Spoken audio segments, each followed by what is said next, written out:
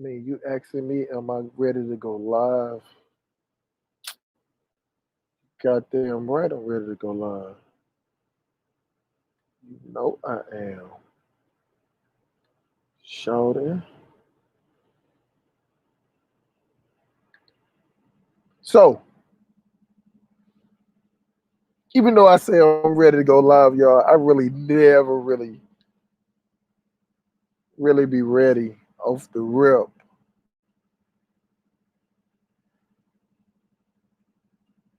I try to start on time. That's what I try to do. Let me hide that. Get everything going. See if my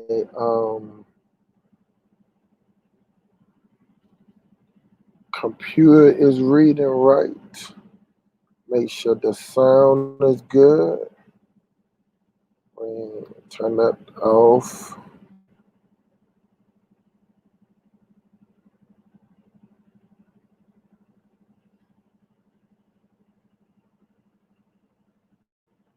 See here. Everything is set up.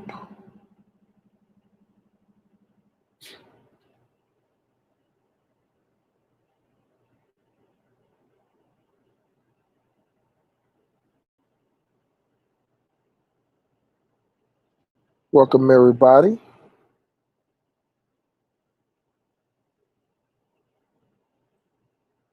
See here. Getting this thing together. Listen for the sound. You right? Yeah. You right. I am live and direct.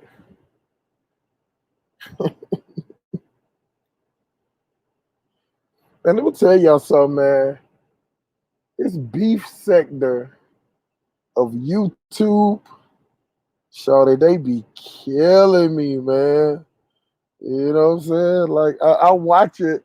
I mean, I would never be on there commenting or whatever, but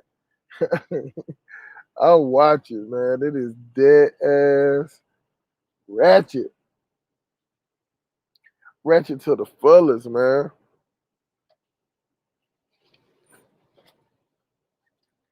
When everybody come in, we need people to like, share, and subscribe. Right now, I am opening up my package. I don't know if y'all can hear it in the background. This is the matriarch test. You know, salute to everybody coming in, man. Y'all come in, man. Hit that, smash that like button, man. Smash that like button when you come in, or smash the dislike button. I don't know. I care, but I don't care.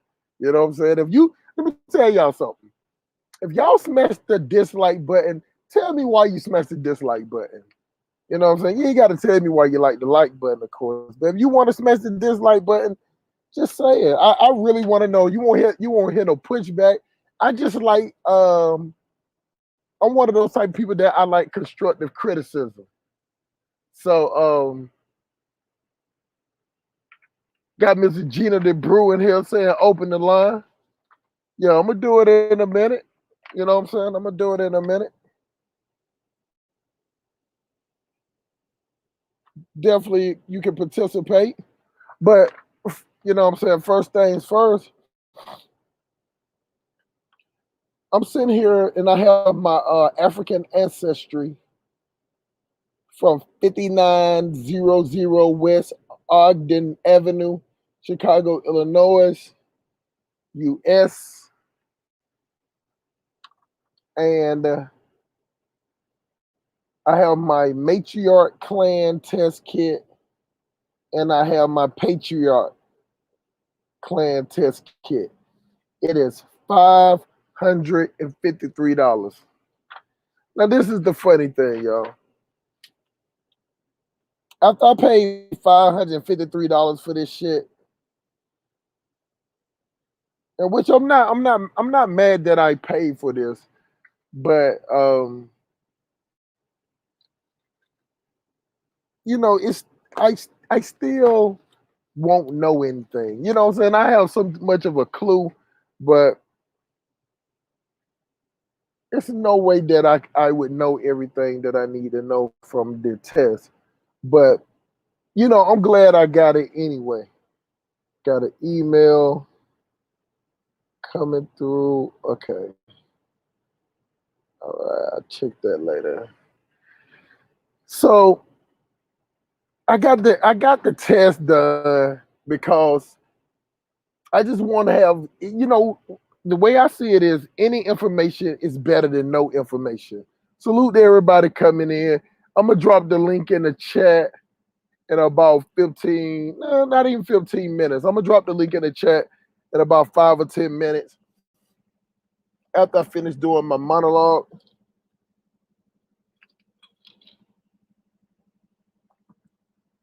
Excuse me, I had to drink some water. I wish that I drink coffee. I wish that I could drink coffee, man, but coffee to me is a natural and laxative. You get what I'm saying? I don't hold coffee at all. Coffee, hot chocolate, go straight through me like the Nile River. So yeah. Go ahead and take a shower so you can call in, man. You know what I'm saying, young lady? Yeah, you do that. Let the YouTube keep playing so you can hear my voice while you in the shower. Especially when you got the soap running down all on your body. But I'm just fucking with you. So I got I have the African ancestry, and I'm glad that I got it. But at the same time, you know, just it's like I'm gonna be honest with y'all. You know, I know a lot of Pan Africans such as myself. You know, a lot of people think that we romanticize about Africa.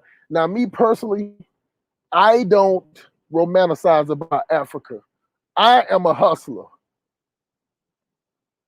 So I'm one of them type of people that I see Africa as an investment opportunity.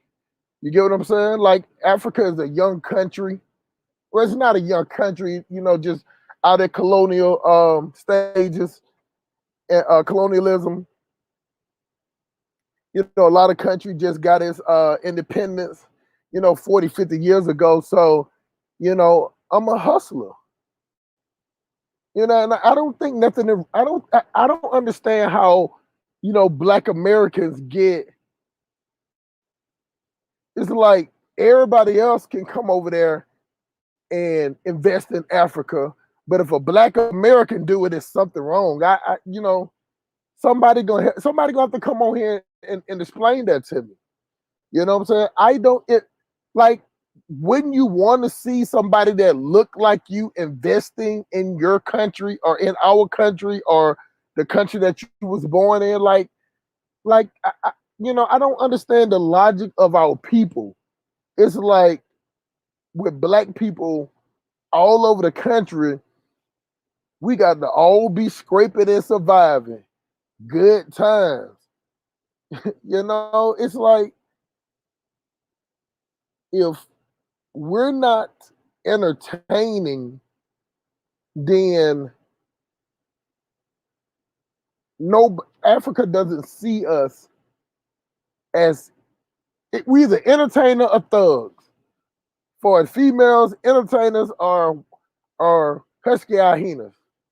You know what I'm saying? Like it's like people don't respect the Black American businessman or the businesswoman at that. So if you have people from other countries coming over there and do that, it's like cool. But for Black people, you know, we got to come over there and build up. and Africa cannot be built up. So this is why this show today, this stream today on my channel is so prevalent. Now, if you're not subscribed, please hit the subscribe button. You know what I'm saying? If you're watching it, please hit the like button or the dislike button. I don't got no dislikes yet. You know what I'm saying? If you want to, you're watching, just throw a 1 in the chat. Let me know you in here. I shot you out. Like I shouted out Miss Gina the bro in the finna jump in the shower and clean off her coot de kente, and then she coming right back. You know what I'm saying? I'm not from Florida, so I don't say back. You know, I'm not that country. So they got a WNB Factory Wings and Burgers over there, man. I might have to get that before they close, y'all. So hopefully people come on when I drop the link, and so they can get to talking, so I can mute my mic and run over there and get me some food. You know what I'm saying? Probably around about 12. So this is the new things for everybody that's a part of the Simp Police Association. I will be doing a show on Sundays also. I'm gonna add Sundays to it. And Sunday just gonna be not really a shit show. Sunday's gonna be a show that anybody can come on and we talk about current events. We talk about whatever you want to talk about. I mean, there's no subject is gonna be off limit. So, but that's what Sunday gonna be about. So I'm gonna step it up because people have been asking me to do another add another show to it. And I'm gonna tell you, I got emails and a lot of time people tell me that they like the way I do a show because I'm patient with my guests. And the thing about it is when everybody's being respectable, when everybody's saying their point or speaking their truth, what else can you give them but patience? See, even though you disagree with me, that doesn't get me riled up. You get what I'm saying? Like you have the right to make your points, So I'm patient with everybody. I mean, I don't give a damn if a Ku Klux Klan come on here to talking. Like, see, at the end of the day, the difference between me and a lot of people that I like to know how my enemy is thinking. You get what I'm saying? Now, of course, he can't get on here calling people niggas and shit. That I'm the only one can call a nigga straight up. But I like to look. I like to know how people think. You know what I'm saying? Because when you know the way people think, you'll see how they sizing us up. But I'm gonna try to do a Sunday show. No, I'm not try to do a Sunday show. I'm gonna do a Sunday show. Could be Saturday. If it's raining, I'll do a Saturday show. You know what I'm saying? If it's Sunday, I will I'm gonna try to do a show between 3:00 on days like this, Wednesdays, Thursdays. I try to keep it at about the late night show. So we'll keep it like that. But like I say, this is the top of the day. And it might ruffle a few people's feathers, but I don't give a fuck. It's kind of a double negative. You know what I'm saying? When I was thinking about it, I could have said first world solutions versus third world solutions. I could have did that. I almost put it like that. But because regardless of what it is, I could have had first world problems. I could have had first world problems and third world problems. But the fact that America is a first world country, I use that as solution base. You get what I'm saying? For the topic. Now, what do I mean by first world solution versus third world problems? Now, the funny part is, matter of fact, let me go ahead and drop the link up in here. Did my little monologue, told everybody what it is. Where is the share? No, not share screen. Invite, I'm sorry. Copy. Copy the clipboard. Put this in here. And drop the link in now. Let's see when it pop up in there. There it is. See how quick it drops in the chat. All right. The difference between first world problems, first world solutions versus third world problems is the fact that in a third world country, the problems that exist is the same problems that have been existing for the last 100, 200, 300, 400 years. Now, I'll double back to that point. Michael O, did you mean that America is a fuck world country? No, bro. America is first world, man. You know, they hate it or love it. You get what I'm saying? Like, see, I'm not one of those type of people that is gonna drag it down, because if America is a fuck world country, by what you say, then why is it the number one destination? Why is it the number one travel? You know, the number one destination for travel. Why is the number one destination for any third world country? You know, you got to call a spade at some point. You know what I'm saying? You just can't. America has its flaws, but I'll be the first one to tell you that America has more good than it has bad. The United States, I'm gonna put it like that. I'm gonna be real specific. The United States has more good than it has bad.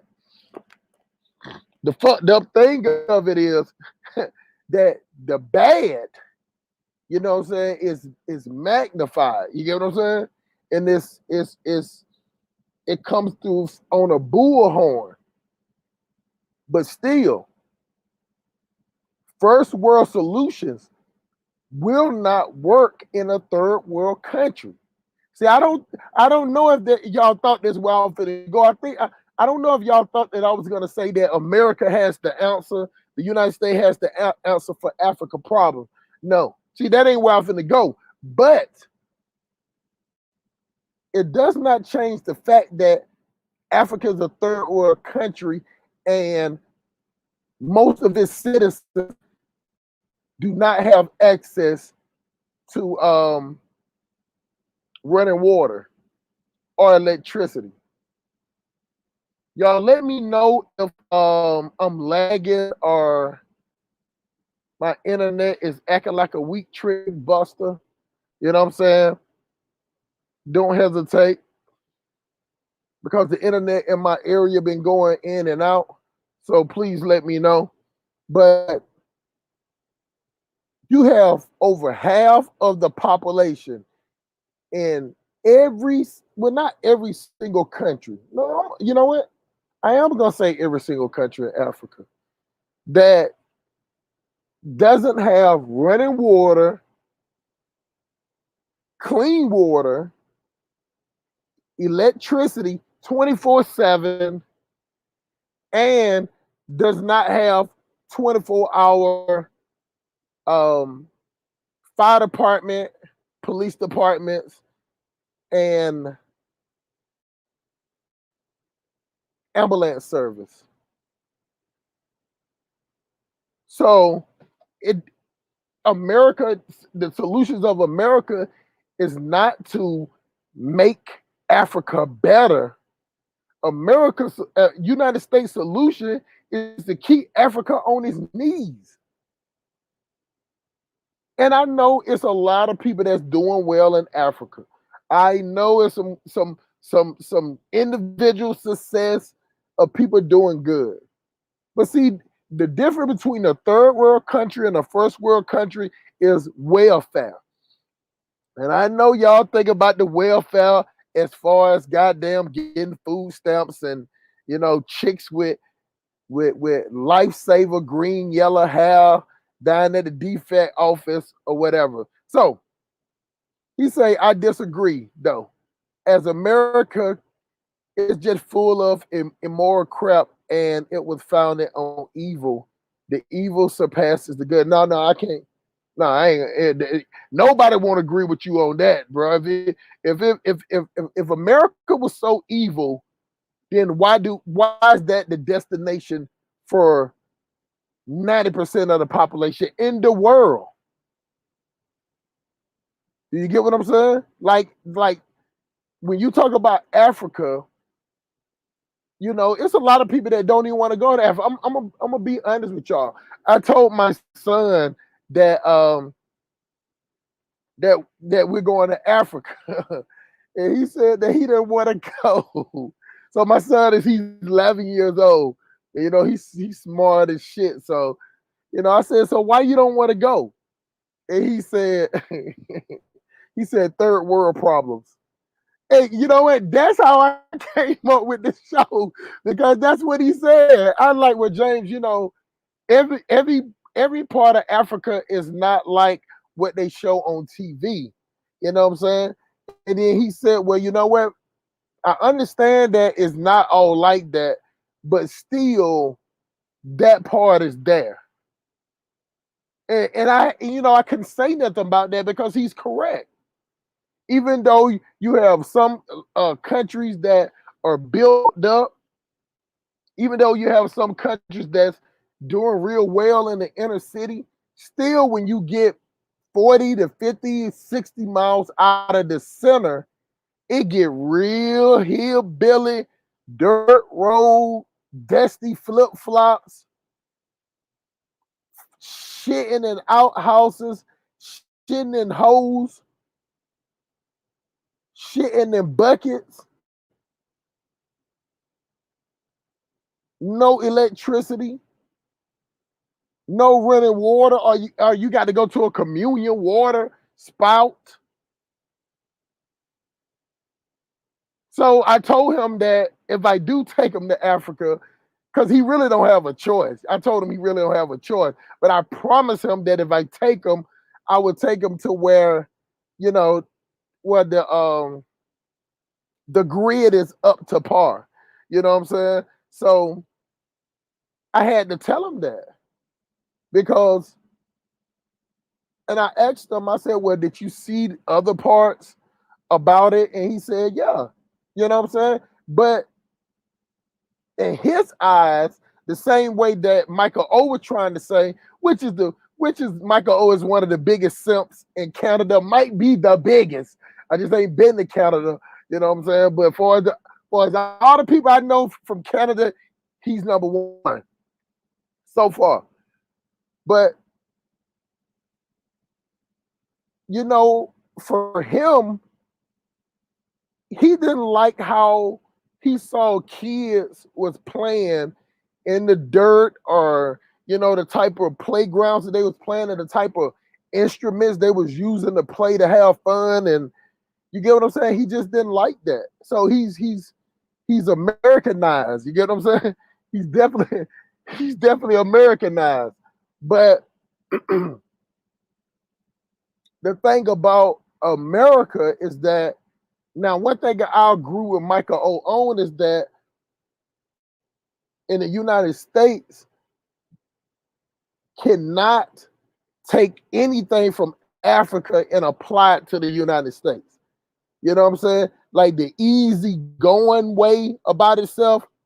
America, you know, can't take that. You know what I'm saying? We preach that. We talk about everybody being nice to each other. We talk about loving each other. But at the same time, America talking about loving each other and praying for each other, we running secret missions and dropping bombs and assassinating dictators and routing up nations for a coup and drilling oil and stealing diamonds. I mean, you know, America is a thing of to where it says one thing and do another. I'll give you a prime example. Now, I watched the documentary about the Vietnam War back in the day, and they had two sides. They had the pro Vietnam and they had the people that was against Vietnam. So while they was both arguing about each other, you know what America, you know what the United States were doing? Launching goddamn F-30, F-16s off the goddamn aircraft carrier, dropping bombs, dropping Agent Orange, spray over Vietnam. They didn't give a fuck because the agenda, the narrative is bigger than the message. You get what I'm saying? Shout out to every B in the building. Appreciate you coming through, my brother. Peace to the fam. Peace to you too. Salute to the Simp Association, everybody in here. Oh, by the way, that's what I call everybody that's a member or subscribe and I call y'all the Simp Police Association. I might fuck around and get some pullover shirts, some hoodies or whatever. I'm telling you, that'll be fire. Either put Simp Police Academy or Simp Police Association. And I'm gonna copy it, believe me, I'm gonna copy it off how the police does their thing, because you know, I don't fuck with 12, but I like, you know, how they shit be designed. But you know, we talk about everybody is equal, but United States, we don't feel like we equal to nobody, and we let it be known. You get what I'm saying? So anywhere we come, if we're smiling, you know, you need to goddamn close the windows and hide the kids, because you know America don't give a fuck. You get what I'm saying? America don't give a fuck about none of this shit. Shout out to LOS in the building, the first person to jump on the screen, man. Goddamn, where you at, my brother? How you doing? Oh man, your signal bad, man. I can't hear you. Let me connect to my hotspot. I'll be right back. No, you good. You good. If you want to sit on now, if you want to talk, you're gonna have to go out and come back on. But if you want to just sit on and listen, you can. You good. So you do whatever you want to do, my brother. You welcome on the show. All right, for sure. Now, so let me mute my brother's mic real quick. So we got Eric B in the building. He's saying that the devil never plays fair. Why would he play fair? Eric B? Ain't he doing what a devil do? You get what I'm saying? It just shocks me that people call them the devil, but still smiling and wanting to be accepted by the devil. Make that make sense, Eric B. Make that make sense that we call them the devil, but we do everything to be accepted by them. How do you think they look at us? Cause you think white people don't know we call them devils? You think white people don't know we call them crackers and they got little dicks and they can't jump and they ain't got no rhythm?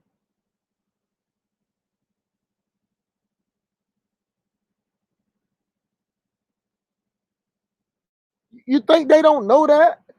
So they listen to us talk all this shit about them, but they don't even bat an eye, because you know what? They ain't coming to us looking for no jobs. We running up to them. Why you think that? Why you think that they stick by themselves? See, let me tell you, this is the thing. White people are gonna always stick by each other. It shocks me when I hear black people thinking that white people is gonna treat them equally. Now, the funny part is, and this the part they're gonna ruffle a few of y'all goddamn soft ass feathers. I think that if black people was in charge, the way that white people's in charge, we'll still be our own worst enemy. Because I just think that most black people, they really do like white people. Regardless. LOS saying he outside of Syracuse. I know how that is. And he said they got the power. Yeah, they got the power. I think that if black people was in charge, if black people was head of all the police departments, if black people was in charge of all the banks, I think that black people still be shitting on each other.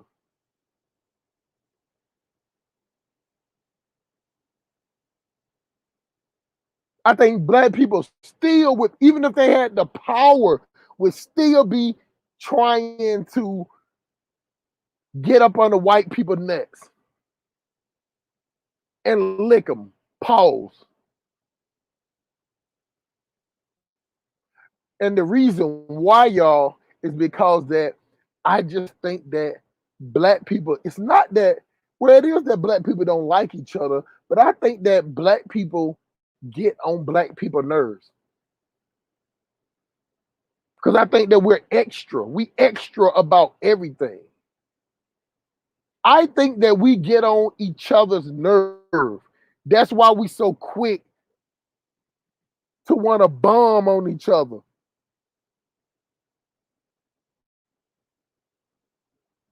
That's why I think we so quick to want to kill each other.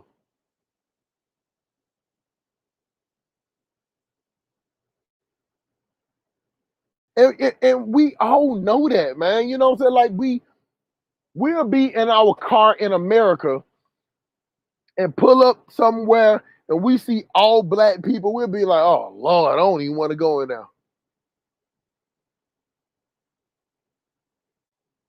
We go to a restaurant, it'd be all black people, we'd be like, oh let's go somewhere else.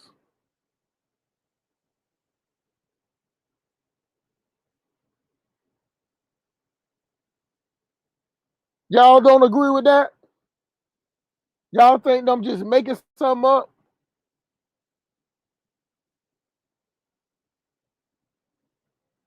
If you pull up in a parking lot at a store and you see more than 5 to 10 black people, you don't even feel safe getting out your car.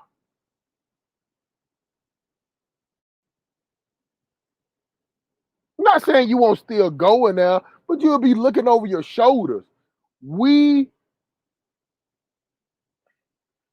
not only do we see each other as the enemy, we have all the right in the world to see each other as the enemy. Because we're the ones that's fucking with each other. See now, looking for my charge, plug up my MacBook. I got the MacBook Pro, y'all, the big boy. And you know what? I'm glad I started up this channel because I paid almost $2,500 for this laptop, y'all, and I swear I only use it for Pornhub and what else I use for? Pornhub, Spank Bang, and watching Netflix and whatever. You know, this is, I'm just telling the truth. That's what I use my laptop for. And you know, if I got a chick that, you know, we like to record ourselves, she let me record it. I record it on the laptop. Let me see how many videos I got. Let's see here. I got a few videos on here. A few videos. Shout out to everybody coming in, man. Make sure you hit that like button.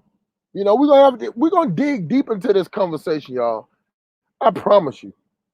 You know what I'm saying? I promise you we're gonna dig in. YouTube keep erasing my message while I'm on live stream. On my channel,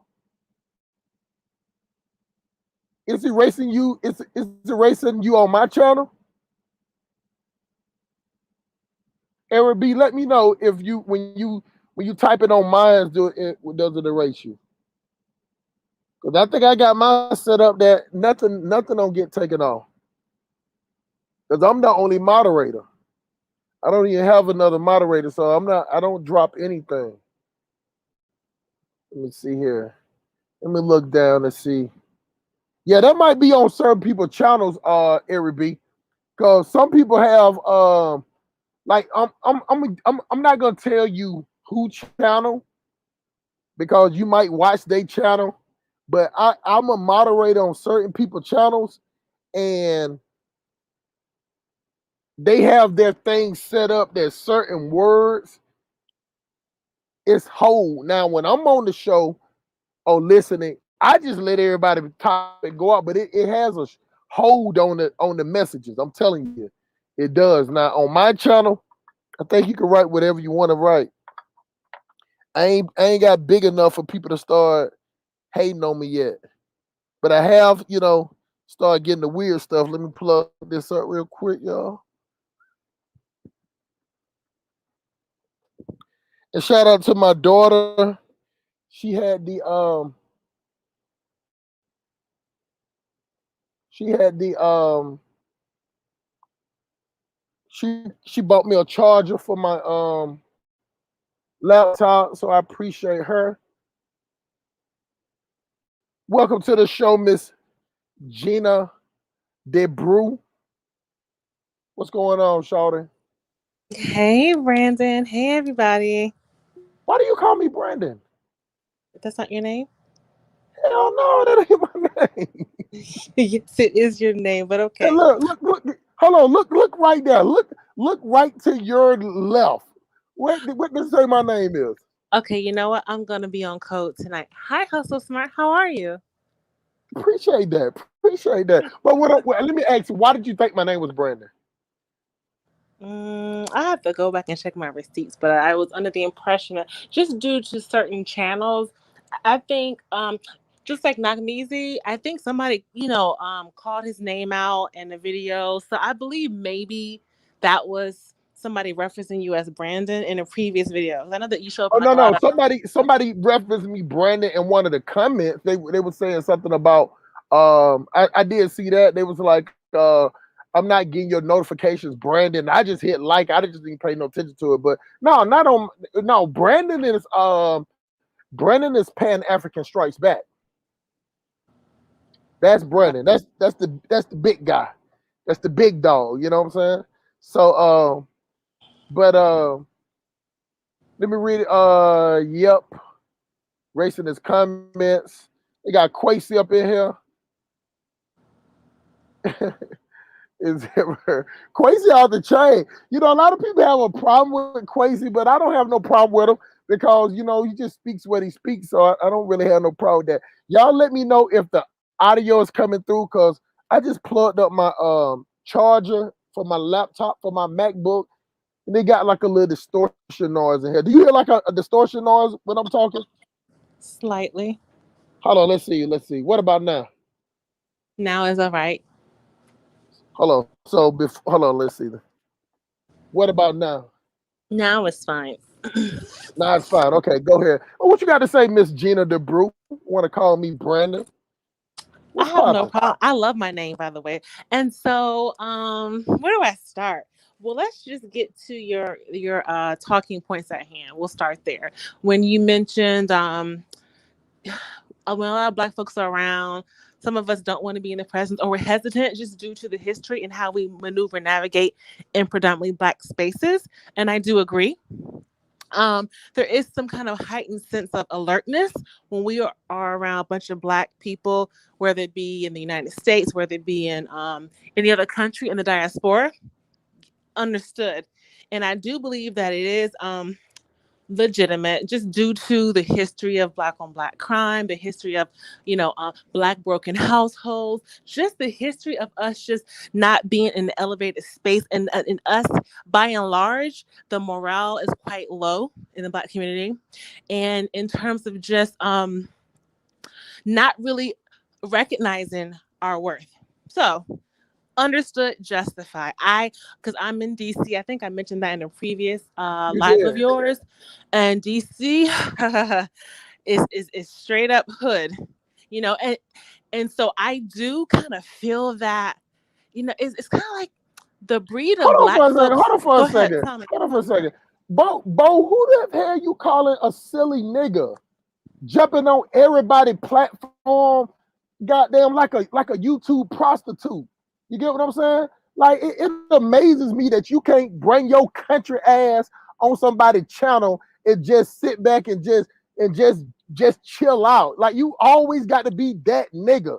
And you do that on everybody platform. All you do, like if you got something to say that's so outstanding and so great, nigga, do your own YouTube channel and see if people want to come there. The reason why people don't fuck with you like that, because you sit up there and talk about the same shit.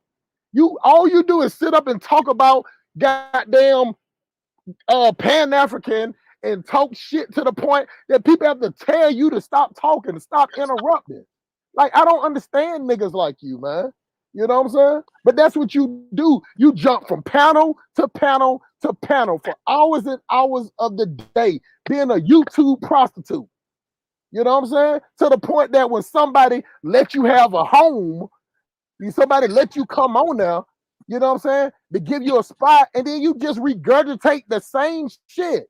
You can go on anybody's show. You can go on anybody's show and listen to you talk, and go on somebody else's show. You say the same exact thing. Mr. Uganda just give you a pass. But you know what I'm saying? It's just amazing how you just can't come in here and keep your mouth closed and you have your mouth open like a goddamn bitch. You can have your mouth open like a broke bitch. Wait for a nigga to drop $40 in their mouth. You know what I'm saying? But if you want to come on the show, come on the show. The thing in the chat. Jump up on my show. Continue, young lady. First of all, hold on. First of all, shout out to my ratchet ass tight jeans wearing size 3, size 4 to size 6, goddamn walking everywhere chick from Southeast DC with y'all fine ass. I love them ratchet hood booger gutter monkeys up there in DC, man. But continue. Oh, well, who was this DC person you were referring to? No, I'm just saying shout out. In general, got it. Okay. Somebody put out shout out to the black women in Southeast DC. South DC is where the ratchet resides. You know what I'm saying? You might not come out alive, but okay. So, but yes, your sentiments are definitely warranted when it comes to how a lot of Black people are kind of taught, whether it's consciously or subconsciously or unconsciously, taught to maneuver and navigate in Black spaces out of kind of more or less survival.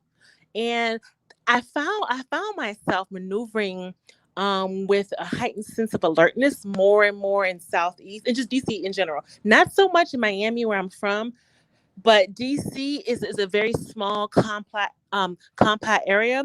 So everywhere you go, you'll kind of see the hood elements. Unlike Miami, where I can go certain places and I just feel much more like at ease, like my guard is a lot more lowered. But in DC, it's like on alert 24/7. So I definitely understand that perspective, and that's how I try to maneuver kind of subconsciously as well in DC. So I get it.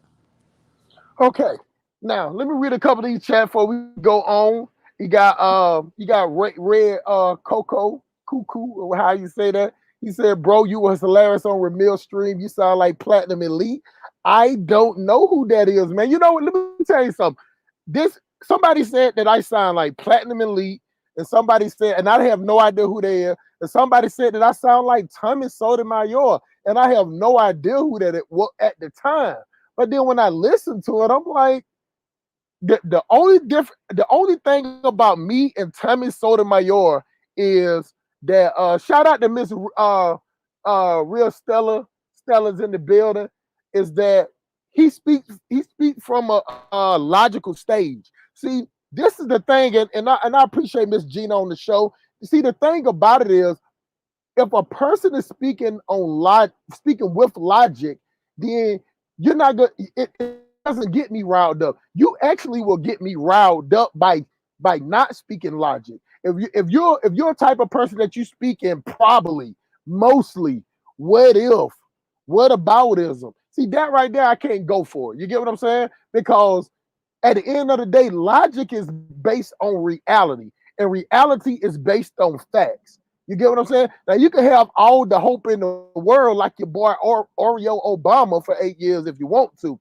but at the end of the day, you know what I'm saying? Hope don't get you shit.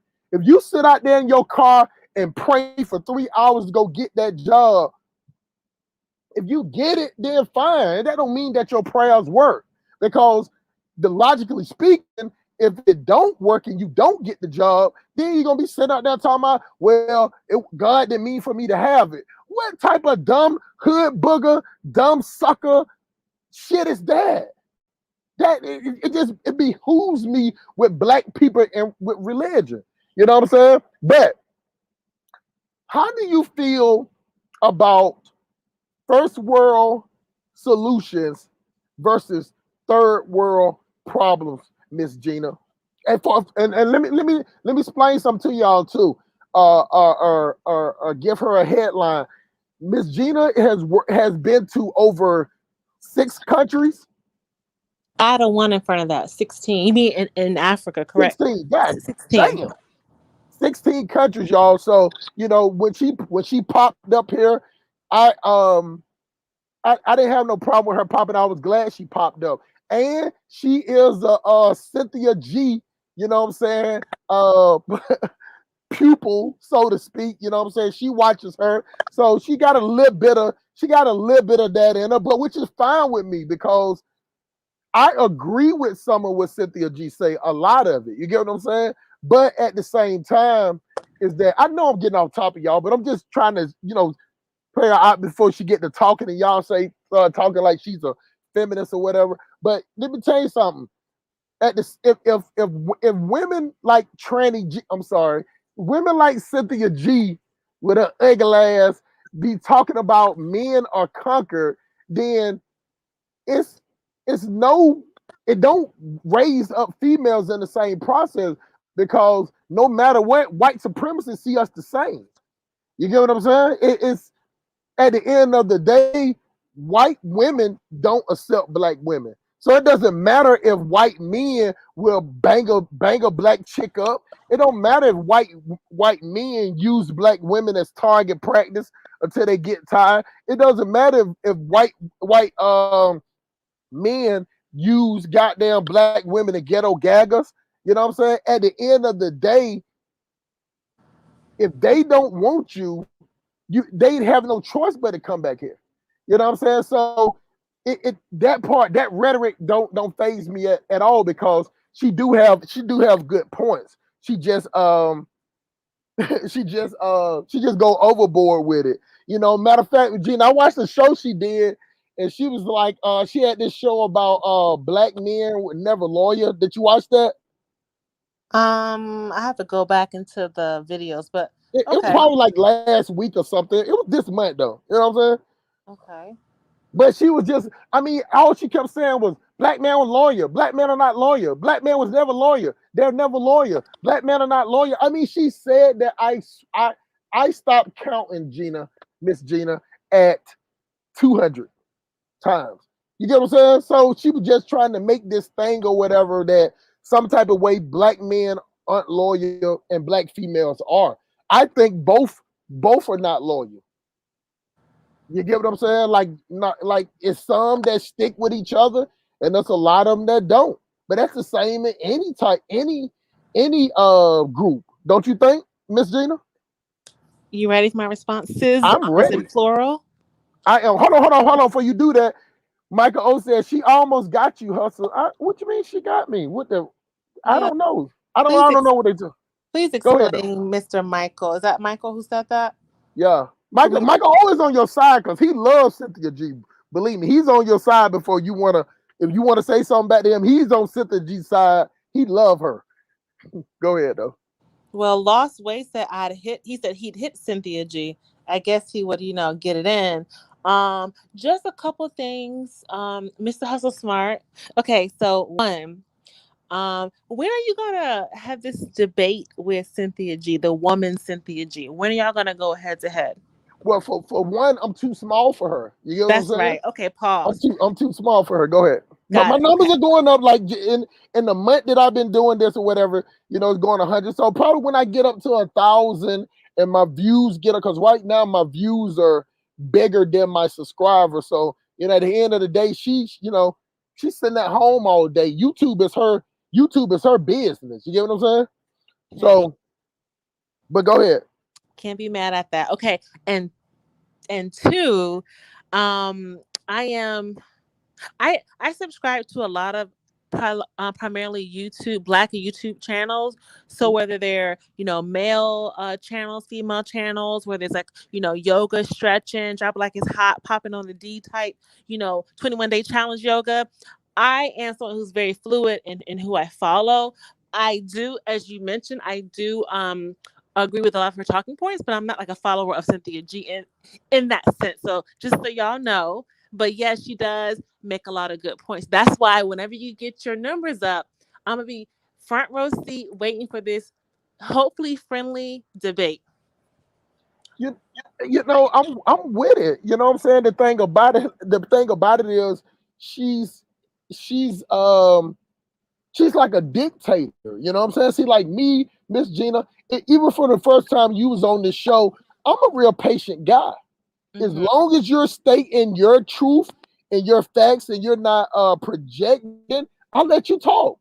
You get what I'm saying? Even when people was like, why you let her talk? I came to your defense because that what you have to say is greater than my feelings. You get what I'm saying? And people need to hear why you have a problem with men. The same way that women need to hear why men have a problem with women. Not just that in a whole cake. We talking about slice the layers. Let's get point by point. You get what I'm saying? Like why the disdain? Why the dislike? Why the distrust? You get what I'm saying? We cannot have no conversation. Miss Gina, me and you couldn't have a conversation that if you had your talking points and I had my talking points and we were just sticking to it. You can't have no dialogue like that. All right. It just would not work. Only thing people would be saying like which one of us was yelling the loudest. Right. Who's screaming the loudest. You Right. get you get nowhere like that. So therefore, people would think that like a female like you, me and you will be bumping heads. But the thing about it is, the only way that I could bump heads with a female like don't get offended by female, just how I talk. I'm sorry, but a female like Miss Gina, if she was acting like one of the females I was talking about. See, that's the difference between me and Cynthia G. You know what I'm saying? I don't lump all females in a category. The ones I talk about, it's real direct and specific. You get what I'm saying? She wants to try to lump all men or majority of black men in the category because it pushes her narrative. Because she have a lot of females that have a lot of hate for black men. Now, this is the thing I want to throw back to you, Miss Gina. Maybe everybody come to the show. Make sure y'all smash that like button when you come in. You know what I'm saying? Smash it, smash it, smash it again. And do you think that? Do you think it's fair that a black female will grow up and believe me, some of the stuff gonna be Kevin Samuel talking points, and some gonna be Cynthia D too also. You know what I'm saying? But Okay. if a woman grow, in her early stages where she's in her best, her prime, you know what I'm saying, that she goes out and do whatever she wants to do, get her body count up, have multiple kids by dudes that, oh, believe me, it's a lot of dusty simps out here. You get what I'm saying? It's a lot of dusty simps, but it seemed to be when black females are in their younger stages, those are the ones they attract to. Now, I got a young daughter, you know what I'm saying? She's in college right now. And believe me, she's in college and the dudes in college don't even get her attention. But the dude riding the four-wheeler sideways going up the road with no helmet, that's what she's attracted to. Now, that's no problem. What I'm saying is the point of it is that white women will go to college and fuck the whole school, Miss Gina. I'm talking about knees to their shoulders, legs to the pillow. I'm talking about niggas monkey dropping monkey dick up in them, but they don't come up pregnant. You get what I'm saying? But you have black females, but before they get in their sophomore year, they got them fully in love. You know what I'm saying? They having unprotected sex, and on top of that, they ain't using no they're not using Plan Bs, and they're not on birth control, because a lot of black females think that birth controls ruin their body.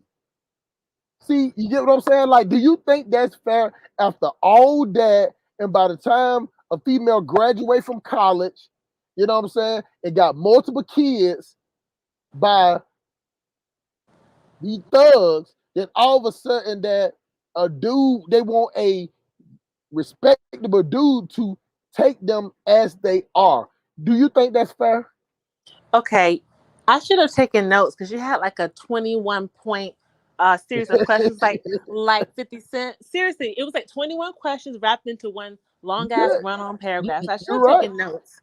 So Hey, let's but you're just a smart female, so I give you the, I just throw it at you because you're a smart female, so I throw it at you like that. Oh, shouldn't I be throwing it at you? No pun intended. Okay, well, listen, Yeah, check this out. throw it at each other. Okay, I think you missed that part, but no worries. Oh no, So I didn't. But keep going.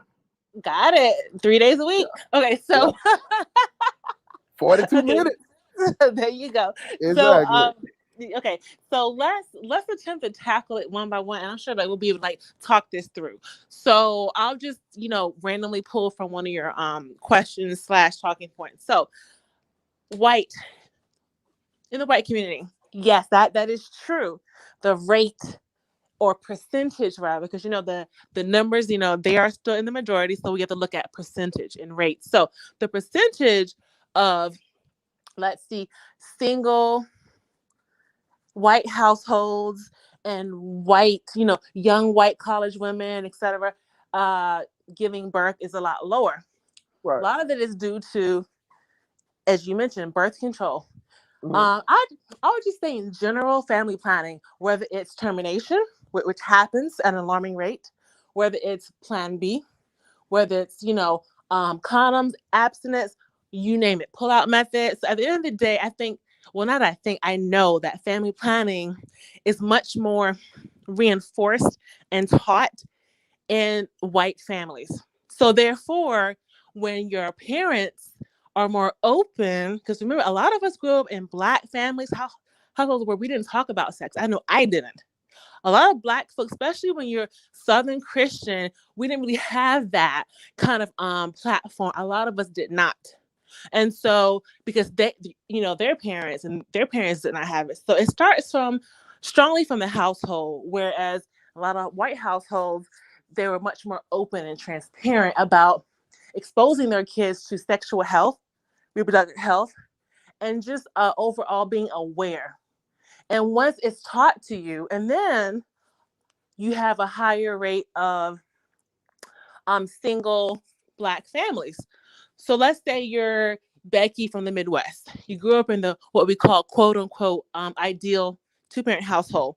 Mhm. If you see that and that's in your environment, that's one way of learning. So you're like, okay, though they may be having sex and busting it down, Tyrone and Gloctavius and everybody else, oftentimes they use what they were taught to abstain from being in a broken situation. So a lot of it is just family upbringing and then society, where in the hip hop culture, being a single parent is pretty much glorified. Do you know how? So let's talk about the males. Male Women aren't getting pregnant by themselves. I've met so many males, especially in the dusty DMV. They got two, three, four, five, six. One had 10 kids. Usually it's different women. So I'm like, so every woman that you impregnated is her fault when the common denominator is this Dusty Daquan. So you blame everybody else for not being able to control your community poverty penis? Really? So at the end of the day, the man has a lot of control and a lot of leverage in navigating this situation as well. So a lot of it is education, is environment, and so forth and so on. You think it's education? Well, in the household, that is like your first education, right? Yeah, but see, the thing about it is more black people, more black females and black males are more hypersexual at a younger age than white people. You get what I'm saying? Like most black girls, and the reason why I say that is because black girls develop quicker. You get what I'm saying? Like, let me tell you something. I never forget this. I was at a Dollar General, and these girls came in the store or whatever, and I'm talking about this girl. She had to be about 5'3 or 4", about 140 pounds, titties sent up, small waist, bubble ass, with some little tight shorts and some little Ugg boots on and a little halter top, right? So it was a dude trying to holler at her, and this chick was like, she was 14. She was 14. Now me, I'm just an old nigga. You know what I'm saying? I would never I don't approach nobody under 25 myself. But but what I'm saying is that she was that developed at 14. She looked every bit to me. Now, before she opened her mouth, she looked every bit of 20, 22. I would have gave her between 19 and 22. Put it this way, I did not think she was still in school. And this girl is in middle school, being built up like that. You get what I'm saying? Like, I know grown women that will go to Dr. Miami, fly to Turkey to get operation to get what she naturally have. And on top of that, she's provocative with it. You get what I'm saying? I'm telling you that I didn't see no panty line. And I don't give a damn what nobody say. I didn't see no panty line, Miss Gina. You get what I'm saying? So, as black women, I tell my daughter that, you can't, I tell her that you can't wear what your cousin wear, because your cousin is 20 pounds lighter than you. Her frame is, she probably be 4 sizes smaller than you, and her bra size is 4 sizes smaller than you. So what she put on, it's not gonna look that whatever. But if you put on that same outfit, then this is the type of tension that's gonna come with it. You get what I'm saying? So you can't walk around and think like, okay, why this happening to me? No, it's the way it is. Now, one thing I will admit, what's not true, DeRosha, you can jump on whatever. Let me make sure I put this in the chat. One thing that I will agree with you is that, which is the obvious, is that you're right. They don't get themselves pregnant by themselves. But only the black woman and every other woman make that decision to bring a baby in the situation. Now, the reason why I say that is because you gave us all the reasons of why white women don't do it, because they have it's more planned. They might get shunned, or what I'm saying, it's structured. It's structured about bringing kids in this world without a husband, or without somebody that's gonna be there with you. What I'm saying is that even though it's the opposite with black people, that still black females see what goes on with the black female that decide to have 4-5 kids. They see these women struggling. So the education is in the environment. It's the same way. You know what I'm saying? It's the same way, just opposite learning lessons. So it's the same way with you. You from DC, but say for instance you was in California, and you you from wherever you from. You from DC and you moved to California, and you start looking around and you see everybody wearing blue, and you like, oh shit, I'm not in no gang area, but I see everybody wearing blue. This is like some crip, that might be some gang shit. I don't need to wear red. Like what I'm saying is nobody have to teach you that. Like certain things is just life learning lessons. And at the end of the day, 75%, and now Miss Gina is up to 80%. 80% of black women are single. So what I'm saying is it's too much education. Okay. It's too many lessons that going on. Most black females have friends that's going through it. My daughter has 4 of her classmates that are pregnant, and before they had the baby, they weren't even with the guy. But let me tell you something, Miss Gina, and I'm gonna throw it back to you. That she told me that the dudes that they was messing with, they knew the niggas wasn't shit. But that's just what they like at the time. You get what I'm saying? And in the same way how my boy Los was talking about Cynthia G, let me tell y'all something with niggas.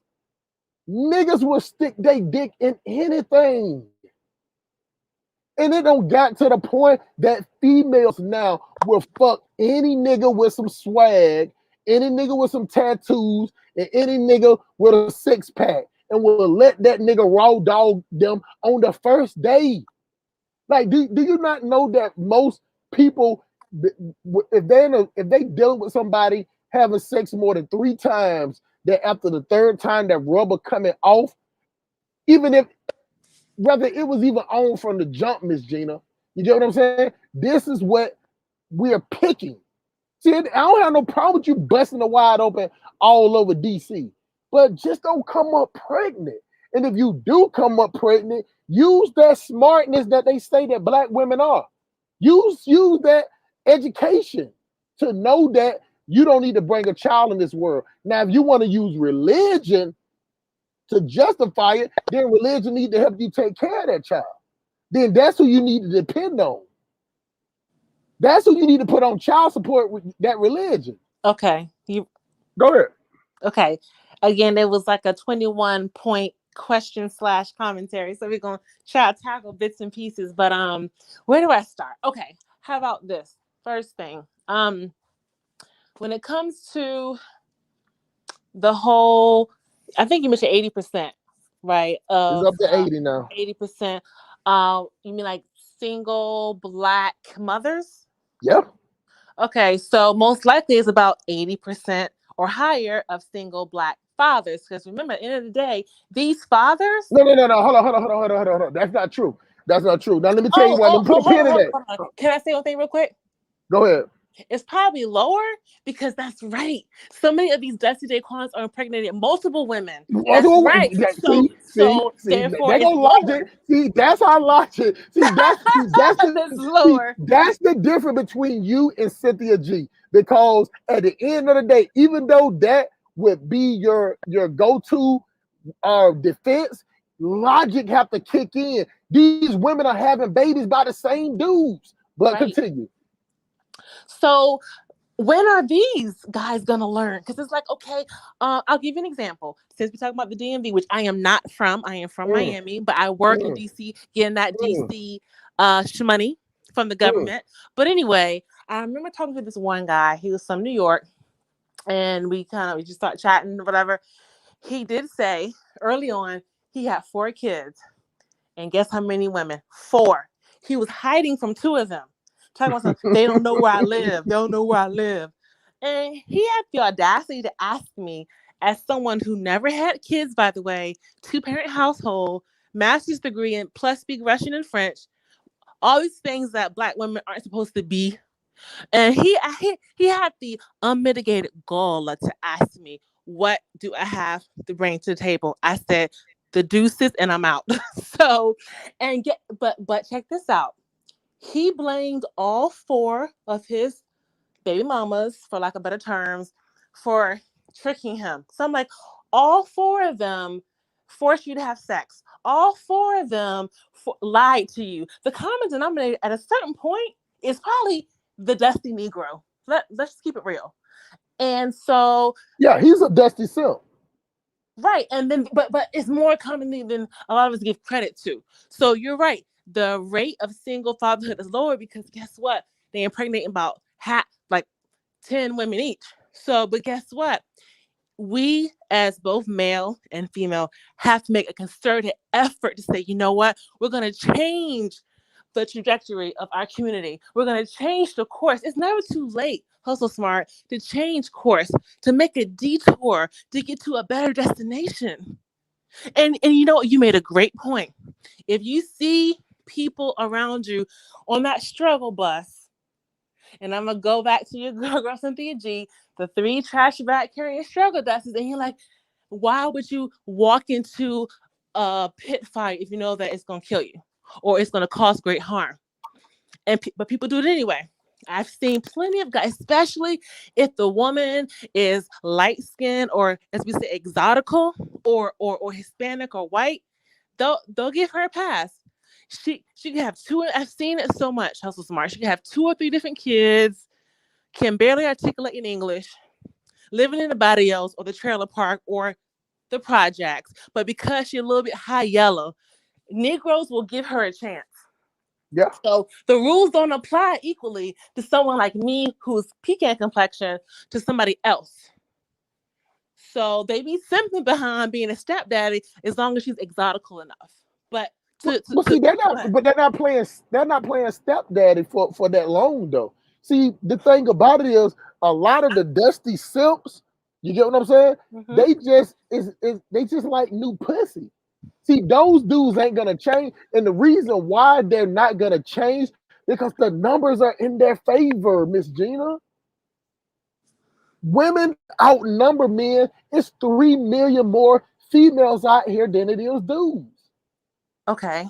So That's what I'm saying, you got these dusty simps that all they want to do is beat some Cootie Kente up. That's all they want to do. They smash a belly. You know what I'm saying? They splack a belly all over the place.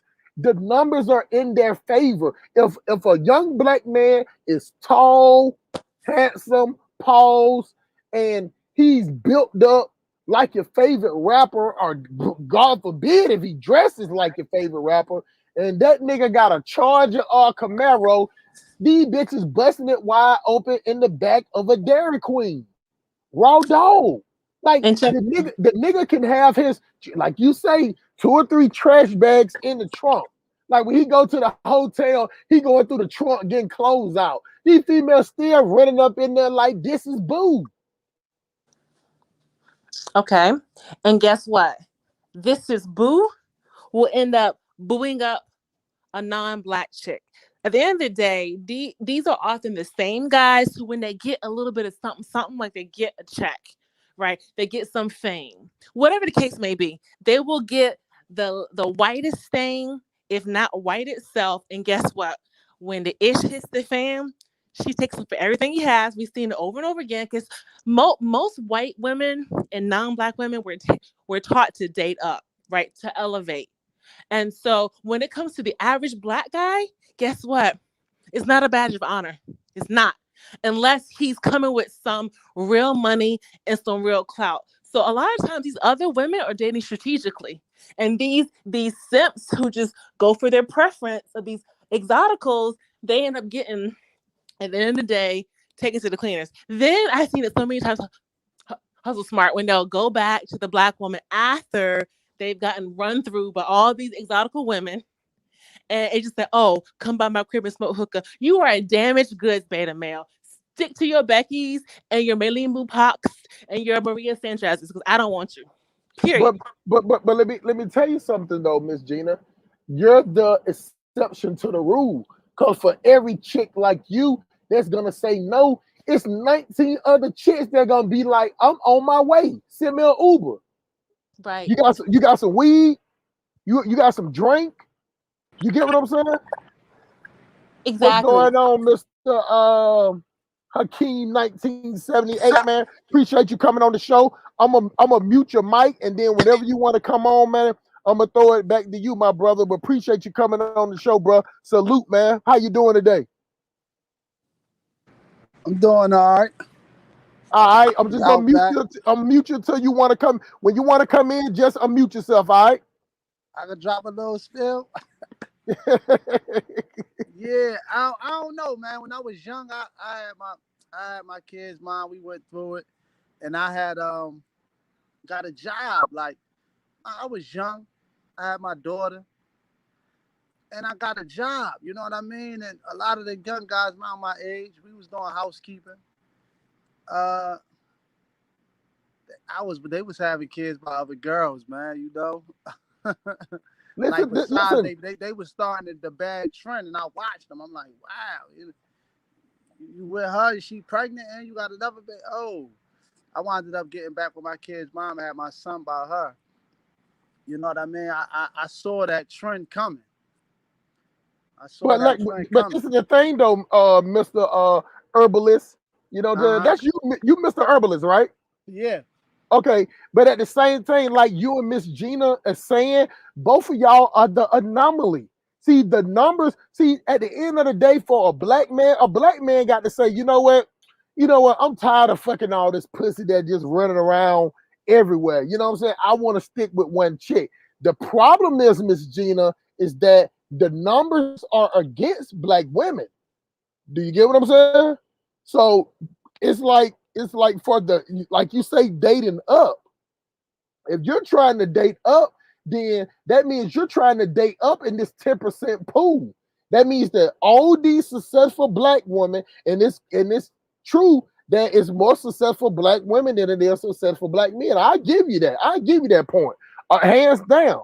But what I'm saying is that if you got all these successful black women in the millions, right, Miss Gina, then all of y'all are shooting for the same 10% of upper echelon black men. The numbers are not in your favor. The numbers in his favor to just knock him down. You get what I'm Okay. saying? Now if you meet one of them that's a good guy, that's true. That's cool. But for the most part, you know what I'm saying? He has no intention to settle down. What's going on, Miss Aurora? Appreciate you coming through the chat. What you say about that, Miss Gina? Okay, I say a couple things. One, does that mean that you're knocking it down in Atlanta, Shawty? That means what? That means you're knocking it down in Atlanta, Shawty. Okay, I hear you. I hear you. I'm not But playing no games. I feel you. 3 days a week. So, but listen. I get it. The odds are not traditionally on paper in the black woman's favor. However, I've always been of the notion, or do not limit yourself to the black American male. There are a plethora of options. I usually kind of subconsciously have placed myself where I had an advantage in any kind of setting. For example, there are a plethora of successful, decent men on the continent. I've spent a lot of years there. Let's look at Western Eastern Europe, the Caribbean. It goes on. There are places where you can find your niche, you can find your lane, and as a black woman, you can thrive. Now, of course, there are those who divest, and their options are very much open. So a lot of black women do preach that. Say, hey, I'm not gonna be, like you mentioned, fighting over Tyrone with Shaquisha and whoever else. I'm gonna expand my horizon. So therefore, I'm not fighting over these three or four, high earning dusties. Hey, but the thing about it is, Miss Gina, is that the people that you're trying to expand to, they have to want you also. See, it No ain't just problem. Oh, period. but see, but this is what I talk about on my show a lot. See, that's individualism. See, I can listen to you talk and can tell that you can do that. You know what I'm saying? But Miss Gina, I know some chicks that talk like they want to be with white dudes that sound like they just got through robbing a bank. You get what I'm saying?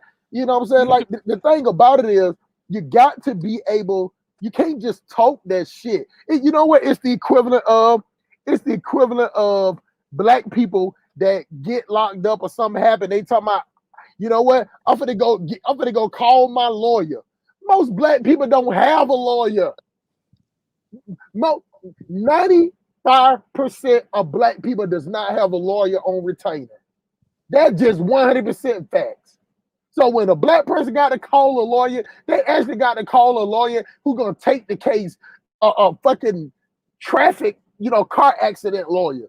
That's closest black people get talking about they got a lawyer. But when it comes to having somebody on retainer, we don't have. But to further my point though, the other people have to want you.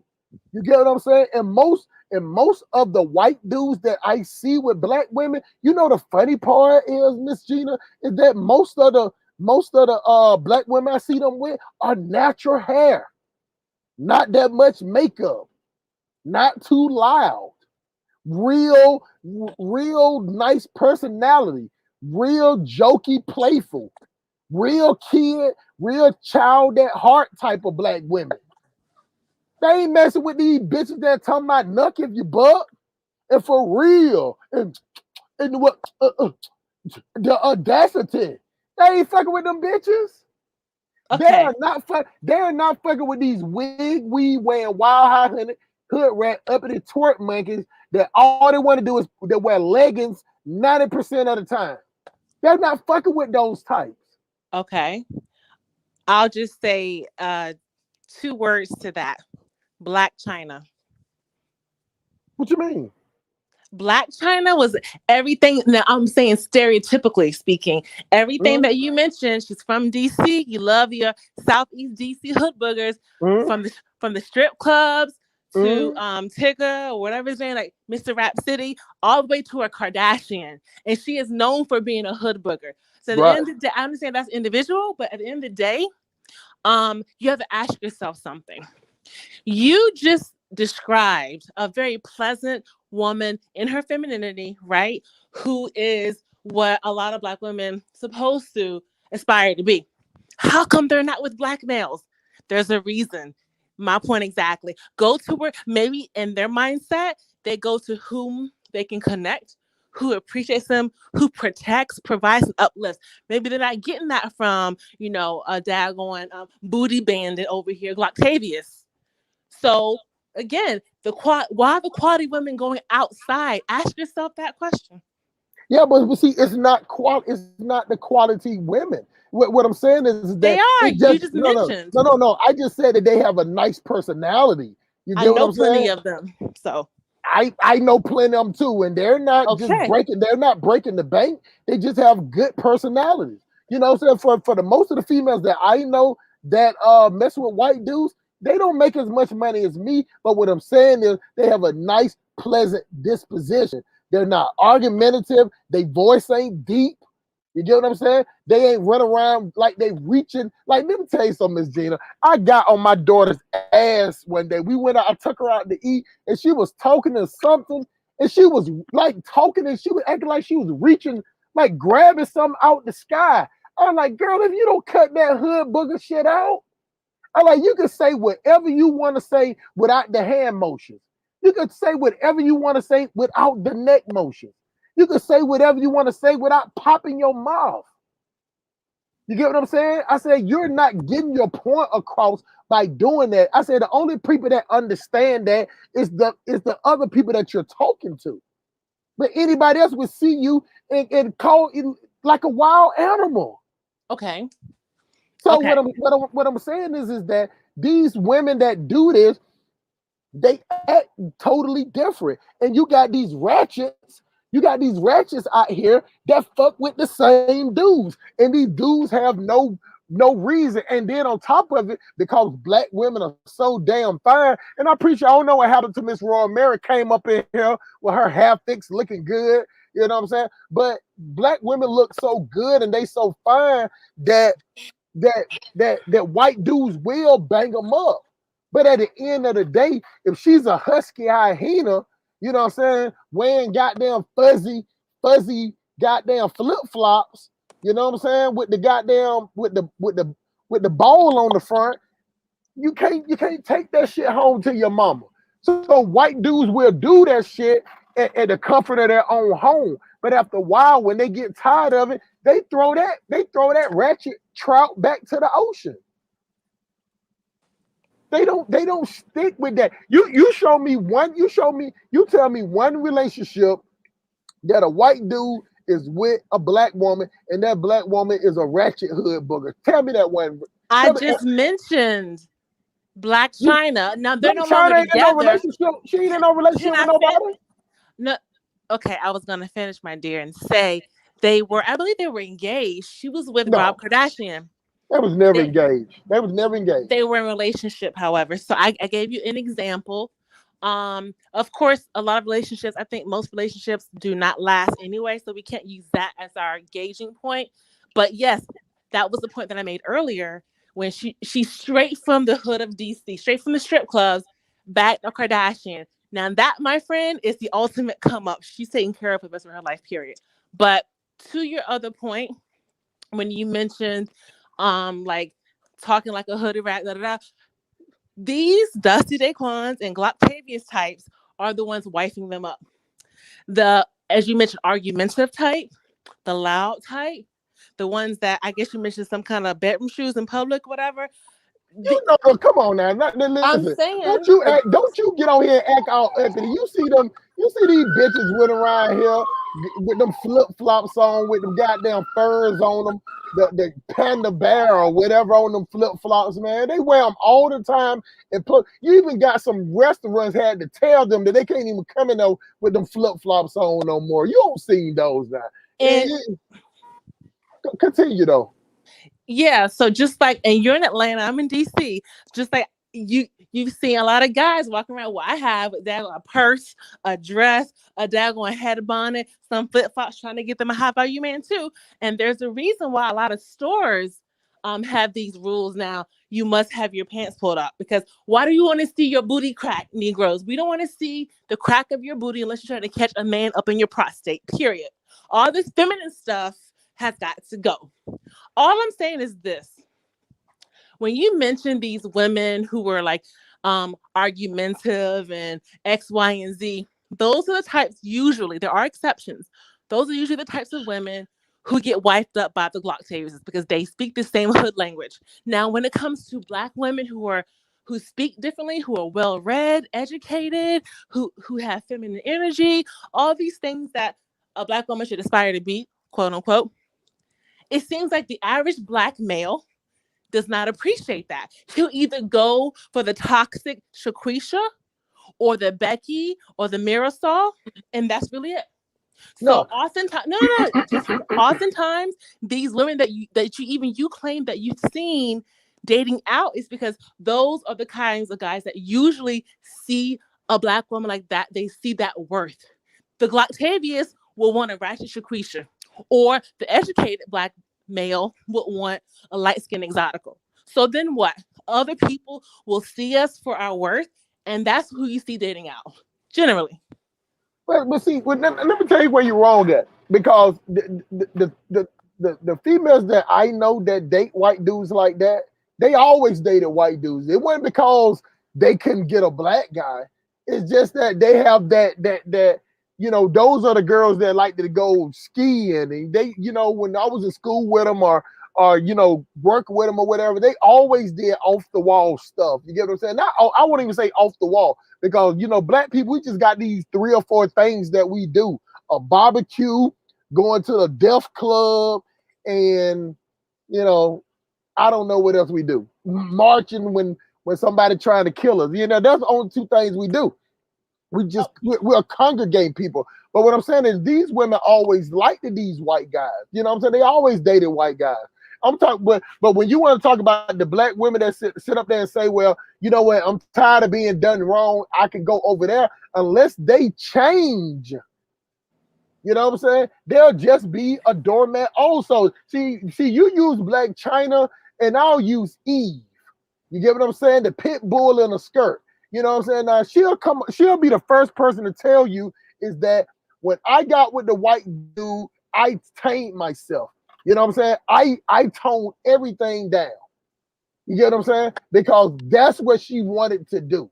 See, she wouldn't tone it down for a Black guy, but she toned it down for a white guy. Now, see, I don't have no problem with that.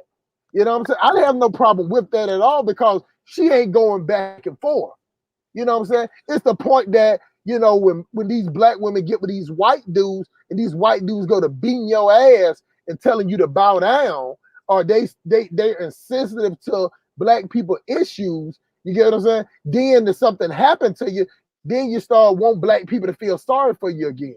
It just doesn't work like that. You cannot jump ship. What I'm saying is that the same way when black men date white girls, they cannot, if the white girl do them bad, they can't get it ain't no support. Black men ain't gonna support him. And it's the same thing with the black woman. The same way that black woman, did you see that the black woman that white dude from the Seattle from the football team beat her ass because he wanted her to bow down to him? Did you see that? He beat the shit out of her. Okay, I'm waiting for you to make your point so I can chime in. Go ahead. Well, I'm asking you a question though. Did you see that? Nope. Okay, now this black woman got her ass beat by a white dude because everything else she would coon and do, but when it came to bowing down, that's where she drew the line at. But anything else that was funny, little sideways joke, they all on the internet playing the role. But soon as he whooped her ass, then she started talking about, she want black men to protect her. Like, no, you don't get no.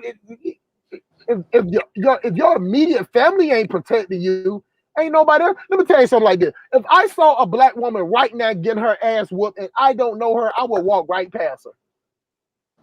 I ain't finna risk my life about no random hood booger. Even if she ain't a hood booger, I'm not gonna risk my life because you know what? That goddamn husky hyena ain't gonna help. If I die or go to jail, she's not gonna help me with my kids. She's not gonna help me with none of my bills. And that would be the last time I see her. So why the fuck would I risk my life for a random? And guess what? That's exactly how I see things. And a lot of black women, when it comes to these black males, most of them are thugs or doing some jacked up ish, and they get shot and killed. I'm not gonna march for your black behind. I don't know you. So I guess agree with what? you. I am heavier Becky. Because some of these guys, these thugs, criminals, felony, dusty, poverty peen Negroes who were out of pocket, doing whatever they should not have been doing to cause the situation in the first place. They had a non-black woman. So guess what? Have her family march for you. I'm not marching for no Dusty Daquan, no Glocktavius. I'm not. So I get it. Have their family, their lineage support you. And one more thing, when we talked about Eve and Black China, I'll bring in another perspective, but you may not consider her black. I do. Halle Berry. Oh, she's definitely not black. Okay, well, anyway, Halle Berry. So, and for argument's sake, for her, that's what I would call a third category. She doesn't come across as the loud, argumentative type, but she didn't have to, as we see it, dumb herself down or tame herself like Eve had to do. Of course, I don't know any of these women personally. Maybe you do, I do not. I'm just going off of just what I've seen on TV and etc. Right. She's always been someone who's feminine. And so, and just had a sweet spirit. She dated black men early on in her career. There was a turning point. What I'm saying is that maybe in her case, as a third example, that maybe obviously black men did not see her worth. All they did was disrespect with this trifling Negro, dusty, better mentality and pathology. And she went to where she found some kind of worth. Now, I'm not saying those relationships worked out, but she ended up, dating in a different direction, whom she thought maybe had better appreciation and respect for her. You know where she at now, though? Okay, tell me. She's right back with black dudes, and she got a young one. That kind of reminds me of Lamar Odom. Get you a black woman, go for Kardashian. That don't work out. Go back to black again once you've already hit rock bottom. So guess what? Dusties are out here trying to do a 180. And I know that you mentioned that black males will not support other black males. That is so not true. A Negro. But listen, a lot of black males don't represent your thought process. You, Nakmeezy, Q Butter, other people. So guess what? A lot of these, I've seen it unfold. A lot of these dusty Negroes would cheer on their fellow dusty who's sleeping on a daggone bunk bed or an Airbnb, They're cheering him on to find a woman outside of your race. They're cheering him on. Well, I agree Go, with that part, but that wasn't the part that we was talking about earlier. We and was when they talking about come we back, was they're hold on, hold welcome. on, hold on, hold on for a second. You was talking about when they marry a white boy, when they marry a white woman, and the white woman take all their money. I said that's what they don't self.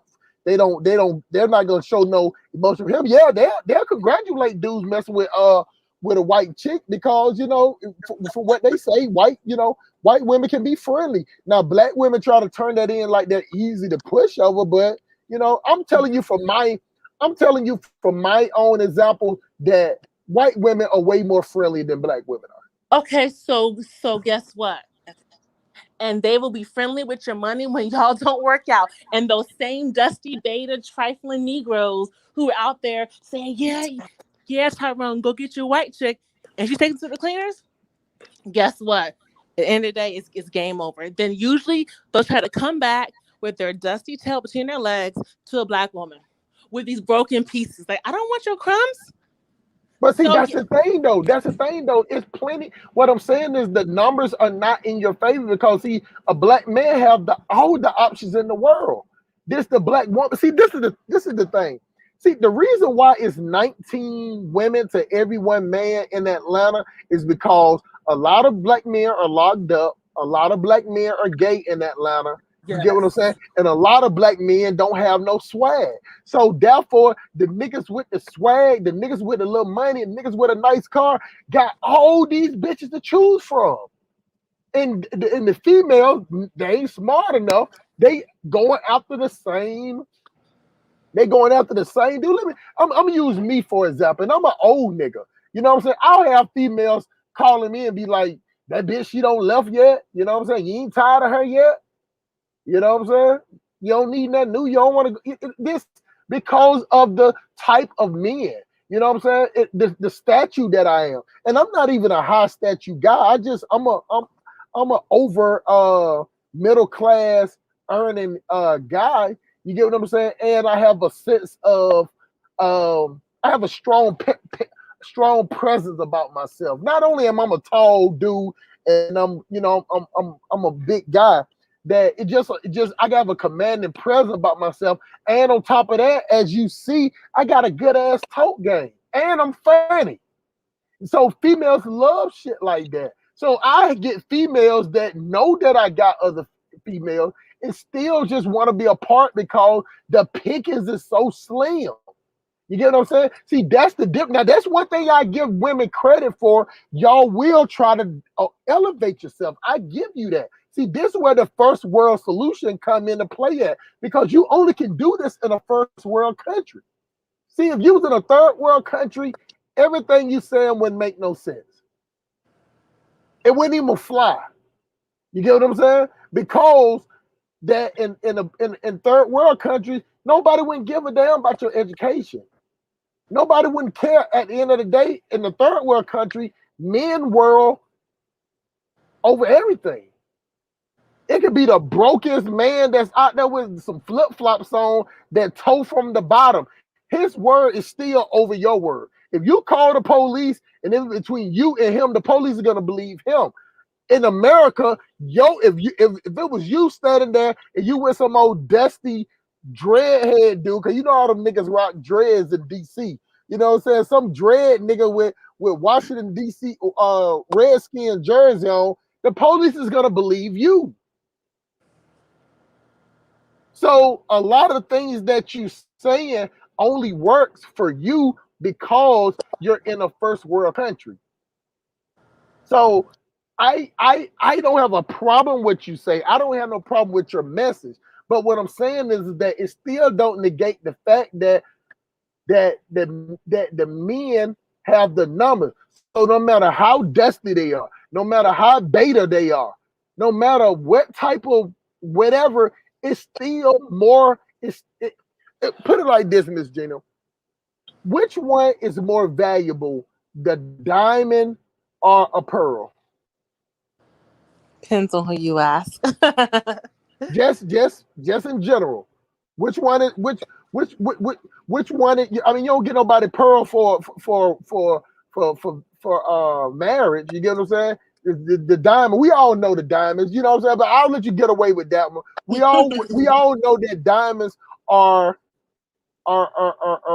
value more because diamonds are hard to get. You got these African dudes out here digging holes in Mozambique and all over Africa trying to find one diamond. You can open up an oyster and find a pearl. You know, it ain't hard to find a pearl, but you got people that's digging in these tunnels for months and years trying to find a diamond. You get what I'm saying? Because it's so rare. And that's the problem. So no matter how fucked up the black man is, the problem is that it's more pearls than it is diamonds. And black men are the diamond. Okay. So even if you don't like it, the numbers just don't reflect it. So even if you're mad, if you can't do like you and be able to get the other group of men to be attracted to you and to come after you, you're gonna end up having to deal with these niggas you don't like. But go ahead. Okay, check this out. The I'm diamonds checking. versus pearl. That's like a Prince song, right? Diamonds and pearls. Okay, Diamonds and pearls. I would consider these Negroes more like cubic zirconia. But anyway, okay. So when it comes to other like males of other groups, yes, I am approached by males of other ethnicities, religions, races, what have you. Even, as a matter of fact, even at work, there's this guy, non-black guy. Not long ago, he was crawling under my desk trying to massage my legs, and I'll leave it at that. Super simp. And he's married. So I'm like, wait a minute, because he caught me off guard. Exactly. Side note, but what I'm saying is that, especially in my line of work, it's very diverse. So you have to be able to function and thrive and succeed in a multicultural setting. So therefore we are exposed to one another. We sometimes go out on missions together, go to conferences together. And so it's more of I think it's an open-mindedness where we're more exposed to each other. And I guess with that, as well as just who I represent and who I am as a person, I do get approached. And I understand what you're saying. I'm in the minority, but it's a growing minority. And I can only talk about my truth. I can't talk about the next woman's truth. I can talk about my own truth. I have no kids. I never wanted kids. I can talk about my truth and how I was able to navigate, how I still navigate the terrain in my favor. So did you fuck that guy that had the 4 kids? None of them, no. No, so you was dating them, but you weren't fucking them. We didn't even date. We talked on the phone. We went out for coffee once, and that was it. Again, remember my thought process and how I maneuver is what you described as a minority, although a growing minority. So I'm not going to give Dusty Daquan access to my goods. I'm stingy with the P, and it's not just for any dust-filled poverty. So. See, but the thing of it is that it's not when you say growing batch, it will grow just by basically growing. You know what I'm saying? Like it's like a chia pet. It growing, but it only can grow so much. At the end of the day, it's way more ratchet hood booger husky hyena hoes than it is smart, intelligent black women that can speak correct English. Can I say something? You can say whatever you want to, man. And I saw you with your hair done looking good. You know what I'm saying? Come on to the show, man. Welcome to the show, Miss Aurora Mary. You got Miss Gina O, and Miss Gina just ran. I'm telling you, every time you come on. She should have run. I'm not gonna stay. I don't. But I'm trying to stay along because I'm thinking right now from a gentleman, and he's about to walk in, so I don't want to stay long because I have to pay attention to my food. But go ahead. This is what I wanted to ask, like just a question, like, okay, what about women who pretend to be classy, like they have their husband, they have someone at work and things like that. What about these women who have their home, but behind their husband back they screen somebody else? What about those kind of women?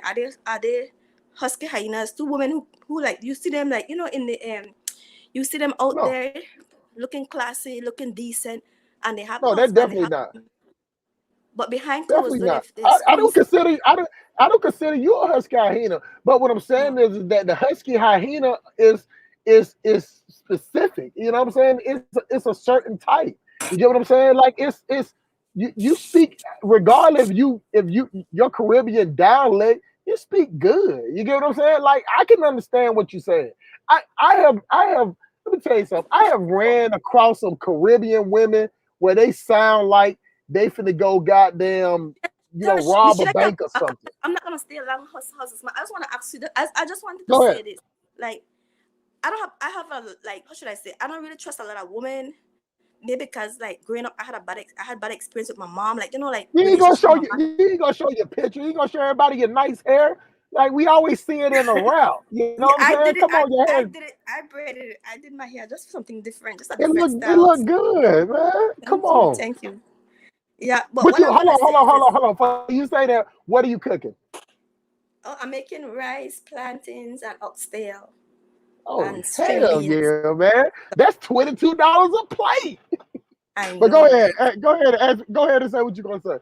No, I was just gonna say like, cause like I don't trust a lot of female, cause like I have bad experience with female around me growing up, like in my country, not even in my country, even here in America. Like I see a lot of women there, like they pretend to be so decent, like they're married, husband, family, some of Mm, them have career, and then behind closed door, they have that person on the side, they have that hidden guy on the side. Those kind of women I don't like. Women who like like they have their husband and the husband is a good provider, a good and they're happy with their life. Well, maybe they don't, but they're happy with the convenient, I should say. But when the man go to work, some of these women call the next man to come into their apartment and then home and put in work. Like I can't stand women like that. I'm sorry. Women like those I don't like. I don't have what I mean? Like I understand if you you do what you want to do with your life or your private life, yes, but when you pretend that you're married or you're married and you have a home and then behind closed door you're doing this nastiness, I don't like those kind of women. And I know a lot of women like that.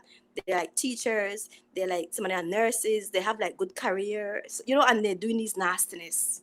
I don't like that. That's what I want to say, because like you guys talking about these women and men and these dusty men, but what about these women who pretend to be so good, like pretend to be so like career oriented, hot wife oriented, but look what they're doing behind closed door.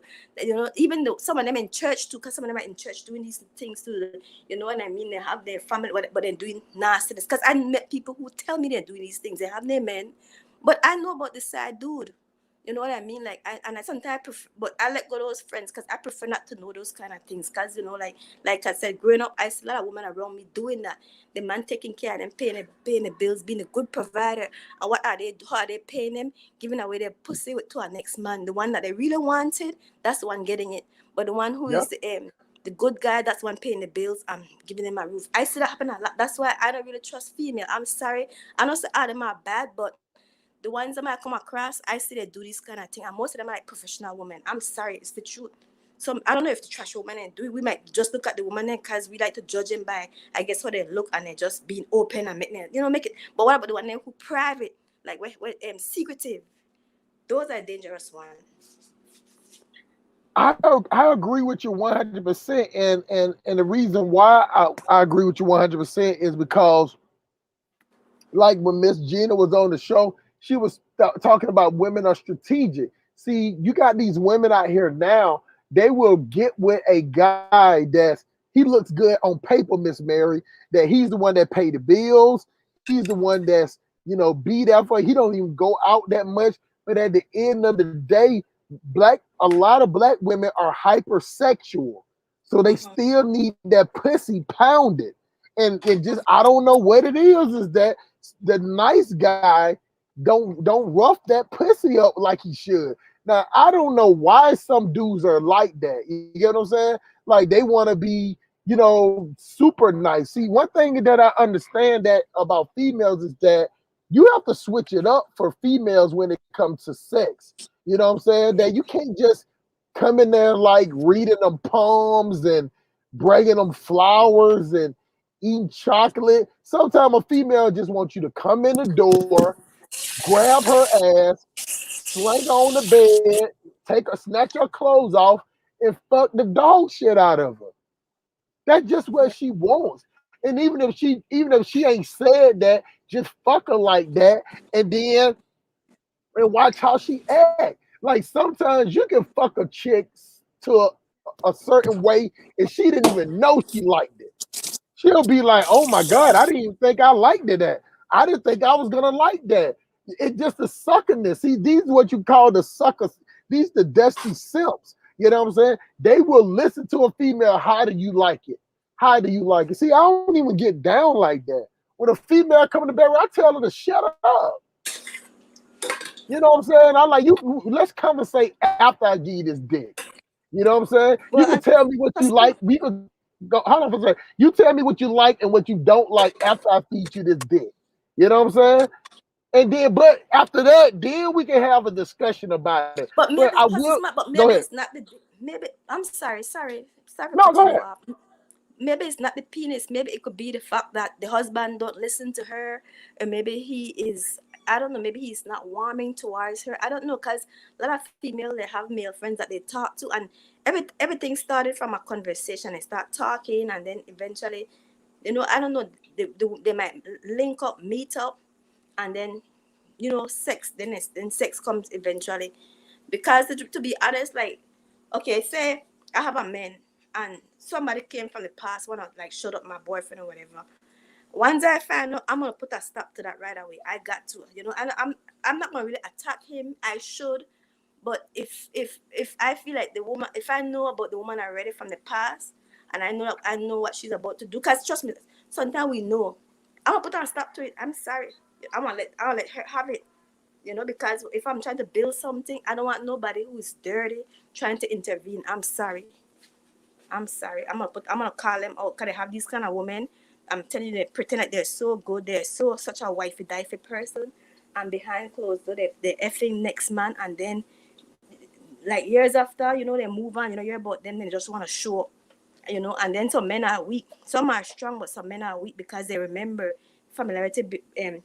Breeds. You know what I mean? Like once you've been at them already, you don't familiarize with them already, so it's easy for you to just drop your drawers and drop your pants. You know what I mean? So this kind of thing. If I meet somebody like this coming into my life, I'm gonna break them. Sorry. I am. I'm gonna break them. I'm not gonna fight because I don't fight, but I'm gonna let them have it. If you have your man, because I know a lot of men who have kids with married women, they have children with married women, and the men they tell me these things. Cause women not talk about these things. So women not hide it because they have to put on one social mask that they're so like so classy, so decent. So they're not my friends them who do these things. They don't talk about these things, but they behave because I hang with them. I see them behavior, and I don't want to I don't want them to feel bad, so I don't bring it up because they'll feel like I'm judging them. But what I'm saying is that they have a lot of men who have children by a married woman, but the married woman cannot tell their husband because they cannot break up the home, so they just keep their mouth shut and continue to play house. I know that for a fact. A lot of men I know that when I have wife and kids, they have kids, yes, because they used to mess up with married women.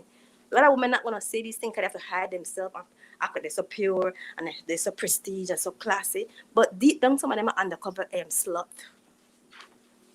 I'm not bashing them. I'm just talking about people who I've been around, like people who I know. Cause everybody different. Everybody's not alike. But I'm just saying, cause I'm a person. If I'm building something, I don't want nobody come and think me. I just want no, hell no. Because I see somebody try that, like my young lady try that. Like yes, I know in the past you've been the person I'm seeing or whatever because you guys were before me friends. But then you had your man, you live with your man, and this is not a black man. This is not a Mexican. You live with your man. But I remember because when we were friends, me and Dudu were friends, and I remember I used to call him, and he would go over, and I guess when Dudu, I remember, but trust me, I called that and I just give it to her. I tell her about her little self. She need to try close that legs and respect your man. And then pretend like you're such a good woman, and then you want me. I don't play it. I'm sorry. Don't let me find out, cause like I said, I grew up seeing a lot of women doing that shit when I was a kid. They have their husband, and as soon as their husband go to work, you see the next man coming to put in work, and then the next man leave before the husband come. I see that growing up. I'm very traumatized of that because I've been seeing that from when I was a kid a lot. And these are women who are wife. Like I'm telling you, like they play their part so well. So I just want to say that hustle smart. So sometimes we might talk about these dusty men, dusty this. we know different, because when a woman wanna hurt a man, she know what to do. We know difference. So the table go both ways. They have men who hurt us, and then some of us become like, I don't care anymore. I'm gonna fuck who I wanna fuck. I'm gonna be loose. I'm gonna do whatever. They have some of us like that, and they have some of us who just shut down and say, you know what, I don't wanna be bothered. But then they have women who hurt men too, and the men then become like, you know what, I don't care. I don't have any feelings. I just want to do me. It go both ways. It got both ways. Hustle smart. That's all I wanna say. I'm not gonna stay long hustle smart. I'm gonna listen now. So if Miss Gina wanna come back on, she can come back on. I like listen to her speak too. Yeah. That's good. I don't know what, man. You came on and you showed your hair, you know what I'm saying? And then next thing you know, she got ghosts. But look, the thing about it is, there she go. There she go, cooking the food, I'm, Miss O'Barrett.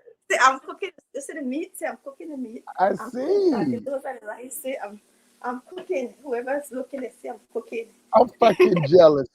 I'm jealous. I'm fucking jealous and I'm hungry. I God know. damn. Cause that's about $30 right there, man. But I like you got your earring in your nose and everything. You pulling out That's all the. I Go gotta ahead. take care of me.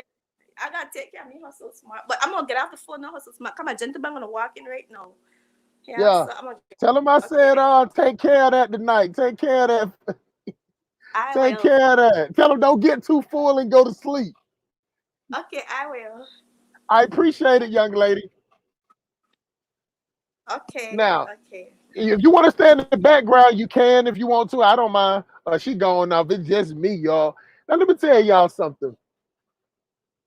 I don't have no problem with Miss Gina calling those type of dudes dusty because that's exactly what they are. You know what I'm saying? And but the thing of it is that those dusty guys still can fuck top notch chicks because at the end of the day, females like for you to put that pussy in a figure four. You know what I'm saying? These chicks want you to jump off the rope like goddamn rock and roll express on that pussy, man. You can't sit up there and play with these chicks like that, man. You sit up there and play all nice and goddamn, playing slow music and let me tell you something.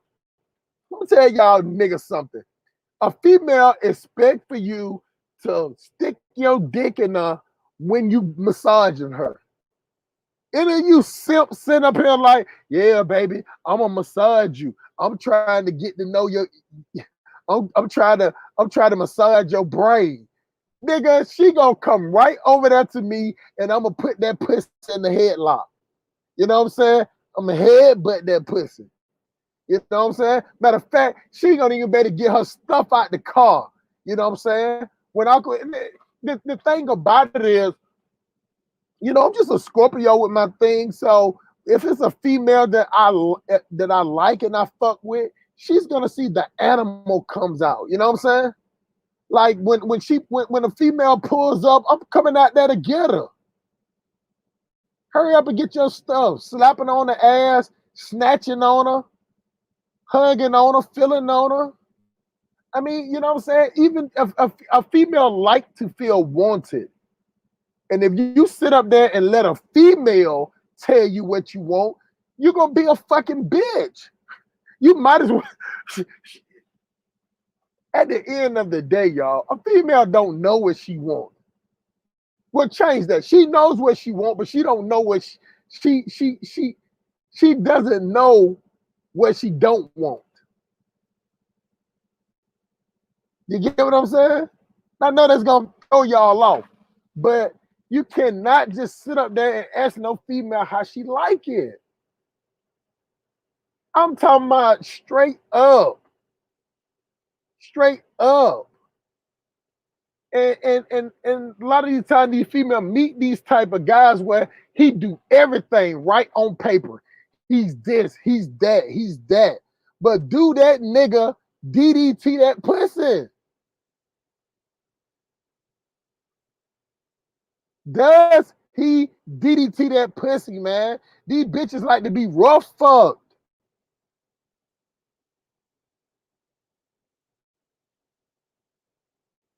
You know what I'm saying? Like, this is the thing.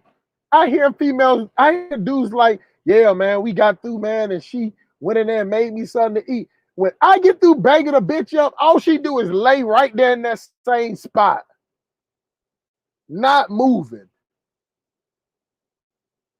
pussy throbbing. You get what I'm saying? I'm the one that has to go get the towel and the rag.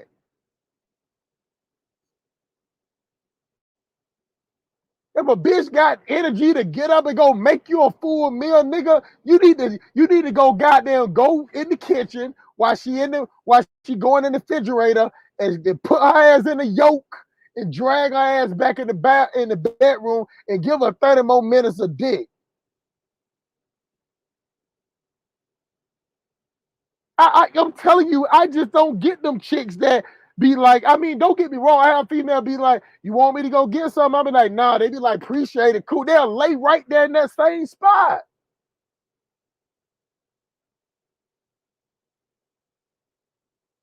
Net going on top of their ass through their back like a maze, man.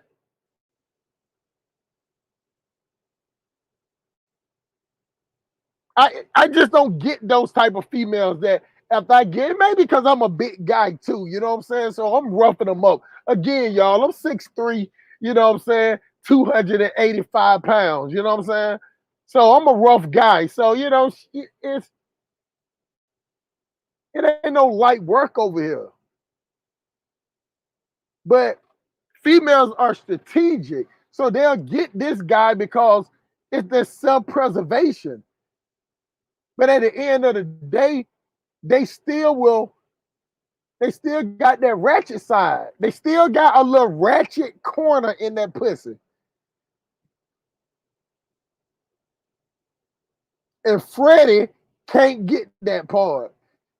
She got to come straight back to the low, to the section A to get that ratchet pussy, to get that part of that ratchet pussy, man. Michael, oh, you a simp. And don't call me no simp. She was just looking good. There ain't no simp for telling a woman that she looks good. She just looking good today. But she look good all the time. She just, you know, she you can tell that she's putting it out, setting it out for her dude. But hustle smart, you are still doing it right. She should go right to sleep with exhaustion. Yeah, when you're done. She is not supposed to just lie there looking. It's supposed to be nighty-night. Exactly. Man, let me tell you something. When you goddamn fuck a chick right, she's supposed to be laying there like you beat her over the goddamn head with a sledgehammer.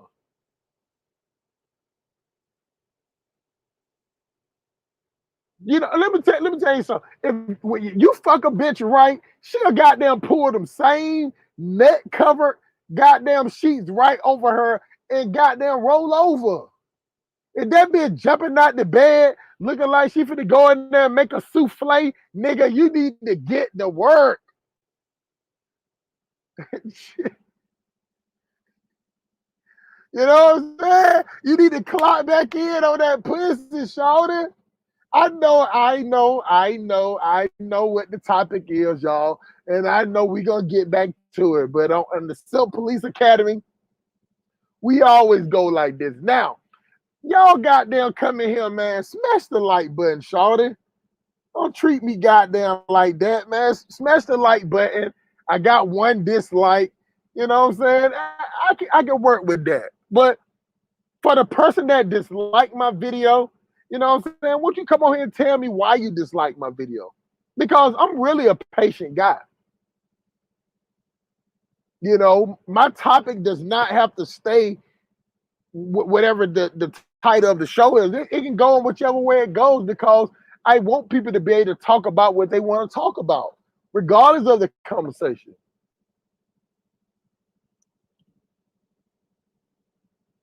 But like I was telling Miss Gina DeBrew, with all her smartness, with all her education, that that the man is still he's in the driver's seat. But what has all that got to do with fuck world problems? I know, right? We gonna get back to that, man. We gonna get back to that. You know what I'm saying? But some type of way, y'all, and y'all got to love the Silk Police Academy for this. Y'all got to like my channel because no matter what we're talking about, some type of way it comes out to be some fucking and sucking. You know what I'm saying? It's gonna be some dick slanging and pussy popping going on the Silk Police Academy. No matter what, I don't care how serious the conversation is, and I don't mind that because I think it's necessary. Because if this is the thing, and we all know this, sex is a big part of everything. You know, I have this thing to where, like, if I'm dating a chick, I remember this chick that I was dating, and she used to get so mad, and you know what I'm saying, and her way of trying to get back and like, you know what I'm saying, I'm gonna fuck the shit out of you. You go like her method of trying to get back at me was sex, in which she would always lose. Well, after we have sex, I'm gonna leave. Man, you think that bitch ever left? You know what I'm saying? Then I'd be like, I thought you was gonna leave. And she'd be like, shut up. You know what I'm saying? Order something for Uber Eats. but this is what it is. You can't listen to these chicks, man. You know, now I know when a female get ready to leave or she acting mad, she doesn't want to leave. Now, you know, if the how some females run the game, people, is that they'll act like they want to leave, and then if you let them leave, then they're gonna be like, oh, you don't care or whatever. You know what I'm saying? Like, I have let a female get to her car, crank it up, and close the door, and I'll came out and be like, I'll just make up something. Hey, you love something. You know, let me see something. Let me get something out the trunk. I left something in the trunk or whatever. I'll just do anything to get her back in without I snatch her keys out. You know what I'm saying? The females, they like that shit. Because they don't want to go, man. They want you to DDT that pussy. I'm telling you. I'm telling you, the weirdest thing in the world is that when a female is getting ready to walk out the door, and she opened up the door, because, you know, I'm tall, and I'll slam the door and press her ass against the door like the police. Pussy on Aquafina, man. I'm talking about you need to go straight up silverback in that pussy. If you ain't going silverback in that pussy, then something ain't right. If she get up like, yeah, I'm finna goddamn throw this turkey in the oven, man, look, she cheating on your ass, mañana. And you know the funny part is, like, I'm so arrogant that, you know what, I'll tell a female that I'm fucking with somebody else. You know what I'm saying? It's a competition. Because I know what I bring to the table. I'm a Scorpio.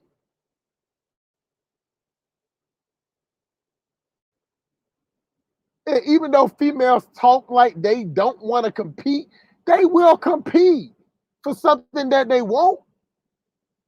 I'm not saying that they will just be faithful and don't fuck with nobody else. But what I'm saying is that when they want that pussy beat inside out, when they want that pussy beat till it starts throbbing, when they want that pussy beat till they can't sleep, when they want to sleep with their legs wide open, they gonna come for the orangutan, nigga. They gonna come for the silverback. They ain't coming for you, chimpanzee, sucker for love ass nigga. You goddamn right, Miss Stella. Scorpio.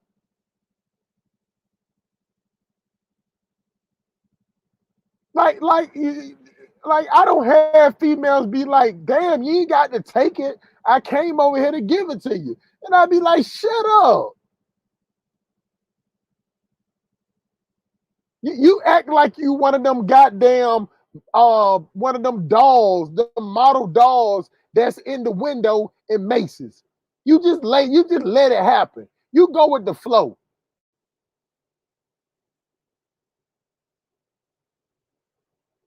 I do not play. Now, don't get me wrong now. I ain't got but 42 minutes. I ain't got but 42 minutes. So in that 42 minutes, boy, we gonna be damn near fighting in that motherfucker. And then it's no running because I'm such a tall dude. I don't allow a female to run.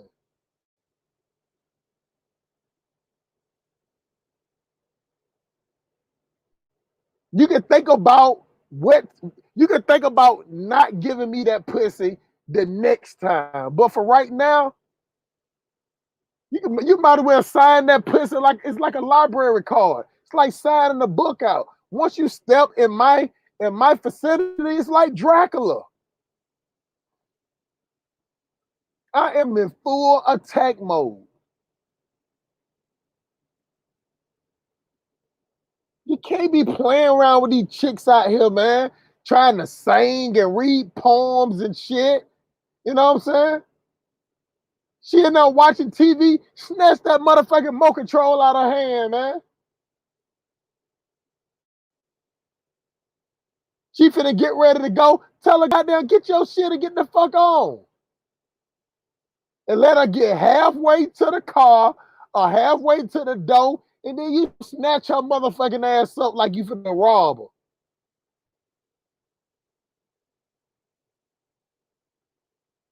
I mean, but you got to be able to have some dick to go behind all that extra shit now. You know what I'm saying? Now if you're gonna do all that extra shit and you gonna whip out some motherfucking asparagus dick paws, then don't even play them games. You know what I'm saying? You can't do all that extra shit like you a silverback and you pulling out some motherfucking asparagus dick. You know what I'm saying? You some baby carrot shit. You know what I'm saying? Cause dog, it's only so much pussy you can eat. See, that's the difference between a female and a dude. Like, see, if a female suck my dick and I nut, I'm cool. But a female you can eat a female's pussy, and she comes, she still wants to fuck. So you can't just stand down there munching on pussy all goddamn day. She still wants to fuck. I know Miss Real Stella, man. Just bear with me. Please. Can you bear with me? We gonna get back to the topic. But it reached a point where these dudes need to know. And these females need to know. Like what I'm telling you, Miss Real Stella, if you come over to my house, my apartment, a hotel, wherever I'm at, and it doesn't matter if you bringing me the pussy, I'm still gonna take it. And you gonna want me to, you might not like it, you might think you don't like it, but at the end of the day, it's still passion behind it. You know what I'm saying? That's the thing of it is.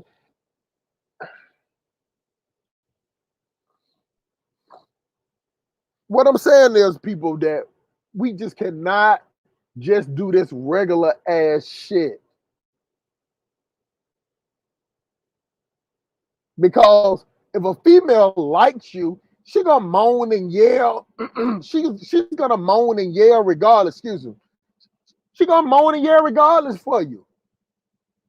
I don't give a man. All the guys that's in the chat, have y'all ever been fucking with a chick and your dick pop out and she's still moaning? Or your dick on soft and she's still moaning? Females just gonna do that shit. Hold on for a second. Let me drink some water.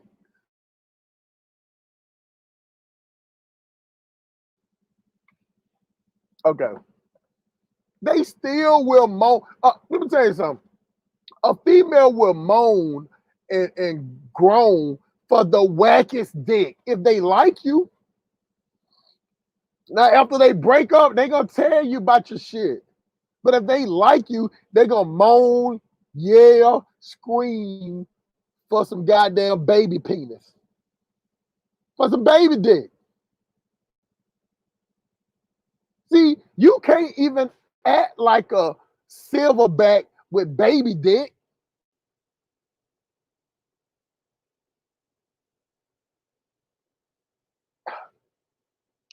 I mean, at the end of the day, black men, I feel sorry for y'all niggas that got baby dicks. Asparagus dick,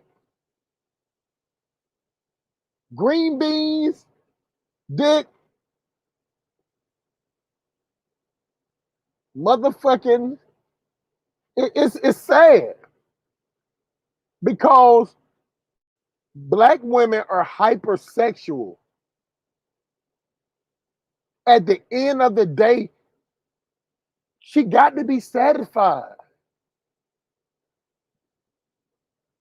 At the end of the day, a black woman don't like for you to hit the bottom, and they like for you to hit the bottom at the same time.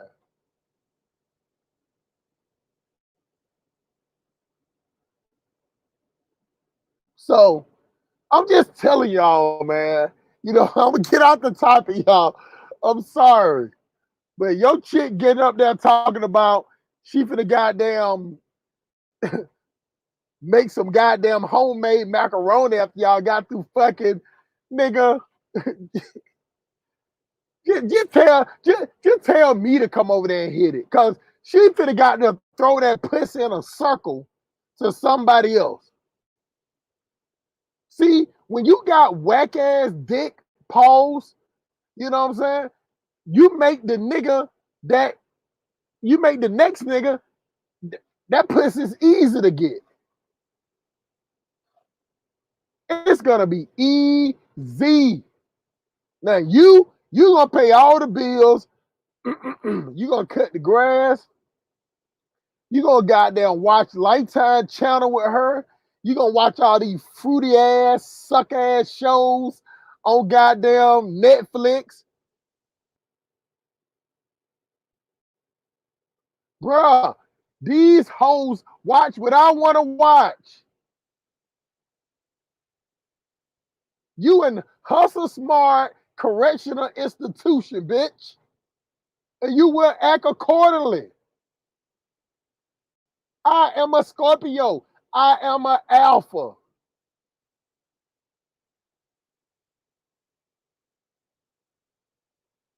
Now, don't get it wrong. You know, it's going to be provisions in that shit. But initially, I'm in attack mode. So basically what I'm trying to tell y'all is that I make sure that the female know that she's wanted when she come over. Now, I know I just went on like 30 minutes about that. But I just felt like I had a message on my heart, y'all. So let's get back to it, man. Hopefully y'all don't hold that against me. But I just think it needed to be said. So let's get back to the lesson at hand, y'all. First world solutions versus third world problems. Where do we go from here, y'all? And let me tell y'all something else. I'm gonna keep my shows between no more than 4 hours, man. You know what I'm saying? Because I plan on doing another show Saturday or Sunday. It's gonna be one of them days. I'll keep y'all posted. So Last show was 9 hours, which is fine. You know, I have no problem with a 9 hour show. But, I want to switch it up so, we can get other people to talk. Because sometimes people miss the show and they comment, they email, and they tell me that, well, man, I wish I could have got on. Man, I missed a lot. And all y'all, man, y'all ain't got to miss none of my lives if y'all hit the motherfucking notification. I set this up at 7 or 8 o'clock this morning. As soon as I woke up, I started thinking about what the name of the show. So put the notification bell, because I don't do shows every day. But, I think my shows are fun. Not just because it's my show. I think my show is fun because we talk about whatever. It can go, it goes with the guest. I don't make my guests stay on topic. You know who's going to be on topic? Nobody. But when the topic comes up, it's there. I can understand if it was a short amount of time, that's fine. But just because I started talking about something else does not mean that we're not going to get, I'm gonna stray away from the topic at hand. But, so, welcome everybody to the Simp Police Academy. You in the chat, you watching, y'all are a part of the Simp Police Association. You get what I'm saying? We are a community. It's a small church feel, and I love it. You get what I'm saying? Because when it's a small church feel, then what's expected is what's given. And like I said before, we talk about whatever we want to talk about. Because points can be made off anything and everything. But now we back on the topic at hand. And what's the topic at hand again? First world solutions. Let's start with that. How do we go? How do we get back in this? Easy with a smooth transition. I'm a Scorpio like that, baby. You know what I'm saying? I'm a Scorpio like that, playboy. So, if anybody, let me drop the link in the chat, y'all. Let me drop the link again, just in case if somebody want to come in. And don't get me wrong, y'all. If y'all want to come on, you don't have to be the most educated person. You don't have to make all the great talking points. You can just come on and say, hey, man, hustle smart. Hey, man, appreciate the show. You're a wild boy. Whatever, man. You can come on and say anything. You can just come on. You want to sit on the panel, you can sit. You got something else you want to talk about? Let's discuss it. I got 5 or 10 minutes to go off topic. That's no problem. No problem at all. Now,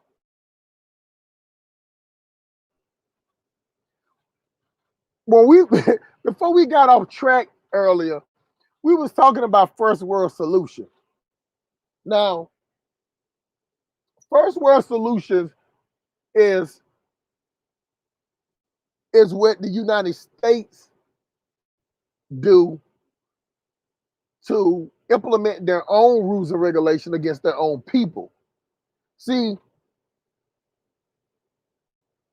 let me give y'all an example. Let me give y'all a few examples. When they tell people,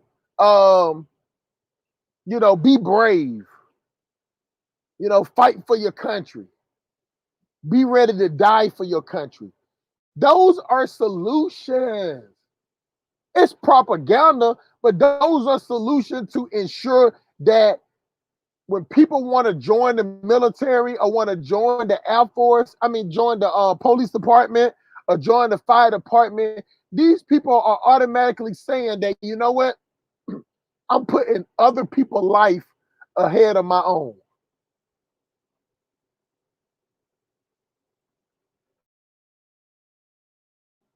Now, you say, how is that a solution? Because it keeps a number of people coming in. Do y'all understand that? That keeps a certain amount of people enrolled. When you go to other countries, their military numbers for enrollment are not high, especially in third world countries. So that is a problem. The United States give people in the military certain benefits.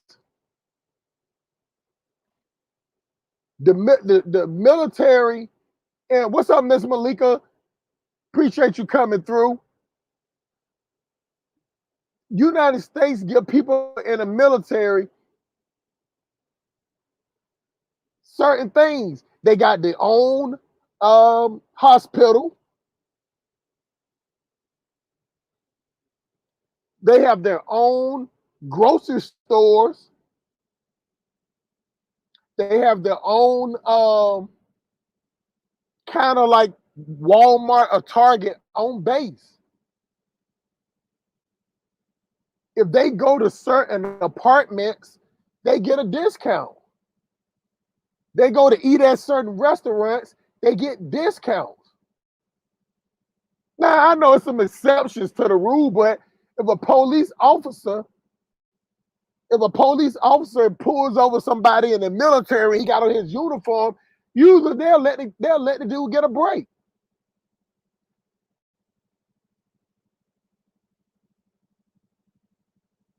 Like, we are taught to look up to our men and women in uniform. That's what we're taught here in the United States. That is a solution. Because you get a young child that's growing up and be like, well, you know what? I don't get that much respect. I don't get that much respect. But if I get on that uniform right there, I can get respect. We celebrate our people in them. And you're right, Malika. It's like a small city for military. Yeah. That is a first world solution that will not work or cannot work in a third world. The military bases are a city within itself. I have seen some of the military bases in other countries. I have seen some of the police departments in other countries. They have their own gym. They have their own dentist. They have their own eye doctor, and it's free. That is first world solutions.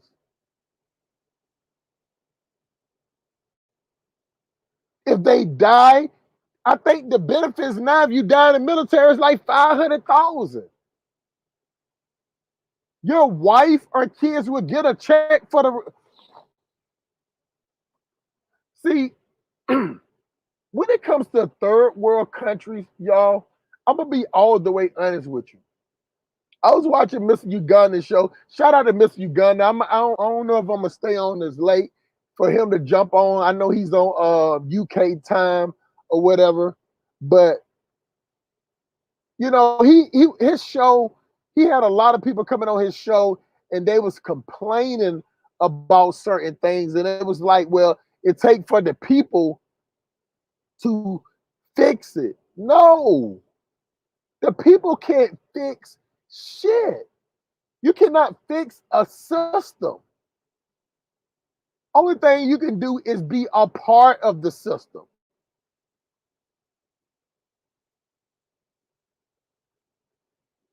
You have to be a part, you have to play your part of the Constitution.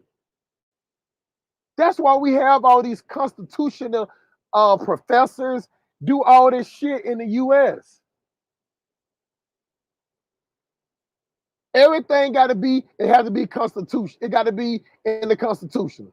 It cannot go against that. After all day bickering and talking, they always talk about the forefathers, the forefathers, the forefathers, the trade, the what they call it? They call it the damn, I can't even think of the word they call it. But they talk about the forefathers and what they laid out. what the forefathers meant. These are the checks and balances. See, that's what you don't see. Checks and balances, you have that in a first world country. In a third world country, you don't have that.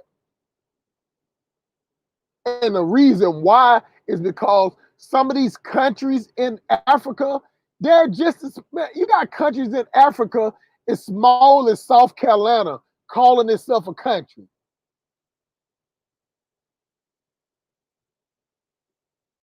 How can the Gambia have any power? How can Sierra Leone have any power? How can Senegal have any power when it's the size of South Carolina?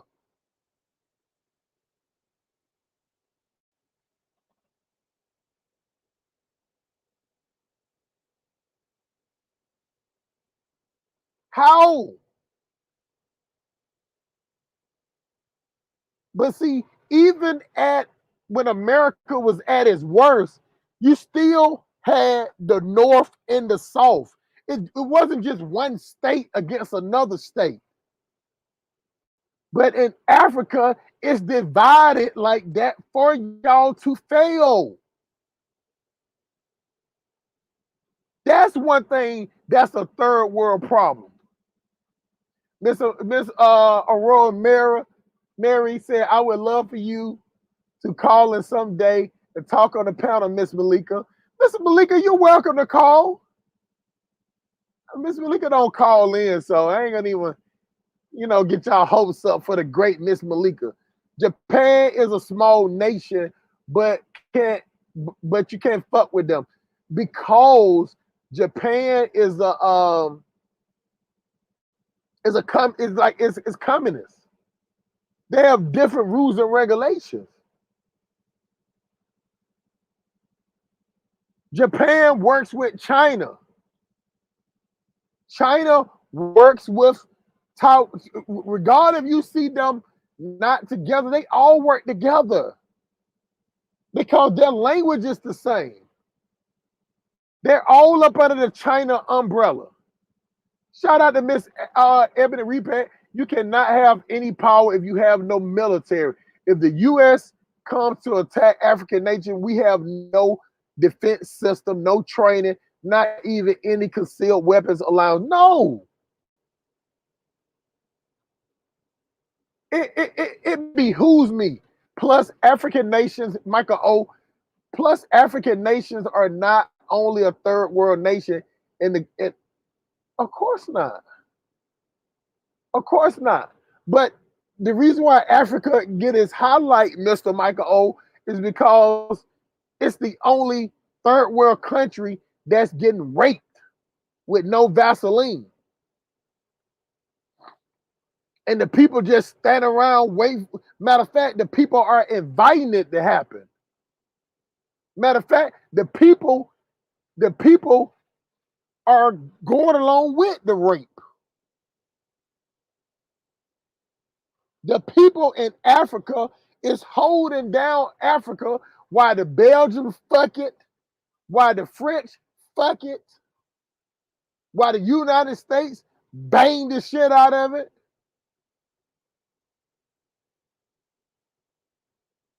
Africa is the drunk girl at a frat party. That's what Africa is. Just laying there. Wait for somebody to come over there and pull out their dick. Pause. That's Africa. You would think that somebody would be like, you know what? Most of these countries, we didn't name these countries. We didn't split up these regions. We need to combine. It is no way that, let me look at it on the map, y'all. Because I want to be real precise.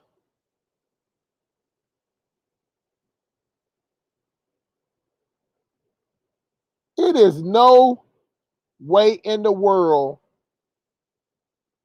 It is nowhere in the world that Senegal should be a country by itself. The Gambia should be a country by itself.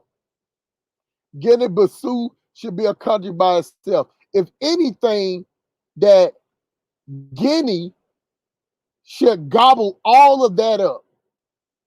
Senegal, the Gambia, Guinea-Bissau, and Guinea, or Ghanaian, whatever that is, next to Sierra Leone, should be all one country. See, I'm gonna tell y'all something. It's something about that flag shit that makes y'all think that y'all have something. That flag don't mean shit.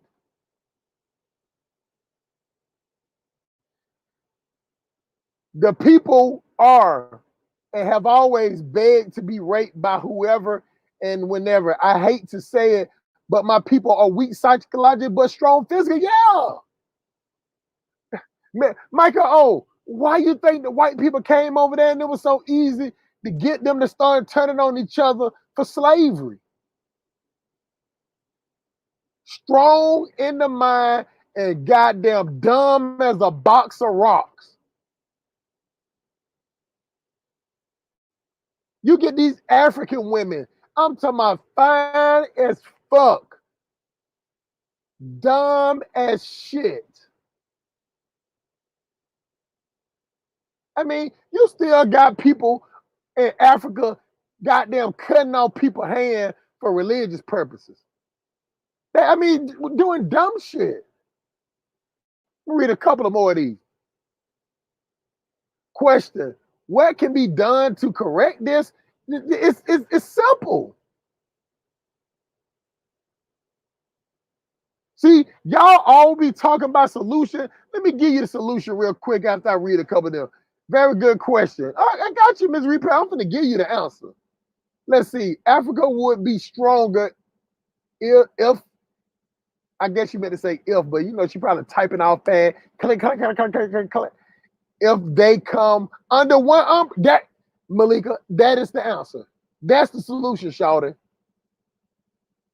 That's the now they all don't have to come together, but it should not be 54 countries.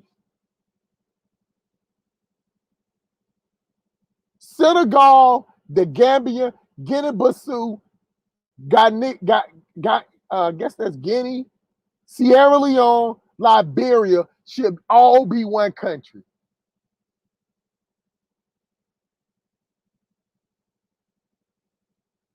Oh yeah, tribal. Now, see, tribalism is fine if you're all one country. We have tribalism in the United States. But see, at the end of the day,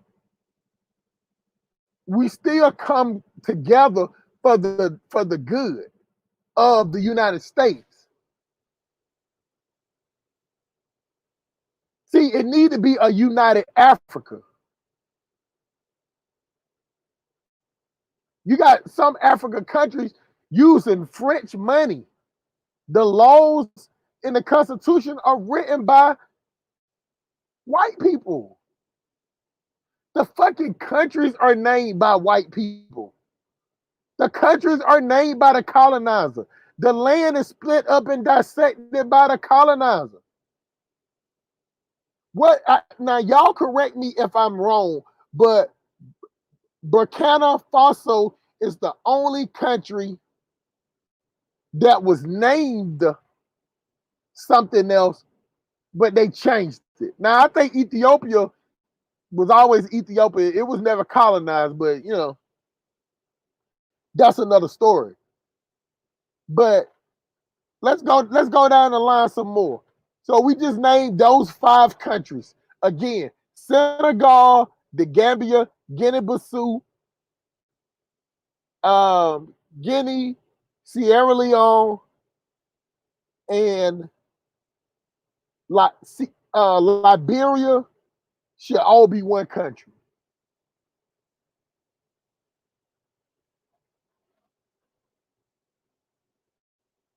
I don't do the religions because religion are some of the reason Africa is in a predicament it is in. I'm spiritual, but not atheist, not satanist, satanist, satanist, says Satanist, and not a Luciferian. Some of those I never heard of. You know, the funny thing is, I'm not a religion person either, Miss Real Stella. And let me tell y'all something. You know, the funny thing is when I meet people that's religious and I tell them that I'm not religious, some people be like, well, if you don't believe in God, then you believe in the devil. You worship that's the devil. And I'm sitting here like, if I don't believe in God, then I damn sure don't believe in the devil. Because if I believe in the devil, that means I believe in God. You can't have one without the other. It's just like Tom and Jerry. You can't say that you like Jerry, but you ain't never heard of Tom. Tom don't exist. There's no one where you can say I like Tom, but it's one and the same. It's no God without the devil. It's no devil without God. So if you don't believe in God, you can't say that I believe in the devil. It just doesn't work like that. Like I don't think that none of that shit exists. And now the mindset needs to change and one currency to make economy stronger. I agree with that 100%. I agree with that 100%. Now it could be two. It could. This is what I'm telling you, Miss Malika. It can start off the same way the United States started off. The United States wasn't all together. It was a North and it was a South. Both of them had their own currencies.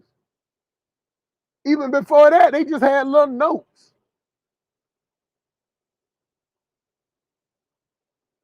But the North was considered the federal and the South was considered some different shit.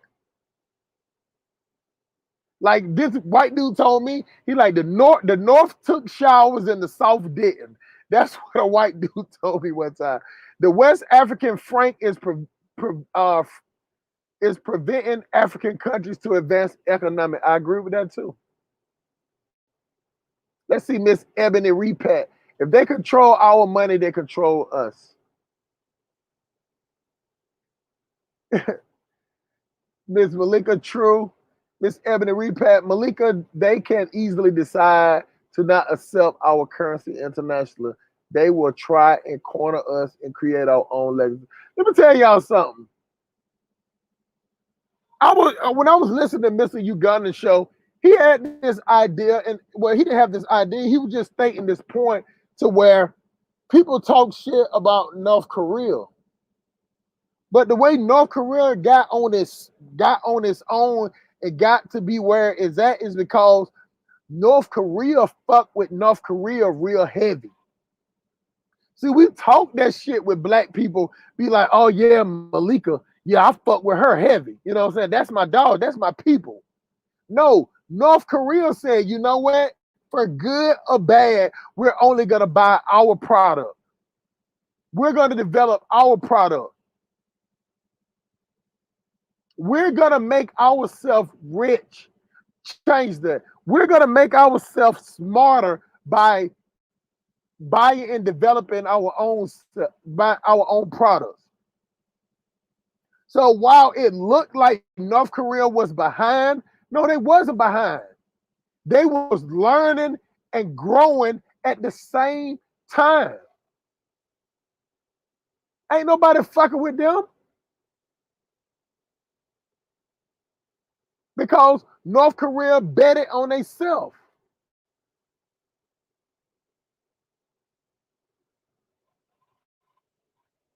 See, that's what we won't do. We won't bet on ourselves. See, let me tell y'all something.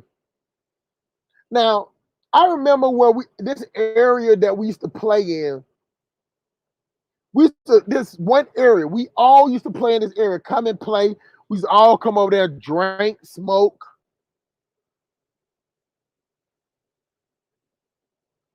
Drink, smoke,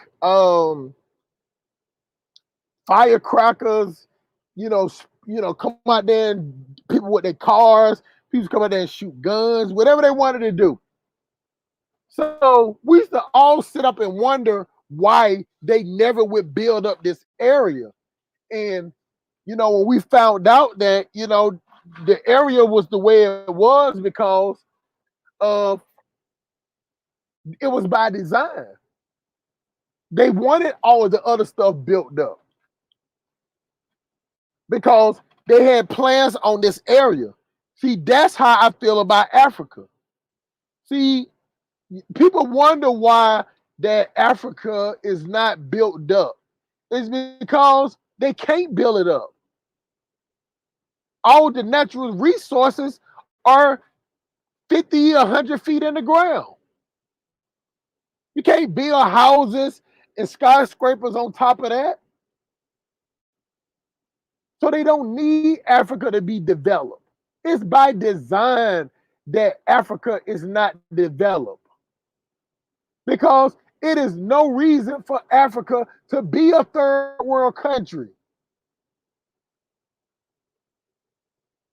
It is no reason that Africa should be a third world country. It's a third world country by design. And the funny part is the elite Africans, they are part of it.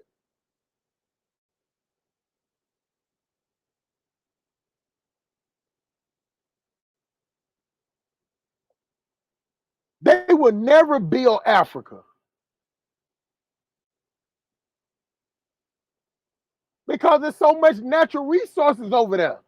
They're finding new spots to dig. They're finding new spots to mine. They're finding new oil reservoirs all over. Y'all don't understand that point. So Africa is meant to be like it is. That's the way it's designed. They can't have Africa. They can't have Africa looking like the United States. Roads everywhere.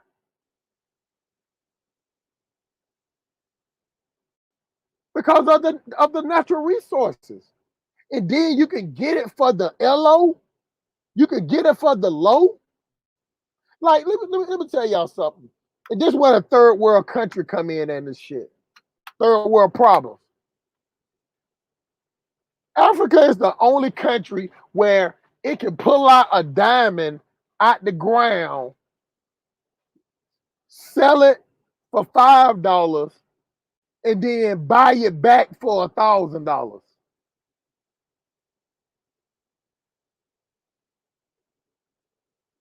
It is designed to not be built up. It's not a third world country. I don't like the European. That's a third world country. It definitely third. Then the reason why I call it third, Miss Ebony Repat, is because over half of the people in this country does not have running water, does not have clean water, and does not have electricity.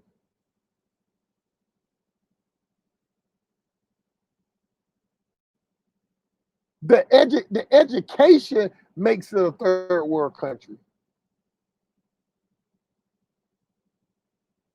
The sanitation makes it a third world country.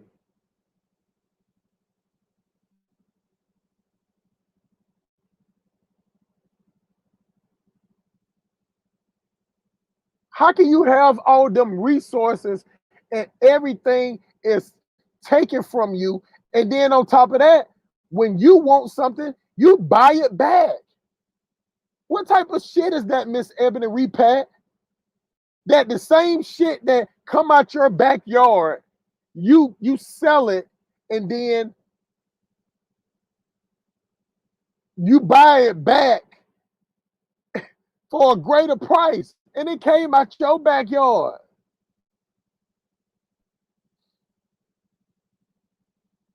No, it was not designed to be that way. They exploiting it. All of the wealth of Africa is being extracted to build those same roads here in the West. It needs to end. I agree with that, but that's still by design, though. But your statement is logically agreeing with me.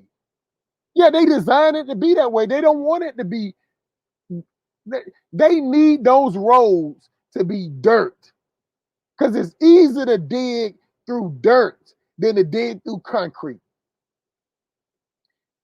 I see them every day trying to goddamn get this concrete off the ground to build up on these interstates. That is hard work. When it comes to dirt, all you gotta do is wet it with some solution and get to digging. And you got these African guys, they working it, and then you know the fun, other thing, Miss Ebony Repat, is no regulations in Africa. They don't have no supervisor. They don't have no OSHA. There's no OSHA over there. There's nobody shutting the mines down. Nobody shutting shit down.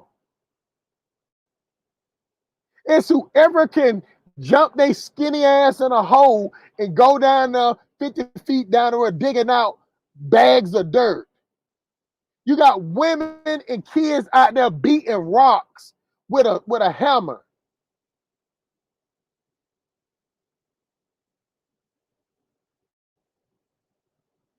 You know what, Miss Ebony Repat? They should change the name Africa to manual labor. That's what they should change the name to.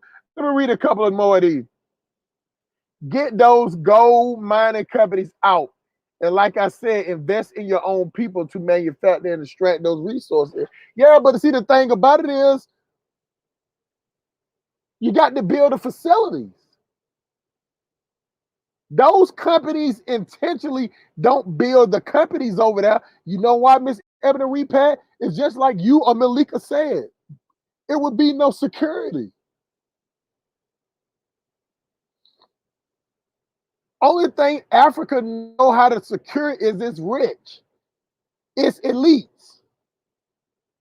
The north and the southern part of most African countries is wide the fuck open.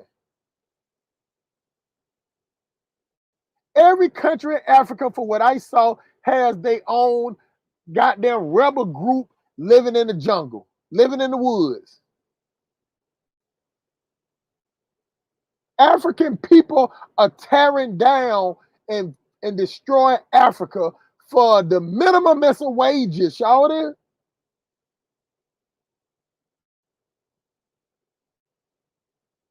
I'm talking about they fucking up lakes, drinkable water, trying to mine it just to find a ruby or a stone. And this is still the water that they got to cook with, still got to clean with, still got to. Go to the next one. No, it is true. They have private meetings making it very clear that Africa is not to rise so that the West can probably, I believe that. It has to be that. Miss Malika, your statement is so on point to the fact that just based on what we see tells the story.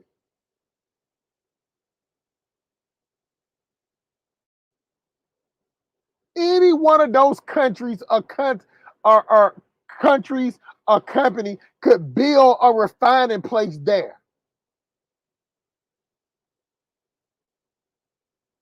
They work with the Chinese to ship that shit out of there. Africa is foreigners' playground. That's it.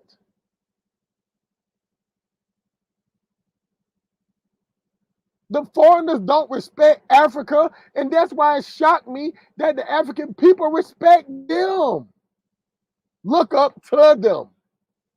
Smile and dance, shaking their stinking ass, barefooted, flip-flops, whatever, when they come around.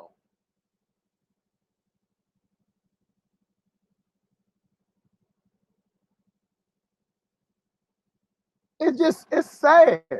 You know, I like this show today because this show gives me a chance. I usually have a lot of people up here, but this gives me a chance to rant. I don't get to rant like that often, but I'm loving this, man. You know what I'm saying? I know y'all like my avatar. I know y'all love it, man. People just act like it don't say what it says. You just go along with it. Let me read a couple of more of these. You mean country or continent? Oh, I'm talking about the whole continent.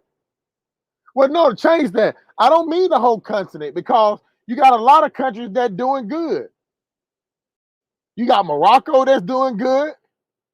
You got Algeria that's doing good. You got Saudi Arabia that's doing good. You got a few countries that doing good. But a lot of countries that need to they need to combine.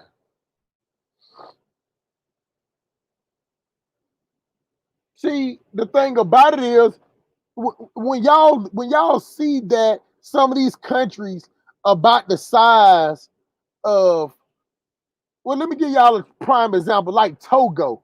Togo should not, anybody that's in the chat with me on the chat, do y'all agree that Togo should not be a country?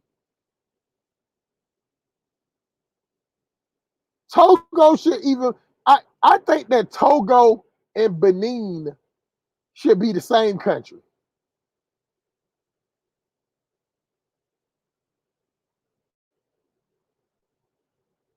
See, that's what you call, if y'all look at the way Africa is set up, it's divide and conquer, just based on the land.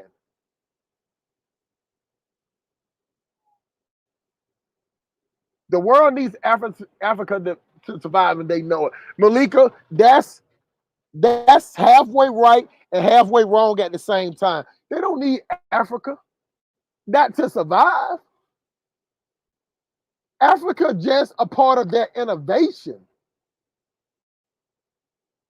Like most countries grow their own food. Most countries produce their own gas and oil. They just get it from Africa because it's dirt cheap. Let me read a few more of these.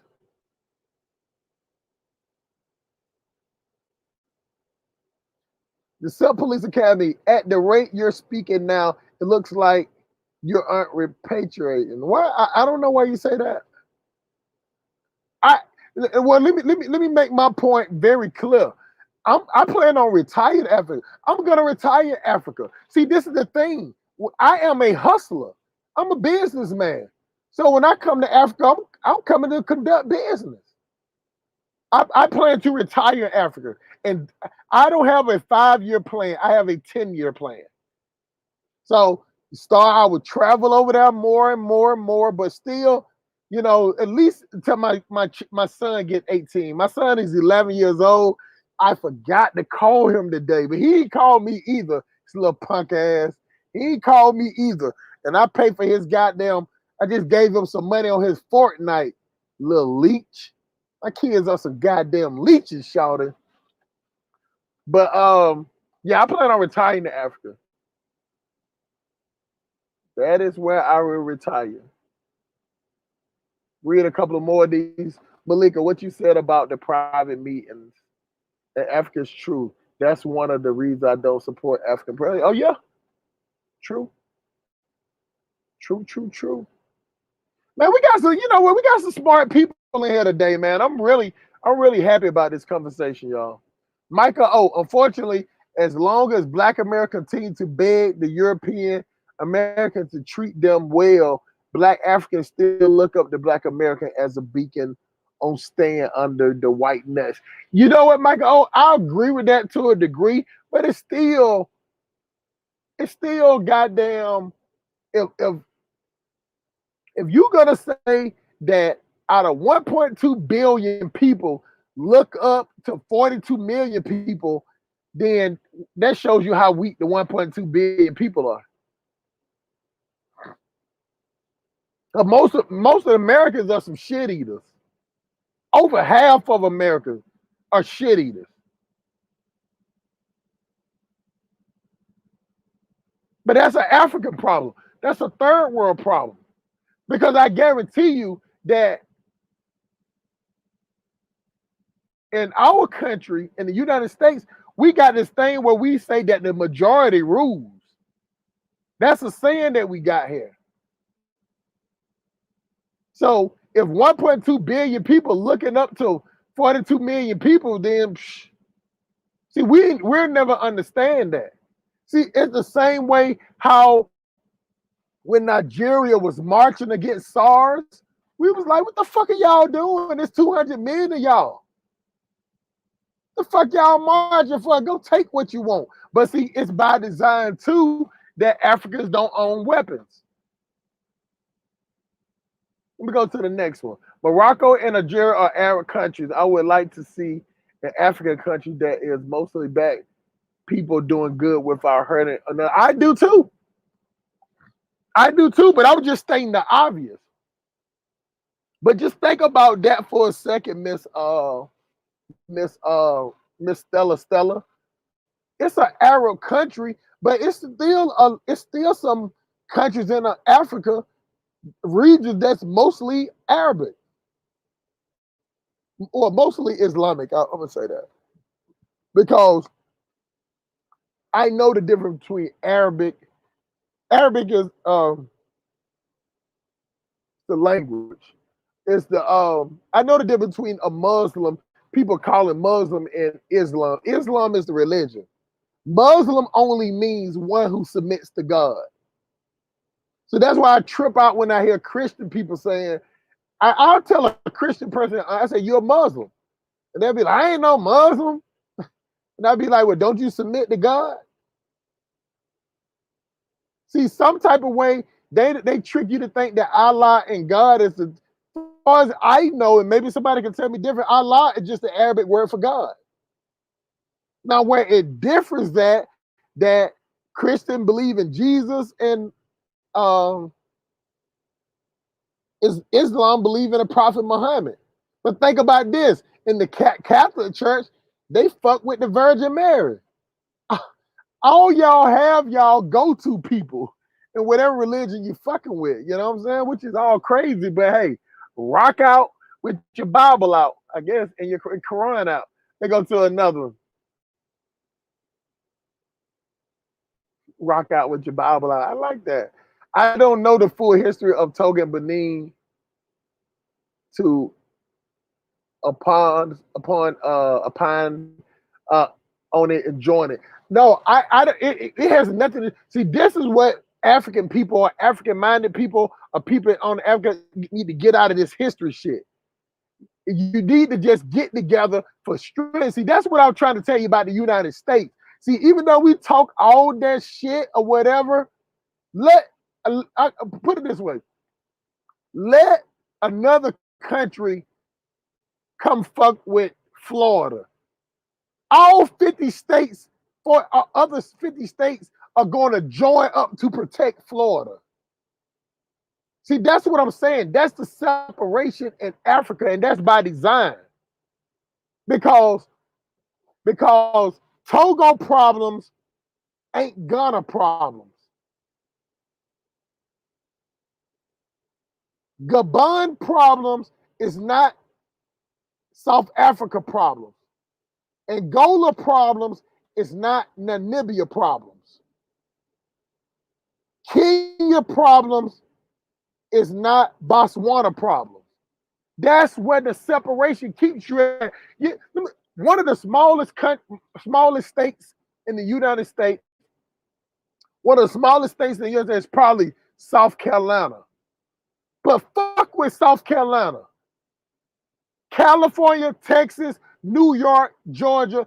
No, change that. Alabama, Alaska, Arizona, Arkansas, California, Colorado, Connecticut, Delaware, Florida, Georgia, Hawaii, Idaho, Illinois, Indiana, Iowa, Kansas, Kentucky, Louisiana, Maine, Maryland, Massachusetts, Michigan, Minnesota, Mississippi, Missouri, Montana, Nebraska, Nevada, New Hampshire, New Jersey, New Mexico, New York, North Carolina, North Dakota, Ohio, Oklahoma, Oregon, Pennsylvania, Rhode Island, South Dakota, Tennessee, Texas, Utah, Vermont, Virginia, Washington, West Virginia, Wisconsin, and Wyoming will all get some crunk in their system.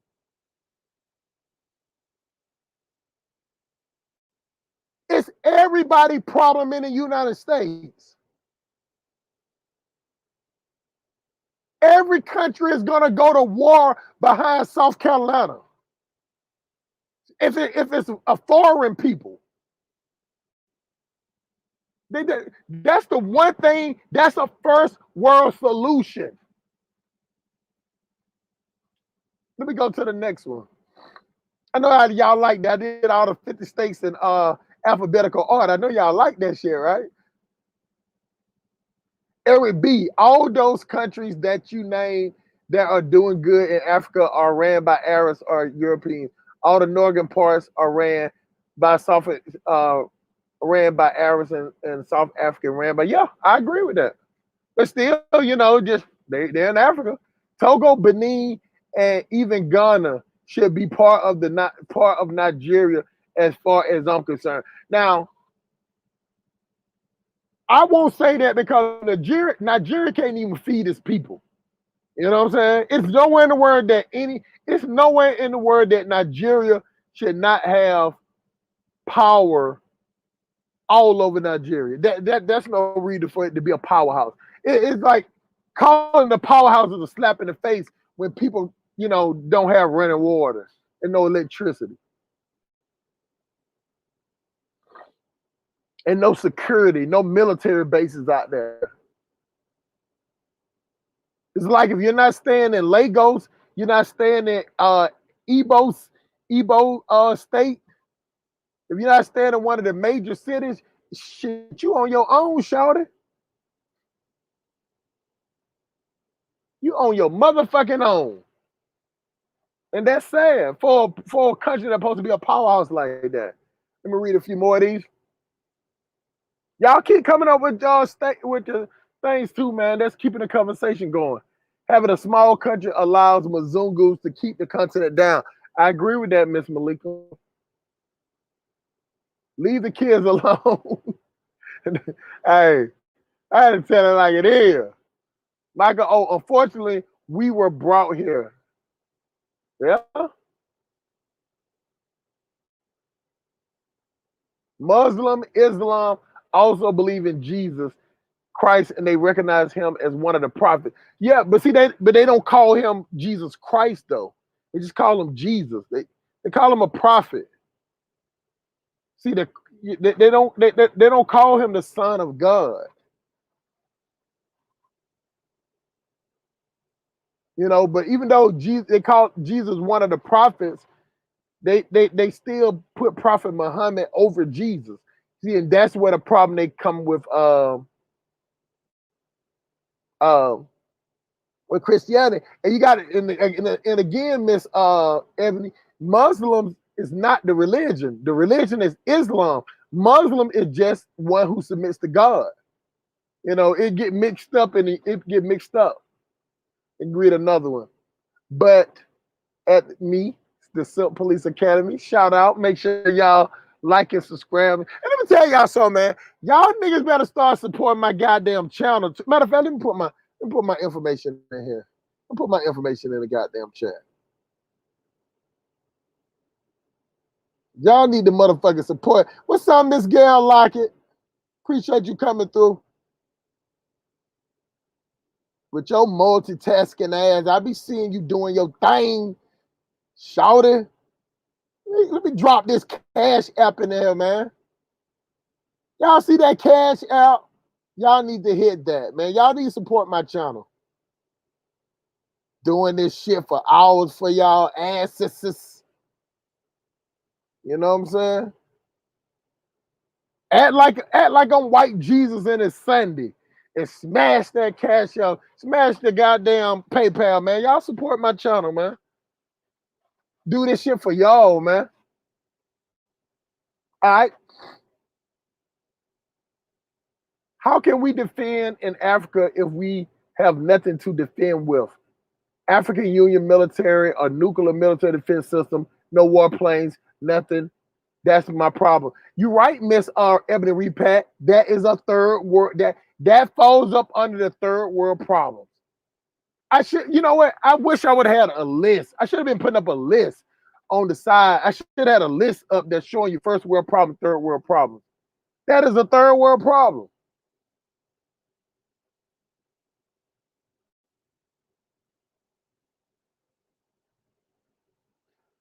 That is true. Respect all the prophet, but only follow Muhammad. Yeah, that's what it is.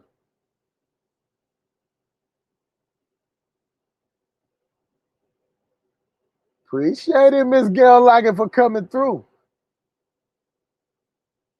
Greetings, everybody, from Miss Gail. Y'all tell Miss Gail what's up, man. She be doing her thing. She multitasking and shit. Look at that. Who put that up there? Who put that up there? That is my cash up, y'all. Y'all need to support me, god damn it. I need y'all niggas money. I need it. I'm starving over here. Who put this up here? Oh man, let me read that. Not the PayPal. Not the motherfucking PayPal. Y'all support my channel, shawty. Let's go to the next one. I just finished moderating 2 channels at the same time. Man, Miss Gail, you like a goddamn octopus, shawty. God damn, you got a lot of time on your hand, young lady. Read them tithes and the offerings, you know?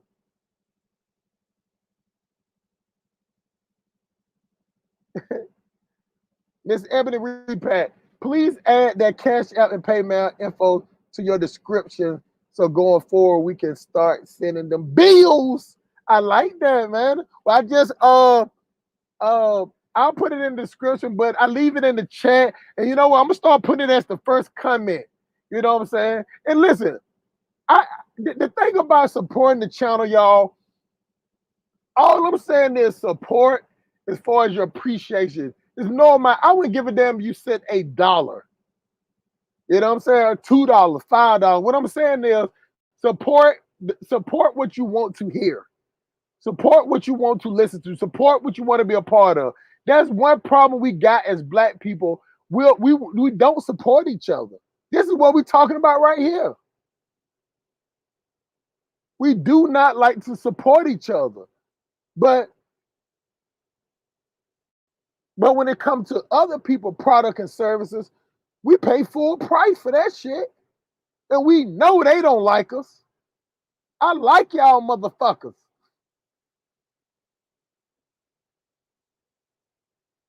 So yeah, pass that collection plate. That's a lot of work. I only did one before coming in here. I be seeing y'all working. You know what I'm saying? Thank you, Miss Gail. She say I'm awesome. Thank you very much. Thank you very much. Oh, you should be talking to Malika. Well, I'm gonna take it like you're talking to me. Oh, Miguel, I'm take that. I'm awesome, goddammit. Fuckers. So this is what we're talking about, third world problems. It is designed for Africa to fail. Africa still look the same it looked 50 years ago. I found you after your comment on Mr. Uganda about being left alone in your fortress in Africa while learning language through Rosetta Stone. I was cracking up. A fan said, let me tell you something, Miss Ebony Repat.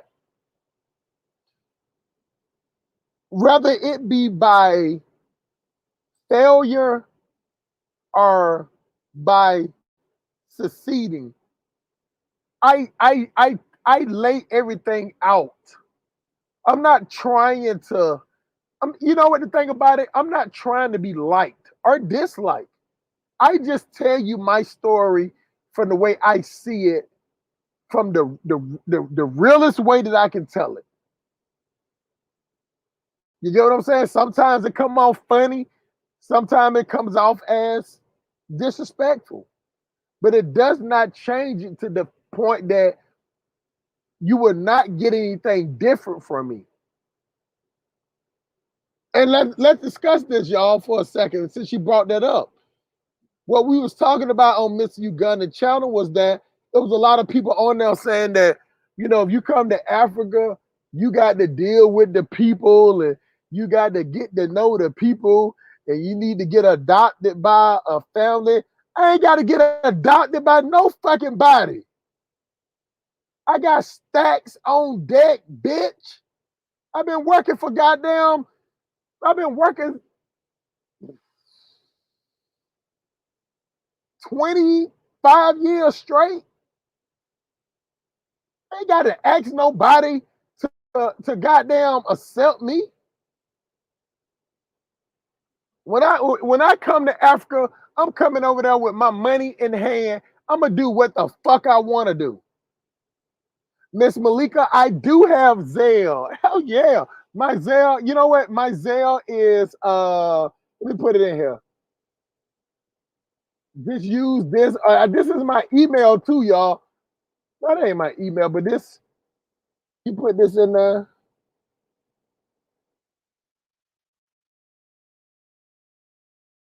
Let's see.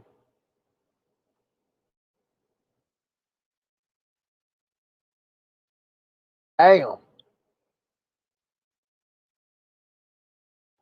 I think you now on Zelle, I think you put in that email, or you can just put 5 for the dub and it'll go to Zelle.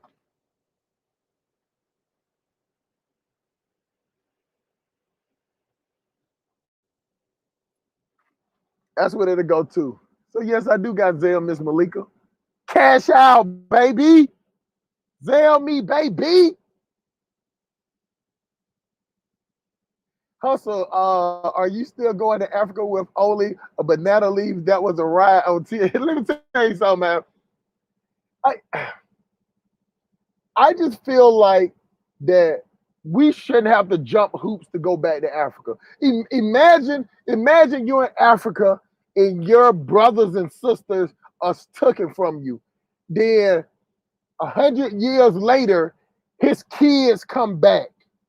They be like, well, what happened to my brother and sister? Well, they was dead. And you say, well, even though you're my nieces and nephews, you need to go through a process. If that was me, I would welcome them back, period. They're welcome.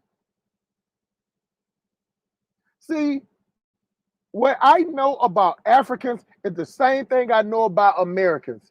We have selective outrage. And a lot of Africans are not outraged about slavery. Because a lot of them motherfuckers benefited from it. But yeah, I felt like I could show up butt ass naked. And I couldn't curse on that show, but I could show up butt naked with my balls swinging and dick swinging at the same time, saying, give us free. That's how I should be accepted. Motherfucking stipulations. 7, 10 years. Fuck out of here. Yeah, I ain't with that shit at all. At all. Hustle, that is how they think in the Gambia. That is it. Oh yeah, I done put .com in there, but it's supposed to be .com, y'all. You know what I'm saying? If y'all want to hit the Zelle, that's it. Y'all put 5 for the dub at Gmail, or just 5 for the dub, I think. And that's all you have to do for Zelle. I tried to reshare your info, but it didn't save in the chat. At Gail Lockett. What info you tried to share, Miss Gail? Let's see. Let's go to some more. The funny thing about Hustle Smart is her monologue is that about 20 years ago, Black Americans and other dispersed still thought Africa lived in trees and were naked chasing hyenas. That is true. That is true. Now, you know, the funny part is that still goes on. It's still not living in trees, though. We never thought that y'all lived in trees now. That just, I don't know why they say that, but, you know, the huts and those small houses with no AC and no goddamn running water, no electricity. Let me tell you something, y'all. I just know I couldn't deal with that shit. You know what I'm saying? Talk about living, roughing it.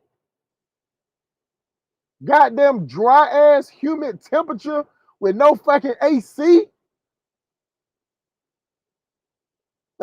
No refrigerator. I lost y'all goddamn mind, man. Give me the Pearl Hotel, shawty.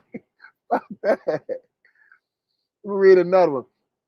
But today, the complaint is about not having Cheetos and not enough Tarrant roads. Tarrant roads. I saw jokes on Comic View, so no hiding. All right, Mr. Micah O. Let's see. I agree, hustle. No jumping through hoops. Oh yeah, jumping through no goddamn hoops for nothing. Nobody.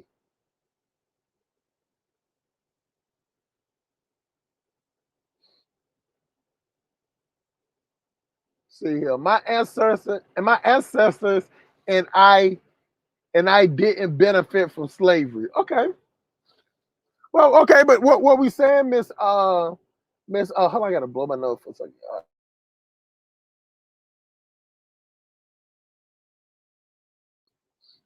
My nose was running like I've been snouting that sugar booger. God damn. Like I was snorted a whole gram. But they see y'all know the reason why my nose is ready? Because this air conditioner is bumping, shorty. Ain't nowhere in the world I could deal with that. Now, don't get me wrong. I think if I was in Africa, I would be way lighter than what I am. You know what I'm saying? I wouldn't be no 6'3", 285. I'd probably be by 6'3", 230 or something. I definitely would lose about 50 pounds in Africa. But yeah, but we know that some people didn't um, benefit from it, Miss Stella Bella, but that doesn't change the fact that not all of us was stolen by white people. A lot of us was stolen by people that look like us. A lot of us was sold by people that look like us. A lot of us was murdered by people that look like us for the slave trade.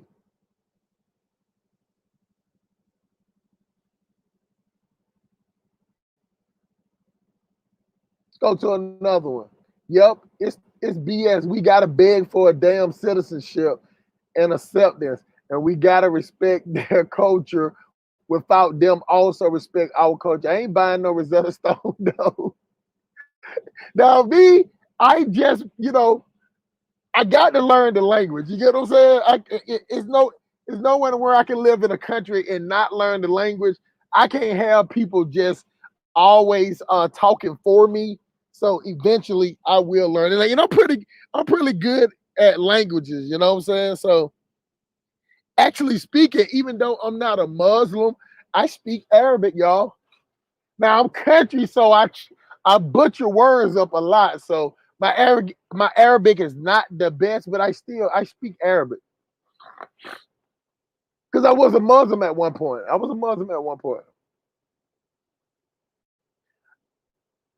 Let's see. Let's read another one. I copy and paste your Cash App info. But, oh yeah, it won't do it unless you're unless you're unless you're a moderator. But you got like 50 jobs. I'm gonna put it in there. I'm gonna push it in there again. It won't let you do it unless you're a moderator, Miss uh, Moderator. You be moderating the hell out these shows. I'll be watching you, boy. Miss Lockett, where are you from? Miss Lockett, where are you from and where do you live? Where do you live at now? I meant to ask you that.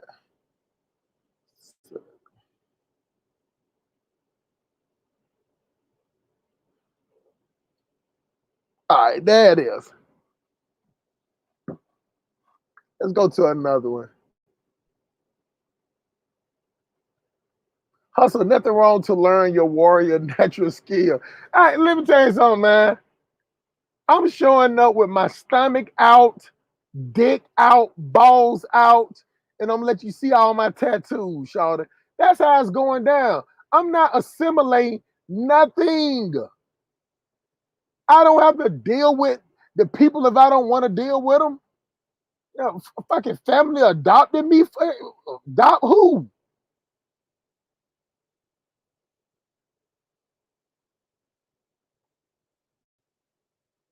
I'm I'm a show up and show out person. I don't know about the rest of y'all niggas, but I'm a show up and show the fuck out type person. And that's not an elitist way of thinking. That's just that I'm confident in myself. Now, I'm not going to step on nobody's feet, but I ain't kissing African ass either to be a part of nothing. That's just how I see it. Your air conditioner is extra dirty. I know it got some driplets in that shit, right? Y'all start stealing my goddamn talking point. You know what? I've been hearing other people been copying my shit. I heard somebody else say, call the hotel hyenas. Everybody just stealing my swag, man. You know what I'm saying? I came here with my own swag, my own talking point, but I don't mind though, y'all. I don't mind. They'll never have anybody think that I'll be like somebody stealing something from me, because you know I got plenty to give away. You know what I'm saying? I'm like the Nile River, baby. You know what I'm saying? I just continue to flow. And if y'all don't notice by now, I am a happy-go-lucky person. I am naturally hyperactive. Naturally hyperactive. I remember my mama tried to give me some Ritalin when I was younger. I'm like, hell no, I don't want none of this shit. I'm just happy about life. I don't understand that. Black people are like, oh, he's too happy. He's too chipper. Give him some medication. That's nigga shit. Like we have to be a woe is me. Have you tried Jesus? He's all right. Like we got to be either talking about some old soon and very soon shit and take me to the king and shit. Like just being happy is like something wrong with him. He's just too happy. Like that's dumb nigga shit. That is dumb nigga talking points. Let me go to another one. Michael, they were saying that because they want to shorten the time to 15 years. I agree. It shouldn't be no 15 years.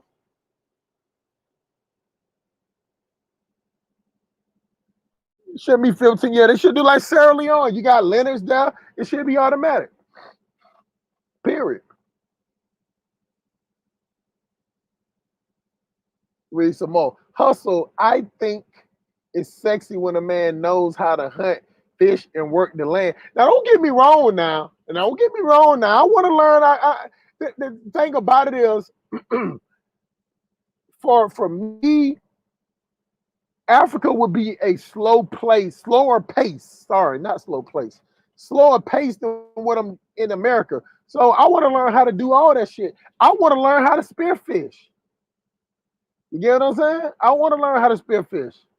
I want to learn how to I ain't with all that farming shit, because I'm tall. You know, my knees, I'm tall as fuck. I ain't gonna be on my knees planting shit. You know what I'm saying? All the shit that I want to do in Africa is shit that I can stand up and do. Goddamn getting on my knees digging in no dirt. That ain't happening. Thanks for the contribution though, Miss Mary. Cooking them oxtails over there. I would like to learn the language too. Yeah. Oh yeah, definitely gonna learn the language, man. Cause see, the thing about it is, when they hear the language, they still gonna be able to tell that you're from America. Just like hearing, like from somebody from the UK or Britain speak English, like you can tell the difference between how they talk and how we talk. You can just tell the difference. Yeah, that's true. Simply, this is some of the West Africa, Central Africa history about slavery. Yeah. Cash out. Ow. PayPal. Yeah. Hit that shit, man. Hustle. Yeah. I'm a hustler, baby. Just like I got a hustler mind speak. You speak Arabic, Kifa Anta. I spoke enough Arabic. It was mostly just to read the Quran, not far as having a conversation with somebody. It was just to read the whole Quran. I can read the whole Quran in Arabic. Put it that way. But the conversation and dialect, that's on another level. Like that's why I say I'm a minimalist of that. Some Police Academy. I'm originally from Alabama. Alabama, where that booty at? That's what's up. What part of Alabama, Miss Lockett? Let's see. She's laughing. Hello, yeah.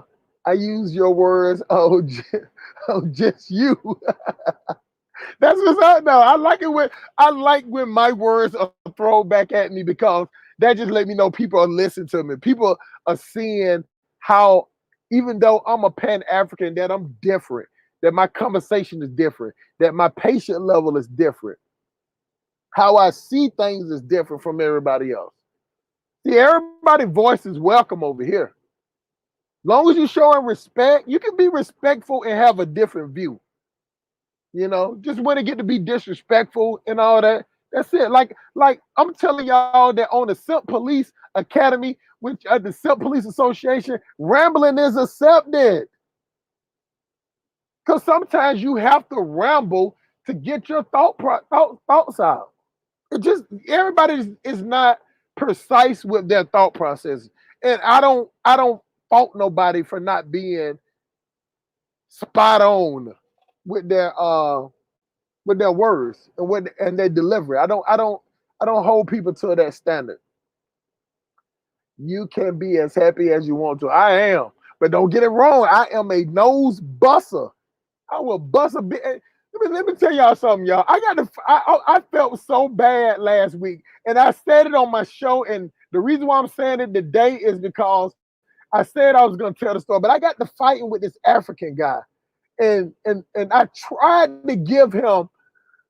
Well, maybe I didn't give him as much leeway as he thought I should, but I still gave him an option to not get his ass whooped. I'm gonna read a couple of more of this in this story time. This hustle smart story time. How I whooped this African dude ass. So I'm gonna tell y'all about that in a second.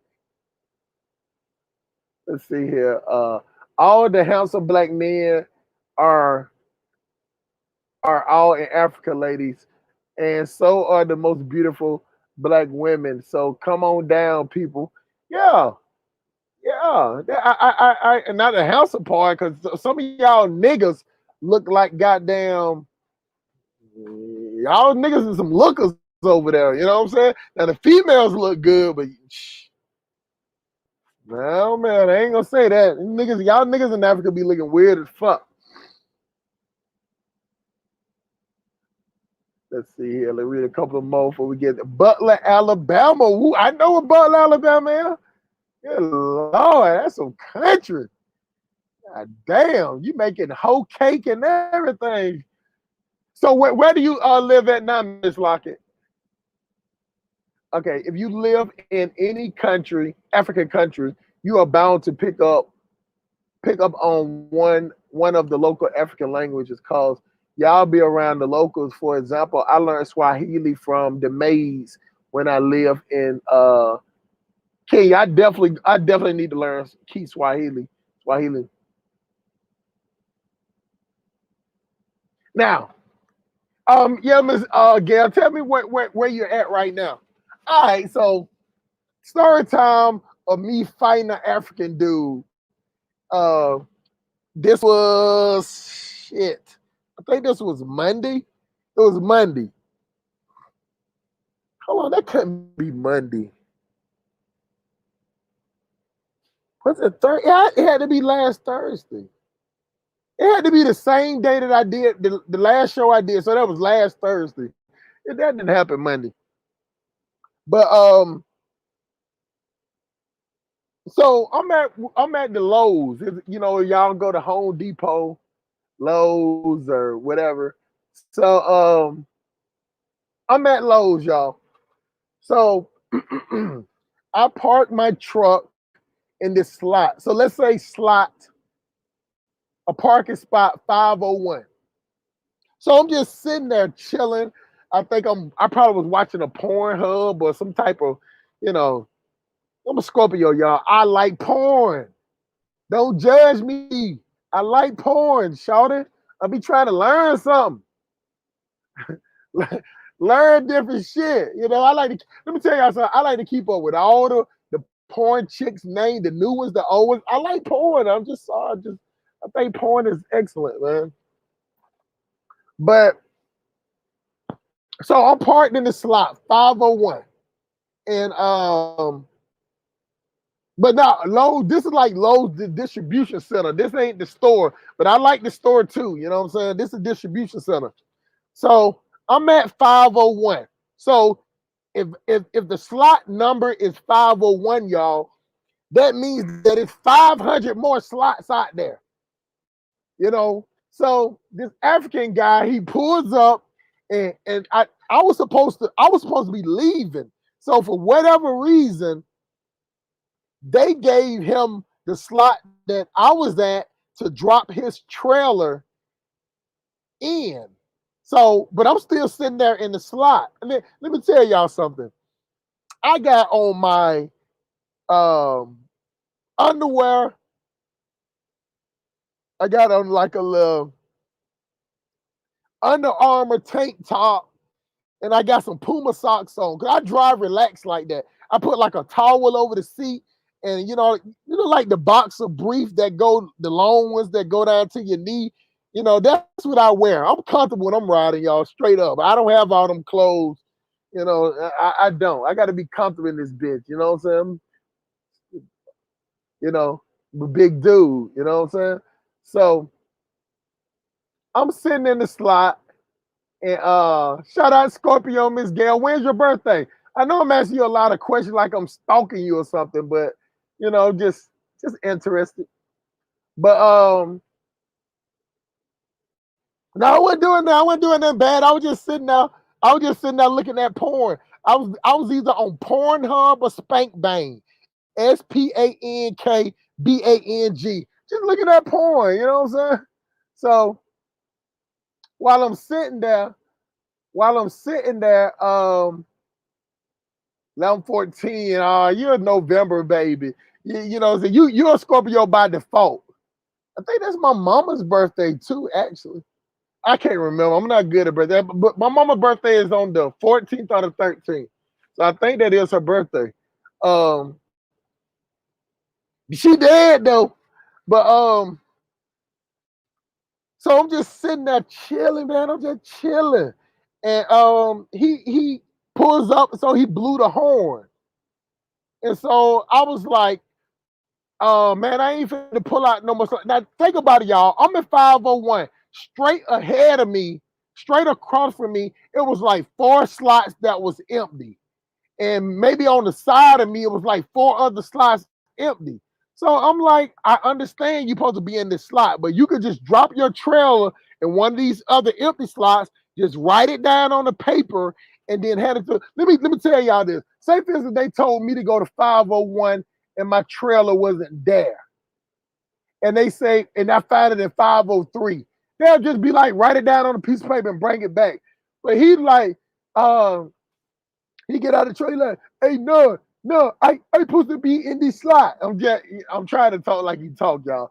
I'm supposed to be in this slot. The lady told me to get in this slot. And I'm like, huh? He said, the lady told me to get in this slot, so you need to move. I'm like, bro, look. I understand what you're saying, but go park it in another slot. And just go on about your business, man. And I said, and they'll be fine. Nobody ain't gonna say nothing. He was like, fuck you. Y'all, on my mama's grave, I jumped out the truck with my boxer briefs on, with my tank top on, and my socks. I didn't even put on my goddamn flip-flops, my Adidas flip-flop. I didn't even put on my work boots. He probably thought I was finna goddamn choke him out and rape him or something. But when I jumped in his face. I said, what the fuck you say to me? He said something, and before he even got his next word out of his mouth, I grabbed him by his throat and I slung his ass I slung him down to the ground and he rolled around and got up.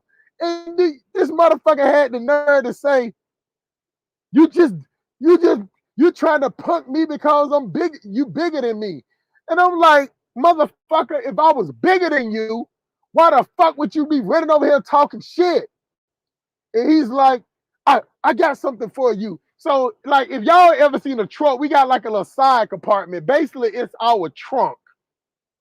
So he went over there act like he finna get something out the side of his trunk. But y'all, as a big guy, I am real fast on my feet. You know what I'm saying?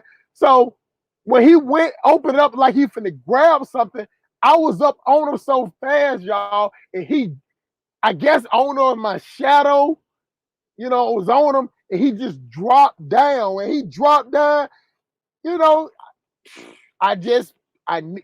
he caught a knee. He caught a knee, and so I'm just whamming on his ass on the side of the trailer, you know what I'm saying, just beating his ass. And then at that point, somebody just told me to stop, you know what I'm saying, because he just kept saying, fuck you, fuck you, fuck you. And you know, I'm sitting there like, okay, he ain't putting up no fight. He just running his mouth like a female. So, you know, at that point, I felt bad for him. You know what I'm saying? So he get on his phone talking about he gonna go call the police. So I go in my Pan African. Oh, now you want to call white people. Now you want to call white folks. You know what I'm saying? So, you know, we doing all this back and forth. So he finally pulls off. See, the funny part about the story, after I whooped his ass, he pulled off, parked it in another slot. Then he came over there back to me like he finna go tell somebody. Man, let me tell you something. I jumped back in my truck, drunk me some water, because, you know, I'm a big guy. I'm breathing hard. I had to cut the air conditioner up. You know what I'm saying? And then I just got my bearings together and I left out. You know what I'm saying? But I did not, shout out Miss Stella, Scorpio gang. You know, when's your birthday? Mine's is October the 26th, y'all. I'm true to it. I'm true Scorpio. And y'all got to be tatted too. Y'all got to be tatted. I got a big gigantic scorpion on my back. And I have the scorpion and I have the letter 2. Everything is red and black. All my tattoos are red and black. Got to represent for the Scorpio thing, man. Even my car is black and my interior is red. Not because I like the Falcons, because the Falcons some shit eaters. But we just left and that was it. But I felt bad that I had to whoop his ass like that. You know what I'm saying? And I'm just not the type of person that you can run up in my face like that. You know what I'm saying? Like, I'm a real nice guy until you run up in my face. You damn sure can't be like, fuck you. You can't say that to me like that and not expect to get no ass whipping. And so, you know, I expected November 21st. I expected a fight out of him, and it was no fight. You get what I'm saying? No tats. You got to get, y'all, come on now. So y'all telling me that I'm the only Scorpio that have tattoos? I'm the only one? Matter of fact, when I do my next screen, I'm on my thumbnail, I'm gonna put a picture of my my scorpion on my back. You know what I'm saying? I'm gonna put that up. I'm gonna put that up for y'all. Y'all got to be tatted now. Damn, none of y'all ain't got tattoos. My first tattoo was my Scorpio sign. The first tattoo I ever got was the M signal. And then I went back and got 4. So now let me tell y'all now my tattoo story. I got one day, and I went back and I got 4 in one day.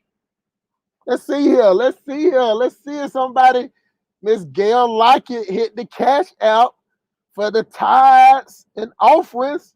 So have you tried Jesus? He's all right. Yeah, that's for the church right there. That's for the church. Appreciate Miss Gail. You know what I'm saying? Money signs. Is that year? Is that the year you was born, Miss Gail? On your Cash App name? Is that the year you were born? I know I'm being like I'm telling you, I'm definitely not stalking. I'm just asking. Just asking. But appreciate Miss Gail for supporting the channel. You know what I'm saying? The, y'all other niggas need to follow suit. You know? Appreciate that very much. Let's see what else I got. Okay, I got somebody sent me $1, but you know, that's fine and well. I don't got no problem with that. Send me $1. I don't mind. I don't mind. I just have 2 piercings on each ear. But you know what? I got a piercing on both of my ears are pierced also. I ain't got 2, I just got 1 on each side. 79 was a good year.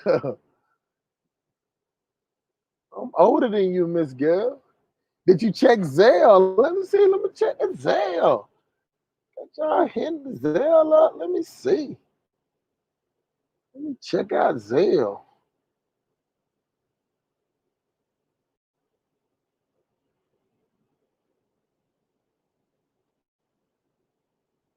Checking out Zelle. Checking out Zelle.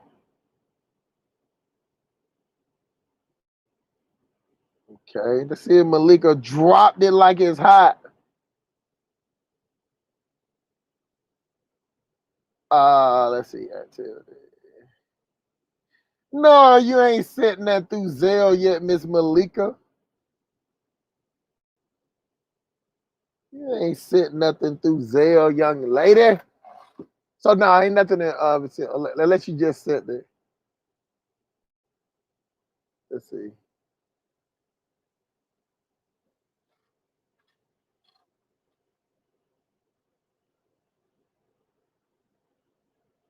Nope, it's nothing else came through yet, Miss Malika on Zelle. And you know what? I would have got an email anyway if it would have came through Zelle.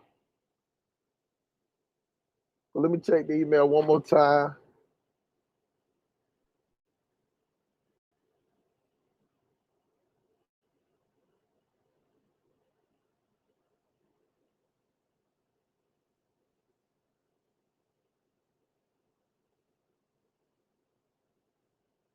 Nope.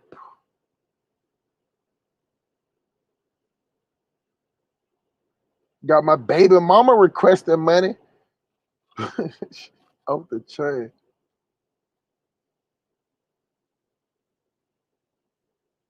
Nah, it ain't came through yet, Miss Malika. It has not came through yet. Micah O, Real Stella, you are a Valentine week's baby also. How's that Valentine? Valentine Day. Valentine is in February. Micah O. It's Thanksgiving maybe, but not Valentine. Malika, Miss Malika, how much did you send? Cause I don't want you to send it to let's see. Oh, let me check. Okay, yeah, you need to check that out. I want the goddamn. Hey, you know what, y'all? The reason why I don't do the super chat is because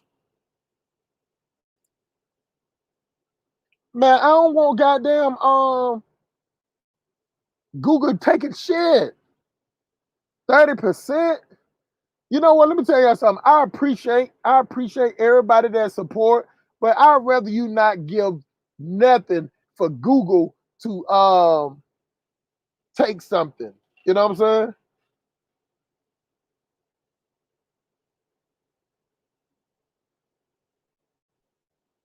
Google ain't taking nothing. Giving them motherfuckers shit.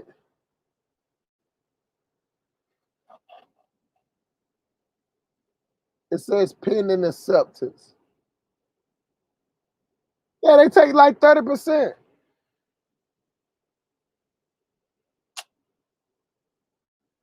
You say it's pending acceptance. Let's see here. It shouldn't be Miss Gail, because I already got it set. I mean Miss Malika. It shouldn't be pending. Unless it's pending on your end, because I have other people that send stuff through Zelle And it goes right through. Let me look at it one more time though. Cause we got time today, cuz. Got time today.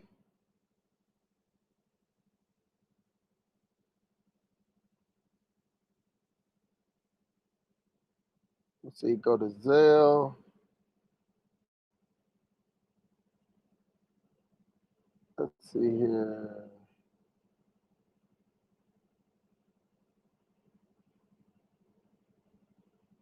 Activity. Nope. Okay. I got my little workout in, about to hit the shower and call it a night. Good night. That's what's up.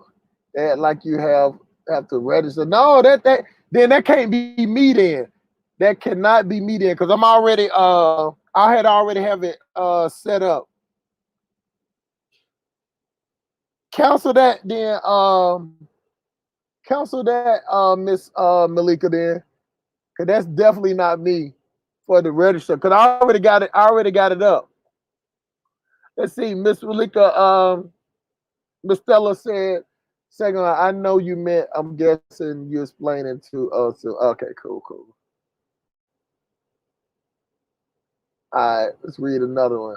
I would ask my daughter to look at it. Okay. Yeah, cancel that up. Cancel that.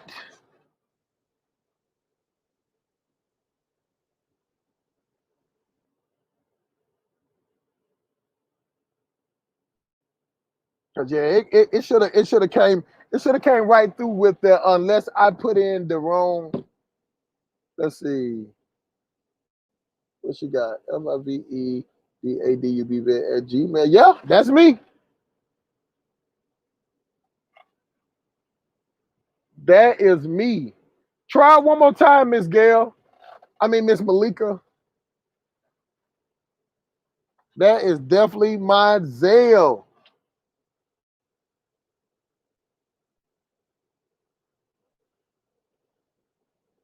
Let's see who else come up in here. For anybody that want to send Zelle, that's what is my email right now. And it will come through. I appreciate everybody coming in. Make sure y'all smash that like. The numbers is growing. The show is growing.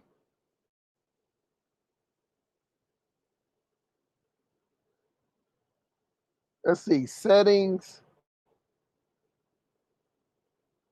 Yep. FIVE, the number 4, DADUBB@gmail.com. Yeah, that's it.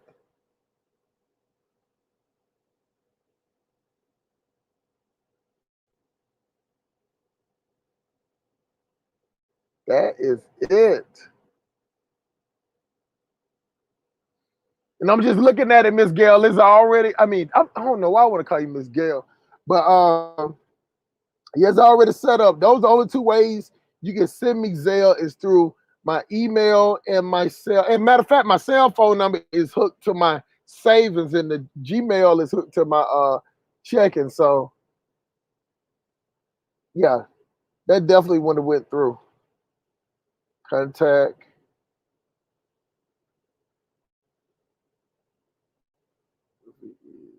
Yep, everything is correct. All right. Let's bag out of that. And let's get back to the discussion, y'all. Make sure everybody is having a good time, man. Make sure everybody is watching. Make sure everybody is my bank says not registered with Zelle. Oh, who do you bank with, Malika?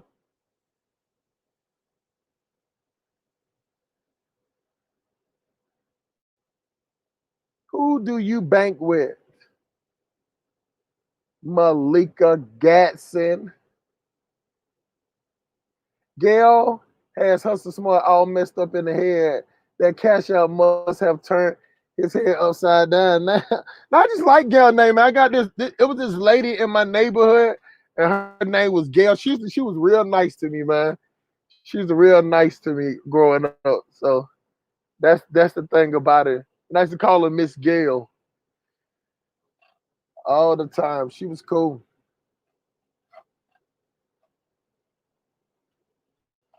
Michael, don't be over there hating over there from Canada. Be hating, man. You can hit the Zelle too. Send some of them Nigerian Nairas over here.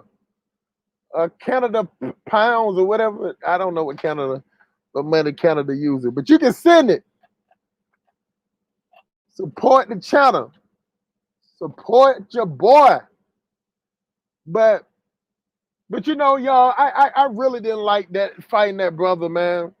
I did not like that at all. You know, and I just hate that instead of it took. This is the funny part, y'all. This is the part I really didn't like about the situation. After I whooped his ass, then he did everything that I asked him to do from the get-go. That's the funny part about the whole thing. Everything that I asked him to do before I whooped his ass, he didn't want to do. But after I whooped his ass, then he did everything I told him to do. I asked him to do.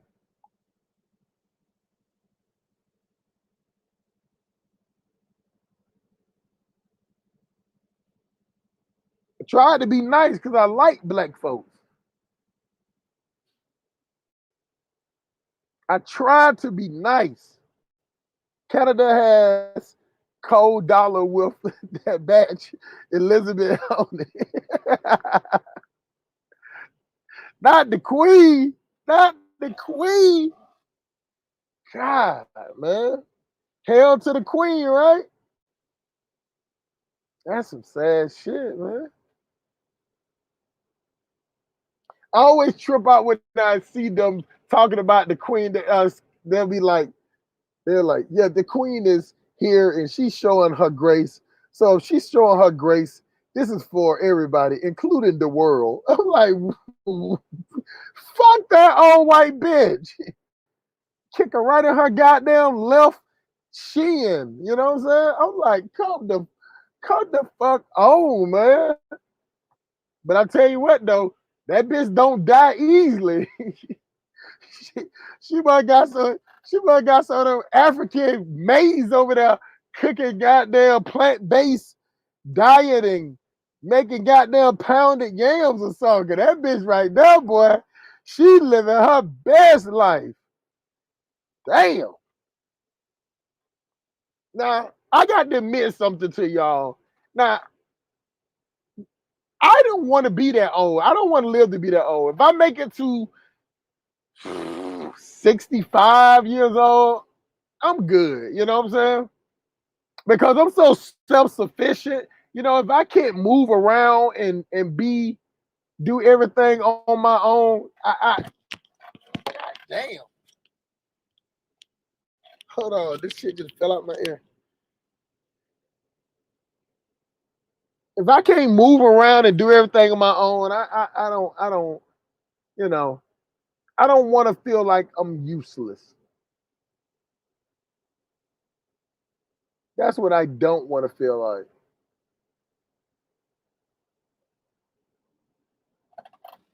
Bring this back up. I definitely don't want to feel useless. Let's see here. Let's see, we got Aurora Mary in here. I heard on Ellen that Oprah is about to work or help Prince Harry. I ain't surprised. I ain't surprised, man. One thing about Oprah, you can guarantee Oprah to do is kiss white people's ass. You can bet her size 24 draws that, you know what I'm saying, her size 24 pajamas that she gonna kiss white people's ass. It just, you know, that I just don't understand mammies like that. And to me, y'all, I don't care what y'all say. You know, y'all can say something different. Oprah is a real fucking mammy to me, man. She's the real definition of a mammy. Now I understand white people made you rich. I understand that, but you rich now, bitch. You rich, bitch. You rich now. You ain't got to keep kissing their ass for some goddamn interviews. Oprah will be helping Prince Harry when poor black people. Oh, I am Miss Malika. I am. That is me.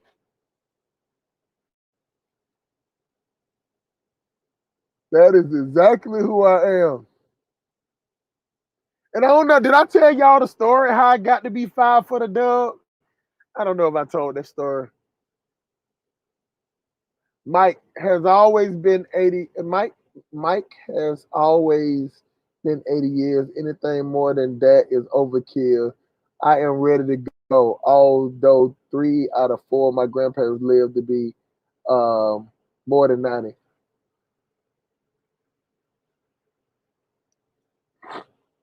Now, give me 65 and 70 years old. Man, go ahead and take me in the backyard like old Yellow. You know what I'm saying? I'm talking about I got to be good. You get what I'm saying? And you had the wrong address. What you had in there before? 65, 70. I'm good to go.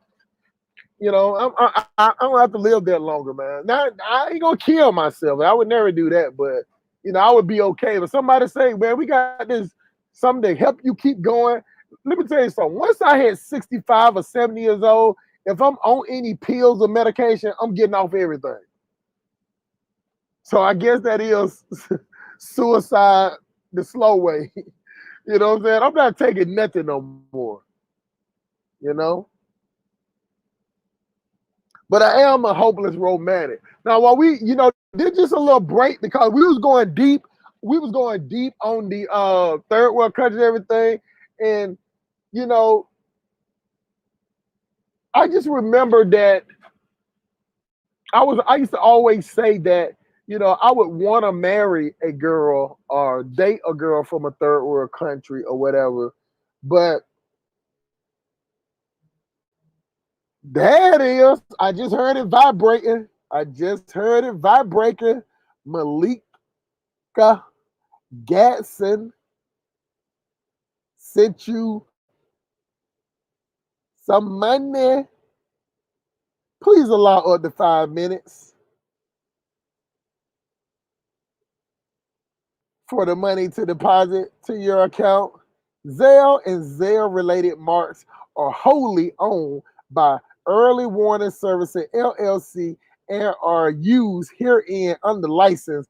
Bank of America, shouted. Fuck with it, man. Appreciate Miss Malika coming through. You know what I'm saying? Coming through with the moolah. I appreciate everybody. I appreciate everybody that support the channel, man. And believe me, y'all, I don't give a fuck if I'm telling y'all to hit it. If y'all don't feel like y'all need to hit it, don't hit it. I'm saying that for the people that want to do it. You know what I'm saying? And sometimes you just gotta jump start niggas' pockets. The voice. Because I was watching Go Black to Africa today, and he was saying something today too that sometimes I forget to tell people to hit the like button. And I've been watching people's shows. I started watching somebody's show, a stream. Goddamn, I said screen. That's some country shit. Watching people stream, and then I don't immediately hit the like button. And I'll just start watching. Or if I'm working, I'll just cut it on and start driving. So that, but shout out to everybody that donated and happy not went through. Yeah, because you putting in the wrong information, typing all fast and shit. See, I'm a stone age. I have to look at every word I'm typing. That's how I type it. It's like 10 words a minute, maybe. I probably can do 20 words a minute at the most. And that's on my best day. But I always said that I wanted to marry a chick. So my first wife, she was from Trinidad, y'all. But she got Americanized, man. You know what I'm saying? So I started seeing that happening, and I don't want no Americanized foreign chick. You know, I just like a. I'm from the South, so I want that Southern, not Southern, but that just mild mannered, you know, type of female. You get what I'm saying? Like I'm gonna explain something to y'all. I'm the type of person that I am is that with every female I deal with, no, we're friends. You know, it just can't be no sexual relationship. You know what I'm saying? Like we got to be friends for real. Like I know how females think that niggas, just be, pussy hungry or whatever. But I am the type of guy where I'll be like, you know what, if we have sex but we ain't friends, I'll be like, you know what, let's just we got the sex out the way, the cut out the not the what they call it, the wanting of, I can't even think of the word right now. Anticipation. The anticipation part is gone. We know what each other fuck game is like. We got a good idea what it's like, but do we get along? Are we really friends? You know what I'm saying? Like I have to be friends with that. I have to be friends with a female. You know what I'm saying? I have to be friends. And just at the age where I'm at, right, at the age I am now, I ain't just fucking to be fucking. I only got 42 minutes max in me, max. So I can't spend that goddamn just all willy nilly. Like I ain't no spring chicken no more. You get what I'm saying? So the last thing I would want to do is the goddamn bang a chick's brains out, and then we can't even have a conversation about nothing. You know what I'm saying? Like we're just oil and water until it's time to fuck. Like we're oil and water till it's time to get the fucking and sucking. Me personally, I don't like that shit. You get what I'm saying? I don't like that at all. Now, I have this thing too where, you know, if a female comes over to my house, I really don't like her to leave. You know what I'm saying? I don't like to send a female away at night. I just don't like that. Unless she just have to go, I don't like to do that. You know what I'm saying? And I'm a real good I'm a real cool guy. I'm the type of person that I'll follow you home. And not to be like I'm trying to see where you at, but if it's too late at night, I want to follow you halfway or whatever. And either I want to stay on the phone with you till you get there, or you know, because I never forget this one female that she left my house. She left where I was at. I think I was at a hotel room or something. And she was like, "Well, I'm gonna go get some gas." I'm like, "No, no." I said, "Won't you go?" I said, "Let's go get some gas in your car, and you come back and then drop me off and then go." It's just like it's a responsibility thing for me. You know what I'm saying? I ain't gonna let you leave around me if you drunk. I ain't gonna let you leave around me high, because I did that one time. One time I did that. This chick, she left, and I put in an Uber. Now she wanted to catch the Uber, but I didn't know how high she was until she got home. You know what I'm saying? And she was so goddamn high and drunk and shit. And I'm like, oh my, I'm like, I'll never do that again. You know what I'm saying? So it's just certain things I don't do. See what Miss Aurora Mary talking about. There is more than just sex on the table. I agree with that. Oxtails too, right? I just did my gentleman hair after dinner. You braiding too, girl? Yeah, braiding? That's what's up. Now, where we at now? Oh shit, we at 4 hours. All right, y'all. I'm gonna let it go for another hour, because I said I was gonna keep it at 4 hours. But I'm telling y'all, man, I'm telling y'all from the bottom of my heart, from the depth of my soul. Yes, Lord. I really have a good time just kicking it with y'all. You know what I'm saying? I really have a good time talking to you. I really think that from my channel that y'all are getting y'all are seeing a different way of thinking about us as a people. You get what I'm saying? Like at the end of the day, we have to hold each other accountable, but we don't have to get mad to hold each other accountable. You know what I'm saying? We don't have to be mad to do that. A lot of time with black people, you know what I'm saying? We wait until we get mad at somebody to want to correct somebody. We wait till we get mad to want to chastise somebody. And that's not right, you know? Like I talk to some of my friends and they'll tell me, yeah, man, fuck these hoes, man. I'm just like you. And I'm like, no. You don't think like me. You're upset right now. You know what I'm saying? Now, a couple of weeks ago, you were telling me that, oh man, you gonna find the right one. You know what I'm saying? You gotta just let your heart be open for love and all this shit. And now that she don't make you mad, now you talking about fuck a bitch. See, that's what I don't agree with. And they'll be like, man, I thought you. No. I don't agree with emotional decisions. Because that's what's got us fucked up right now. Emotional decision. Let me read this. I agree. My MO is my friend. Mo. What is a Mo? My Mo is my friend. I don't know what Mo means, but I consider that's the dude that beating that box out, Miss Stella is my friend. With him, it's to be my MO. I'm sorry.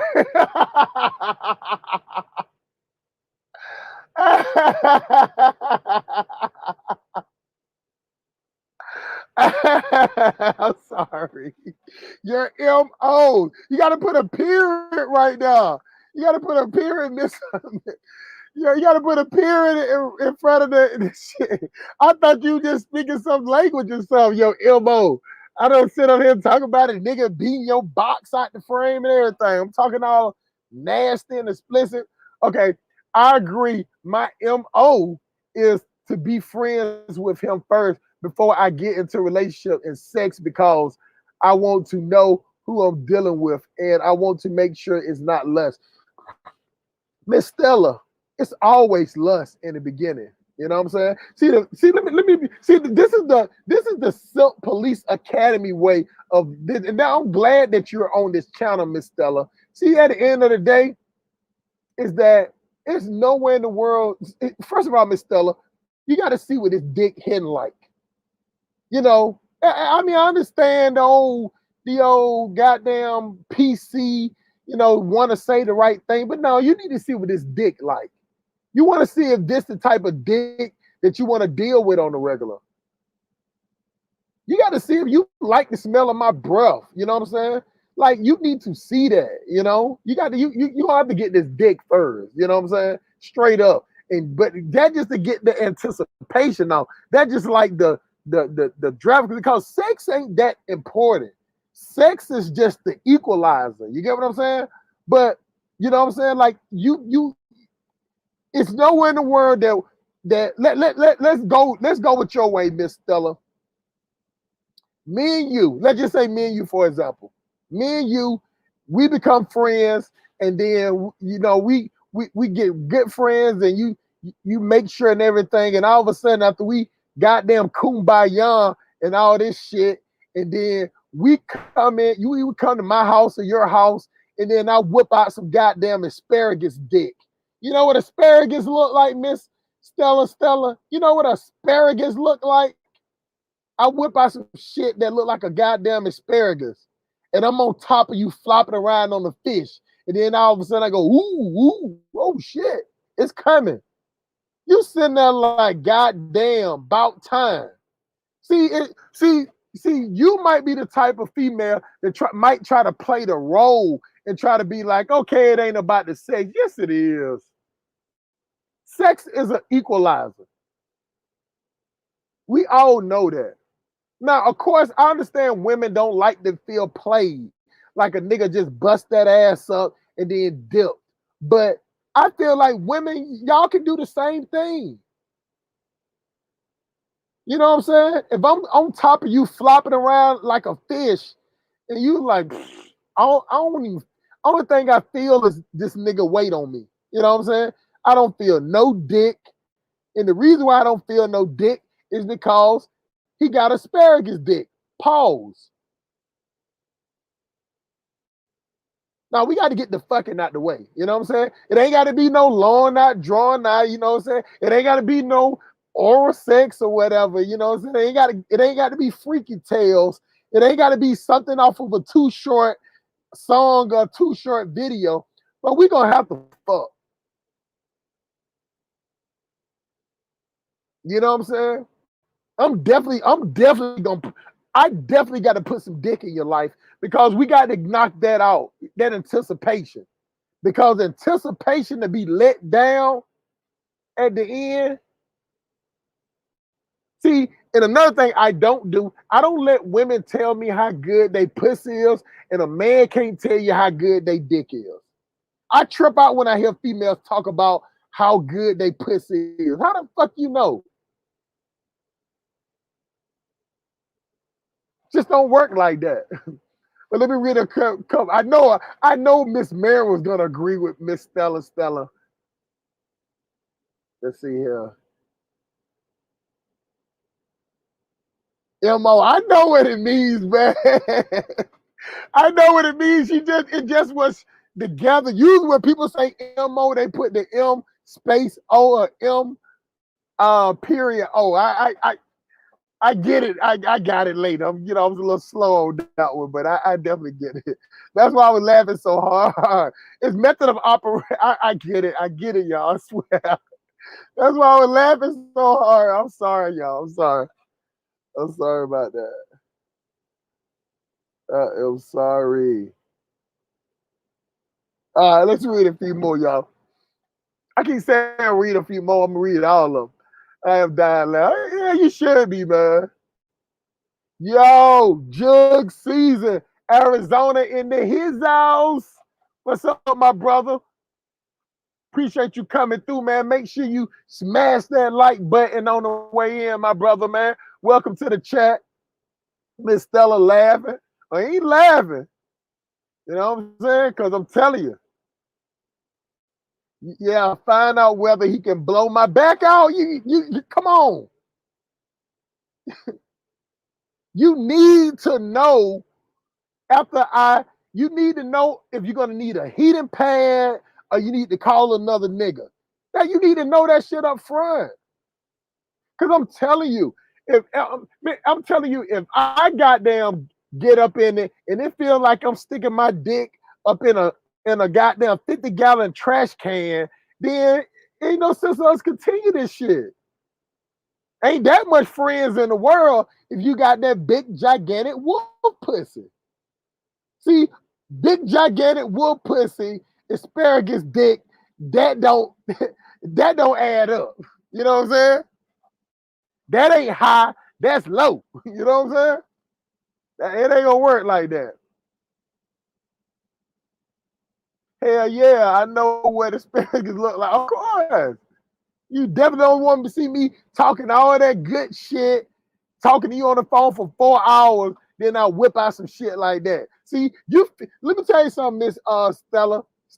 If I was gonna whip out some asparagus dick, that should have been information I should have goddamn gave to you in that 4-hour conversation of talking on the phone all the goddamn time. Let's see. You have to let him fall for you before you give it up. Let him see your amazing quality and creativity. No, fuck that, Miss Mary. Ain't no qualities and no creativity. The only qualities I want to see is how far or how long that you can take this dick while your legs is on my shoulders. That's what I need to see. You know what I'm saying? And you need to let me drop some of this sweat on your chin and on your face, because I am a sweater, baby. I am a sweater. That's why I have to take a shower before I have sex and after I have sex. You know, I have to, because I'm a sweater. And I can't do it. I don't want to drop no salty sweat in your face. Ladies, if a guy stimulates if a guy stimulates or turns you on intellectually and make you laugh for no good reason, how much time will you take before you lay with him? Just asking curious. That's a good question, Michael O. Now, I, for whatever reason, I got a personality, y'all, that I think every woman, it's a rare that I don't have sex with a woman within a week. I don't think I ever waited more than a week. You get what I'm saying? Because I'm just so open about myself. And most women see, well, you know what? He ain't no real relationship type. You know, I'm just gonna be friend, because I'm a good friend to have. Like, I'm telling y'all, I love to go out with females. You get what I'm saying? Come on, Miss. Now you can't be agreeing with Aurora Mary, because Miss Aurora Mary is goddamn, she's Miss Aquafina. You know what I'm saying? She ain't playing no games. She's Queen Seduction. You know what I'm saying? She don't let Miss Aurora Mary feel you. She is from Belize City. She's an aqua queen. God damn it. They should put her on the goddamn cover of, they need to put her on the face of the bottle of Aquafina. She ain't playing no game at all. She's a seductress. Straight up. Michael O, 2 to 3 months.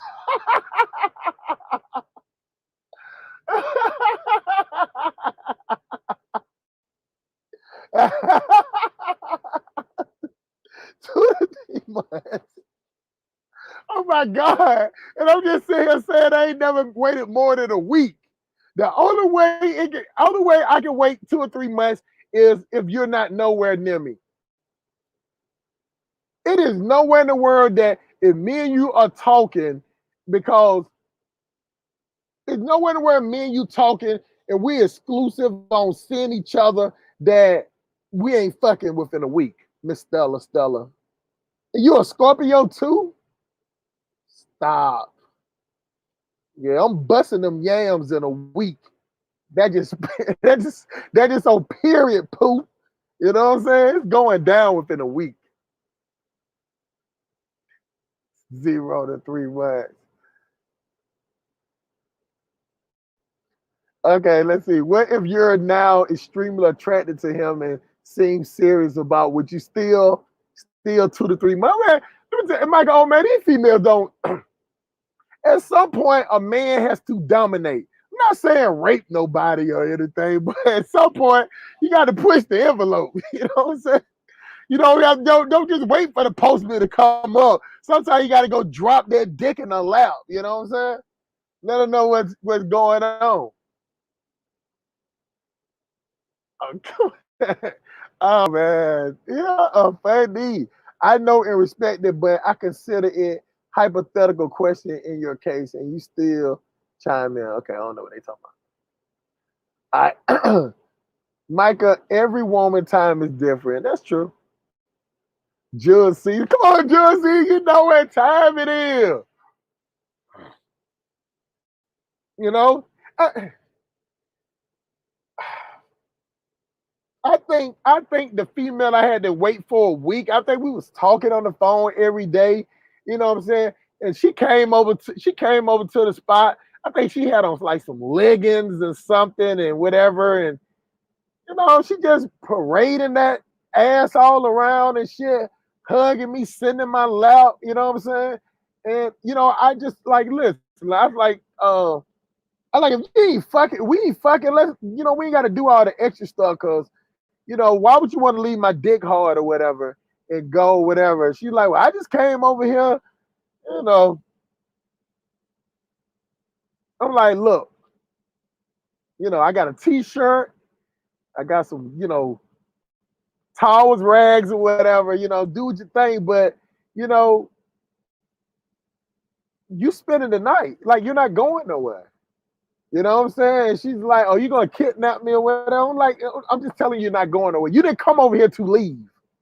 So you're not going nowhere. You know, but believe me, y'all, I understand females on that thing, but I don't believe in, if that's the way you feel, you know, you're suppressing your sexual appetite, and that ain't good. You know what I'm saying?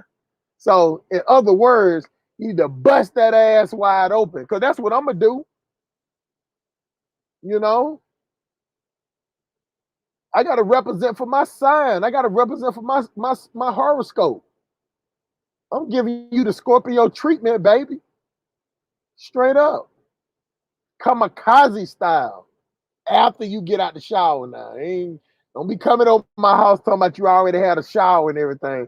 You know what I'm saying? You got to get your ass in the shower, you know what I'm saying, for me to get my kamikaze on, you know what I'm saying?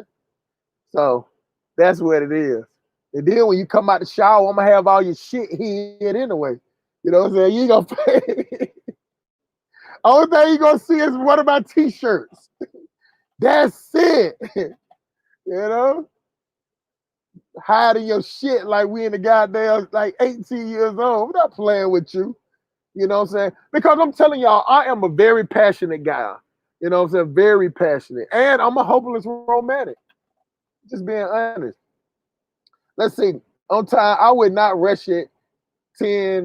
I would not rush it. I would not rush in. I tend not to believe in giving the cart before the horse. I can see that.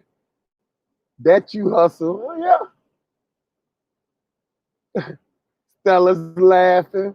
Michael is laughing. I don't know many men who will have or respect a time frame, but teachers on you know what the thing about it is, I would say 6 months because I like to see how tired they get after the chase if I'm not really into him or to. Let me tell you something else, Aurora. If you make a man wait 6 months and he really want to fuck, he's just gonna feel like you bullshit. He'll still wait 6 months and still cut you off because he'll feel like you playing. See, ain't grown men, we ain't got time to be playing. You know what I'm saying? So you need to just go ahead and bust it wide open and keep it cute. Because everybody is auditioning. Do y'all understand that? We're all auditioning. I'm auditioning to be your number one guy, Miss Stella. I'm auditioning to be your number one guy, Miss Aurora Mary.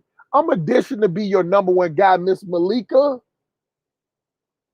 So I ain't fucking playing. You know what I'm saying? I already went to the store, got me some Rhino 6000 Max. You know what I'm saying? I ain't paid no $15 for nothing.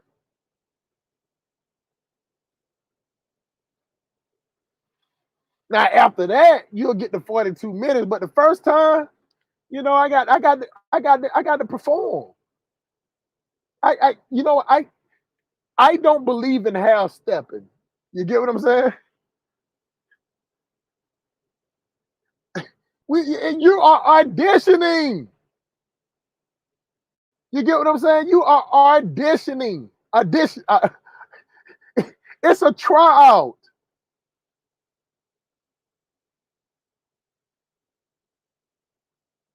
You get what I'm saying? If I walk to the bed and I'm stubbing my toe and doing goofy shit, you looking at me like I'm fucking crazy.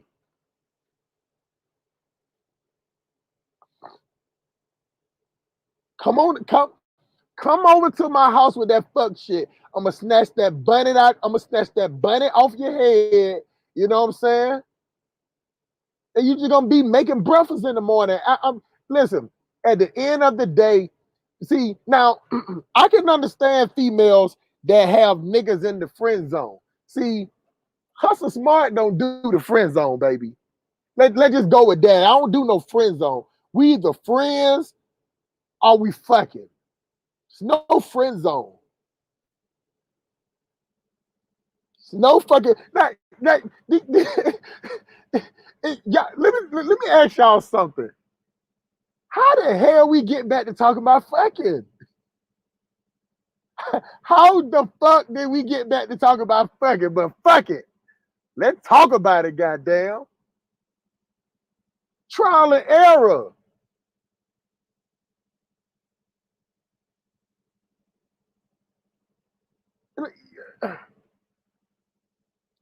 come over my house talking about a goddamn massage.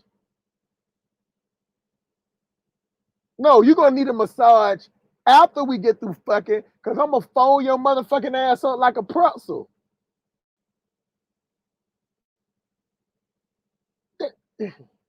That's when you're gonna need the motherfucking massage. That friend zone shit. Now, listen, if this you on some friend zone shit, don't come over my house. If you think that I'm in the friend zone, don't come over my house with some leggings on and no goddamn dress on that's fitted. Now, you want to come over there with some look like you just got out of, I don't know, I'll just say like you got out of church, but I've seen some women come out of church looking like scrippers. Straight up scrippers.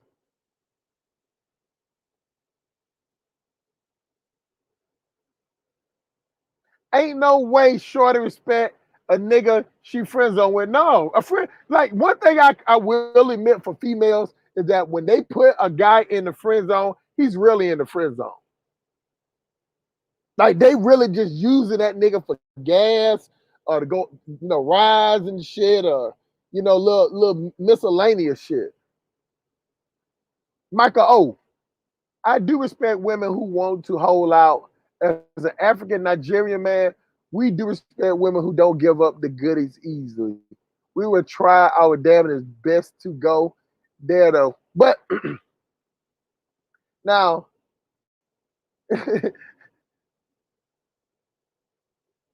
okay, can he hear our conversation, Miss Aurora Mary, or you got your earphones in?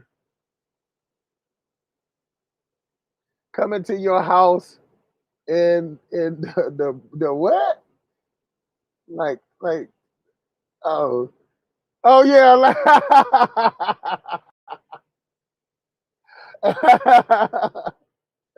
yeah, no, man. Let me tell you something. The way that I talk and the way that I am with females, you gonna want to bring your like you're gonna want to bring your sexy side out. Like you're gonna feel comfortable with that. I'm just that type of guy. Empower ADOS. What's going on in here? She come up through here. We ain't talking about nothing right now that you can hate on, Miss ADOS. So, you have to wait. You have to wait a few minutes to get to something that you can hate on or talk shit about. But other than that, welcome to the show, though, Miss Empower ADOS. I like you coming through. Yeah, I know you still a burker. I come over with a burker you want to. Oh yeah. Yeah, only thing that burqa means that we can fuck in public, without nobody seeing. So that means you can sit on it and we just put that shit on the side. You know what I'm saying? But hey, you can have that burqa on all you want to. I still know what that ass look like because you're sending me pics. I need pics, FaceTime, everything, man. I'm that type of dude. Coming on that. Listen, that burqa is for everybody else. Cause I got like X-ray vision, shawty. You know what I'm saying? All I see is what I know you look like. That burqa just hiding from other people. What's going on, Miss Empower? Appreciate you coming through. I can tell from listening to you.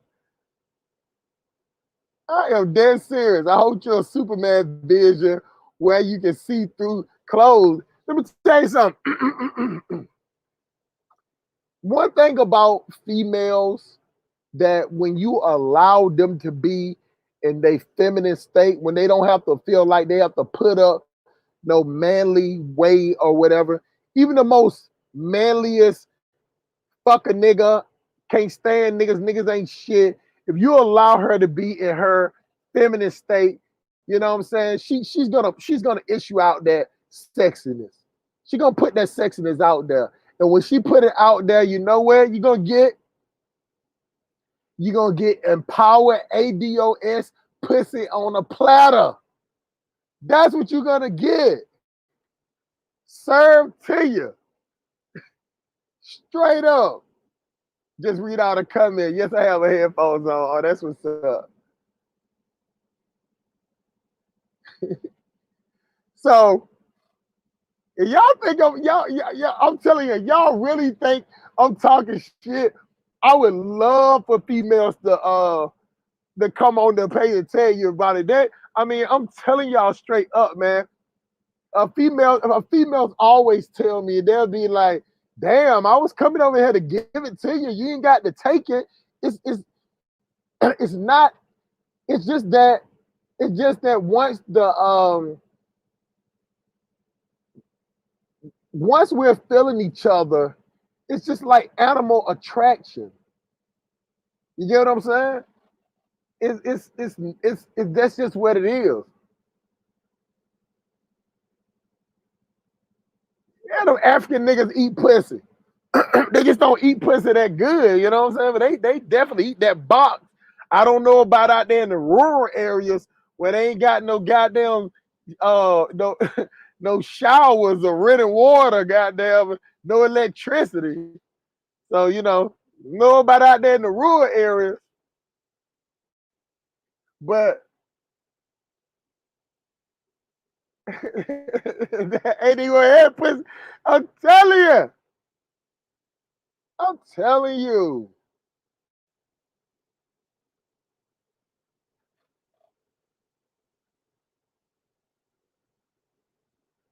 I'm telling you.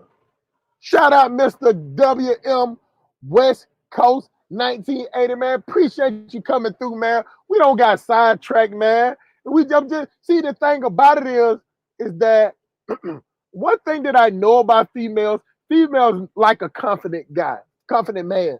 But you got to have the dick to back all that talk up. Because if you sitting up there talking all that shit about what you're gonna do to that pussy, and you coming up bullshitting, you just playing yourself.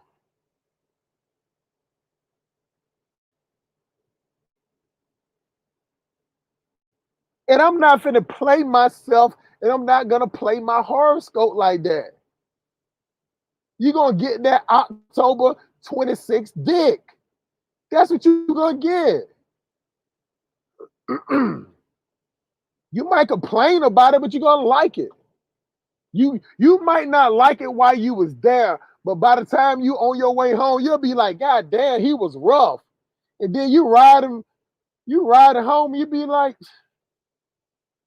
but I kind of liked it though. Ah,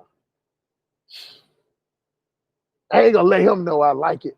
But I'm gonna be back over there tomorrow though. You know what I'm saying? Matter of fact, let me see it. Let me see if he gonna let me spend a night. I mean, it it happens. You know, it happens so much, y'all.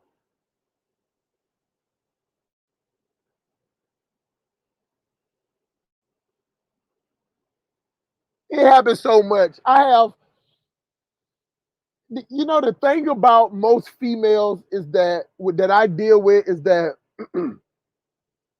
most females say that I lead them on. You get what I'm saying? Because yeah, you, females say that I lead them on because I treat them like a girlfriend. And see, that's the one thing that I do not like about our community, because we got this thing to where if treating a woman good is just designated for your girlfriend. See, that ain't how I get down. You know what I'm saying? Like, I treat women good until, you know what I'm saying? Every woman has a clean slate until Miss ADOS says she's a Gemini. I think that's Gemini, right? I think that's Gemini. You never know what you might get. But that's good though.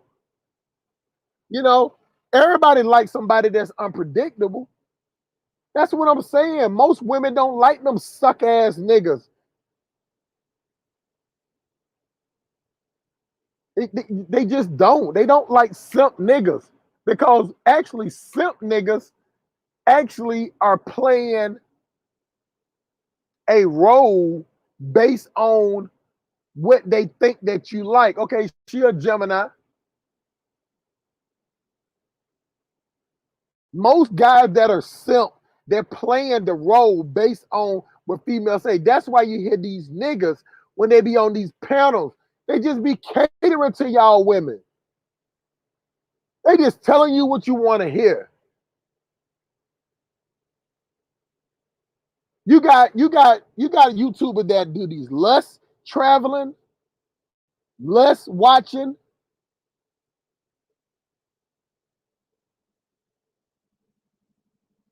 You can't do that shit. You got to get one-on-one with this dick. You know what I'm saying? No interruption. We ain't gonna let nobody interrupt my seduction. It's not happening like that. You know what I'm saying? Turn off the phone, everything, man. Like it ain't no interruptions. Cause let me tell y'all something. I'll fuck you while you talking to your kids on the phone. You get what I'm saying? You want to sit up there and want to have conversations like that? I will stick dick in you while you talking to your kids. And you got to play it off. You want your kids calling you trying to figure out how to make cornbread? I got dick up in you. So see, can you give out that recipe while I'm goddamn banging your ass up? Straight up. I'm selfish like that. You know what I'm saying? I'm selfish with my time like that.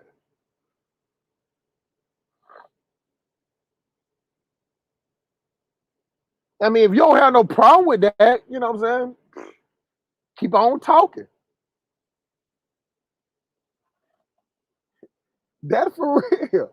I am dead serious, Miss Stella. I'm gonna tell you, this chick that I was fucking with. She's a manager.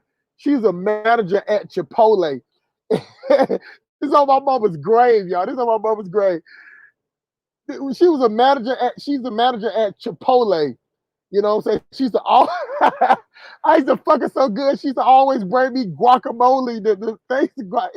Anyway, that's. Anyway, she used to bring me the tubes of guacamole, shawty, and she used to be like, those ain't the chips. I made those chips because I don't like a lot of salt in my chips. But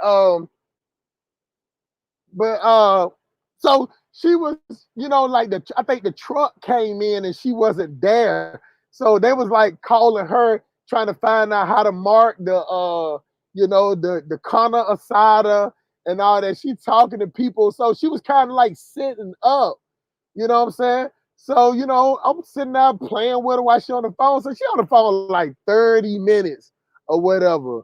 You know what I'm saying? So I ain't gonna lie, y'all. I ain't gonna lie. So she was talking, and I just got up under her, positioned her, and I'm fucking her while she talking about Chipotle. You know what I'm saying?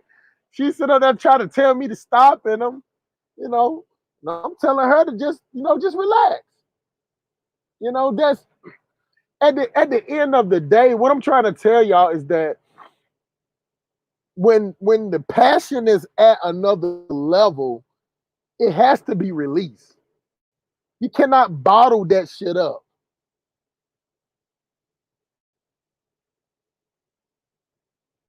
I can't bottle mine up like that, Not when you're in front of me, you know what I'm saying?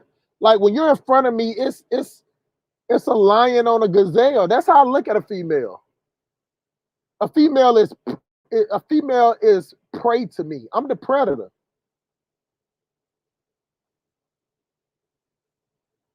And I'm gonna try to kill that pussy. You know what I'm saying? And if I have to bite it, I'm gonna bite it too. You know what I'm saying? It just it what I'm telling you that pause, if it was the other way around, I would want somebody to show that they really care about me, not just that I'm there. You get what I'm saying?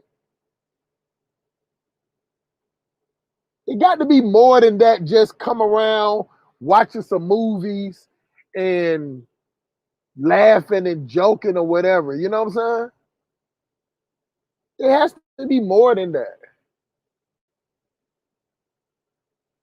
Now I'm gonna give away one of my favorite moves when Hustle Smart. Do you tell women you don't want relationship? Yeah, I don't. The thing of it is that this is where females say that I lead them on because I don't want a relationship, but I could just be just dealing with you. I could just be talking to you. I could be on the phone talking to you all the time. I could. Let me tell y'all something. My phone is never locked. Never locked. So a female will say, well, he doing everything that a boyfriend would do, but he don't want a relationship. So, and one female be like, well, you know what? You know why he wouldn't? Even though females will agree to it, after 3 or 4 times, they'll be like, okay, we're in a relationship or what? I'm like, no, we're in a relationship or nah. That's something they say in the South a lot. We together or nah. And I'll be like, what you mean? We good. And then you have to get back and forth with this. I'm only messing with you and all this. And you have to get into that conversation about I know what I said, but I feel a different way. And it's just unfortunate that we're like that to people, you know. So it's a it's a it's a weird thing, man. That you know what I'm saying. Hustle smart. Which women would allow themselves to be sexed up and eventually don't want a relationship? Miss Aurora Mary, I agree with that.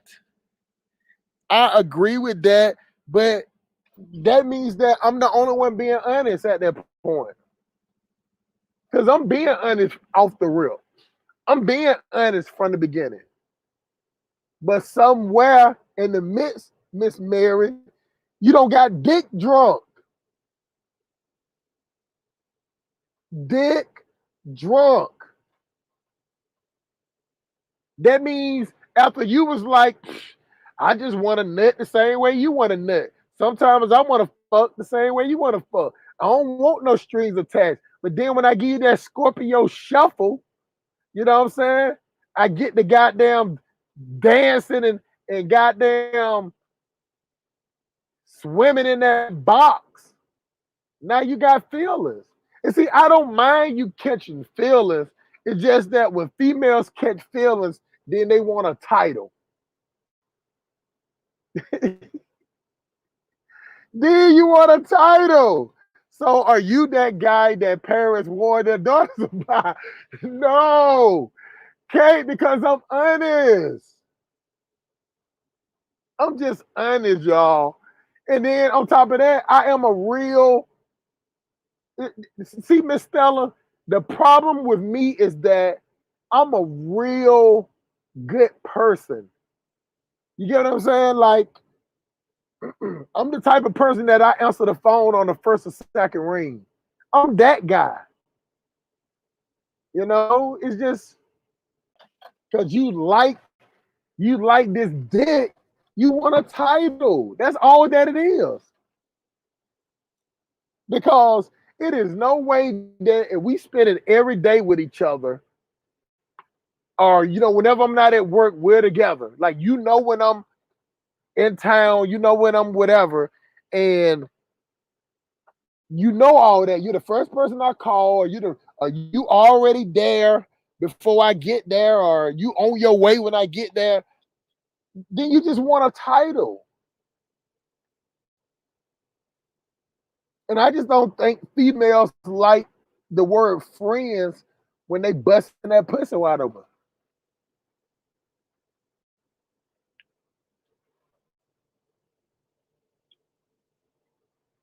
See, females don't have no problem calling a guy friend,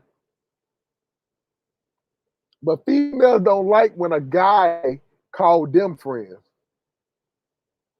See, a female wants to be the one that dictate the status of a relationship.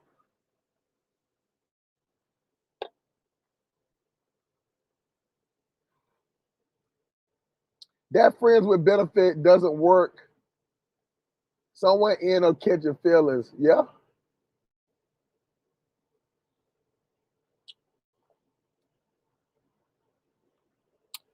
Y'all, I'm fucking up this cantaloupe. Well, I'm gonna tell y'all what I eat at night. This is what I eat every night before I go to sleep.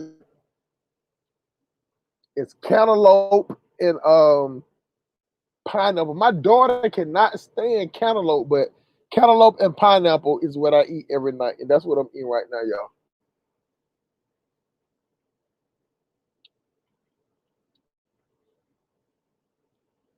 And I'm not gonna say that I don't catch feelings, Miss Aurora. It's just that I don't want. We don't have to do no titles.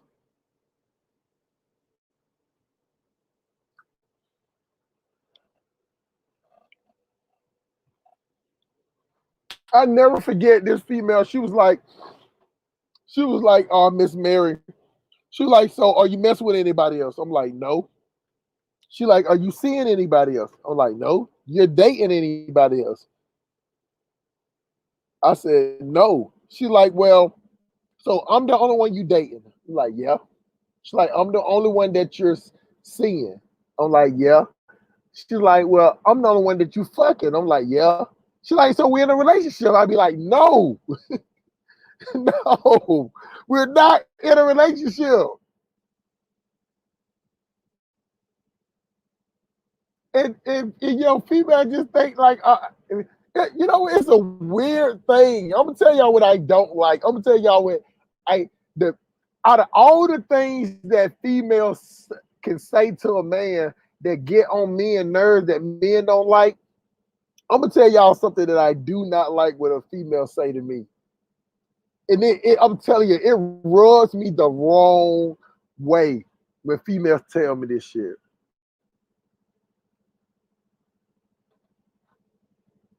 A female told me, or some tell me that I thought I was the one playing hard to get. You're the one playing hard to get. I can't stand that shit. When a female I swear it emasculate me. I'm talking about like a, just a tad bit. It fucks with me. I can't stand when a female tell me that I'm playing hard to get. That fucks with me, man. That definitely fucks with me. Fucks with me. Let's see. I don't allow myself to fall into that trap. Friends with benefit. The only way I'm giving up the coochie. Oh yeah. If I'm in a relationship to avoid a whole lot of problems.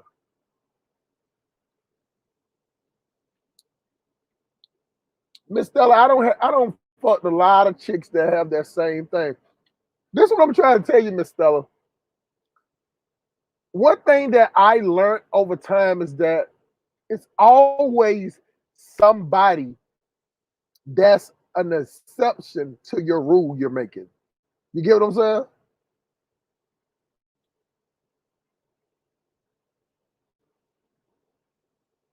It's just the honest truth, man. It's always somebody that can push those buttons.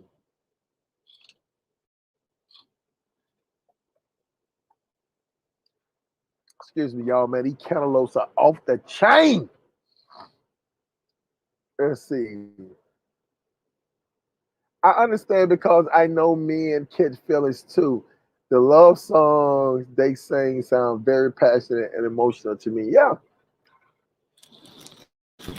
I'm telling you, man. It fucks with me when females tell me that I'm playing hard to get because it's usually the female that's talking that tough shit in the beginning. And you know, I'm gonna tell y'all what I think females are always surprised about.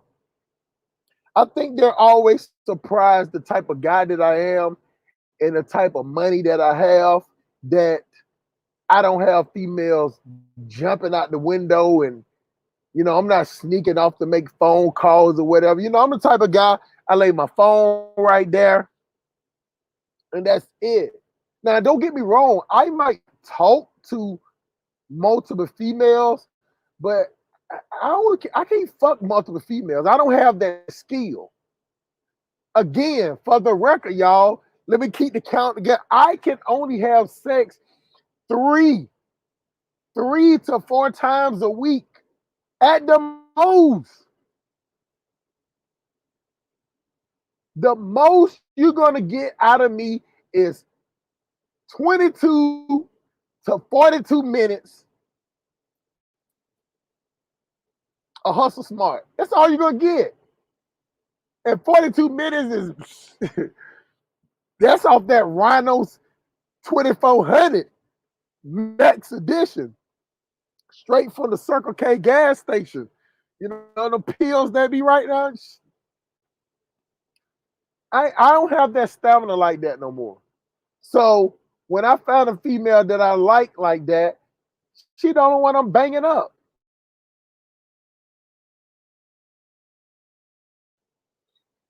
So in her eyes, she see it as, okay, he ain't messing with nobody. He talked to other females, but anytime he want to fuck, it's me. Anytime I want to come over, I can come. Anytime I want to spend a night, I can spend a night. See, in the female mind, that equals relationship. But in my mind, we're not in a relationship. You hear me slurping? Let me tell you something. Miss Empower ADOS, my middle name is Kamikaze. We're going head first. After you get out that shower, though, you know what I'm saying? Now make sure I have goddamn whatever you want.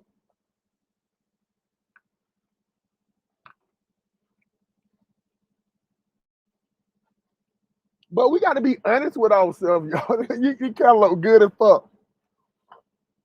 And you know what, y'all? I can't eat pineapples by itself because it's too sweet.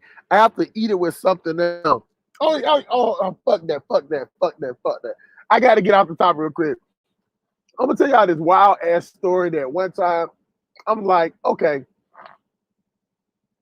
I'm going to goddamn cut. I want to cut them. I'm telling you, some video came on YouTube and it was this lady cutting up pineapples. I'm like, man, fuck that shit, man. I ain't buying the pineapples. They raping me in the store. You know what I'm saying? So you get better when you cut it up yourself. So I'm like, okay, I watched the YouTube video of how to cut up a pineapple, y'all. So I'm like, okay, cool. I got it. Hold on, let me read this comment real quick. She's like, old school music also teaches me a lot about me and Hustle Smart. I love the story they tell. That's true. The Power ADOS woman, she's like, what she said? Oh, yeah. I'm just going to leave that up while I tell the story about the pineapples. So I'm looking at the video of I don't know what type of ring this lady, she got to be from Hawaii or something like that. And I'm just watching her cut the pineapple up. So I'm like, okay, she cutting up the pineapple. So at first I was like, okay, she cutting it up. Why she cutting it so deep? She almost like starting in the middle, why she ain't just cut it at the top part by the little stalk or whatever that is that be sticking up the hard part. I'm like, damn, if she cut it from the top, you'll get more pineapple. So I'm like, okay, I'm gonna cut the pineapple up. I'm gonna start closer to the top part at the where the stop part at or whatever. So I'm like, okay, that's what I'm gonna do. So I cut up the pineapple, you know what I'm saying, and I put it in the refrigerator. And so I never forget this, y'all. I was on my way. I think they were having something downtown Atlanta, Auburn Fest or something. I'm like, yeah, man, I'm gonna eat me some pineapples. You know what I'm saying? That I had in the refrigerator, and then I'm gonna go out, go downtown. Shouted. I start eating those pineapples, and on my mama's grave, my lips started bleeding. My lips started bleeding. It was felt like like I had acid on my lips. I had like it was the worst, man. I swear it scared the fuck out of me, man. You know what I'm saying? My lips was just bleeding like a motherfucker, man. I'm talking my whole lips was just like it was the worst thing I ever saw. So I ran. So the only thing that I knew to do was to run it. I ran in the bathroom and got some witch hazel and I poured it over my lips. But that's before I used like a towel or something. I mean, it was straight up bleeding. And my gums was on fire, everything. Tongue was on fire, everything. And so I put the witch hazel on and I just got a rag. I got a rag and I soaked it in witch hazel. So I'm just laying it on my lip. And and I'm laying there and I'm like, damn, you know what I'm saying? I ain't gonna even be able to eat no pussy tonight. That's first, I'm telling you, that's the first thing I thought about, you know what I'm saying? I'm like, I ain't gonna be able to eat no pussy tonight. It ain't gonna happen. But I didn't know how to properly cut up a pineapple. So then I go to the next video on YouTube, and it was explained to me why you don't eat the top part of the pineapple because that's the most acidic part. You know what I'm saying? And I'm like, I didn't know that. So therefore, that's why they cut it deep in the part. And it was just weird, man. My whole lip was bleeding. My bottom lip, it was like it was eating itself. And then that's when I looked it up in the after my lip is bleeding. Now I want to Google search everything, and now I want to look at videos, and now I want to see what people telling me about how you don't want to eat the pineapple. Then I saw where you should soak the pineapples in water or lemon juice or something, just to soak it. It was a weird thing. You know what I'm saying? I don't do it now. My nephew, he's good at that shit, so he'll cut up, he'll cut it up for me, whatever. I'm not good at pineapples. So pineapples and mangoes, I'm not good at. Everything else I can knock out.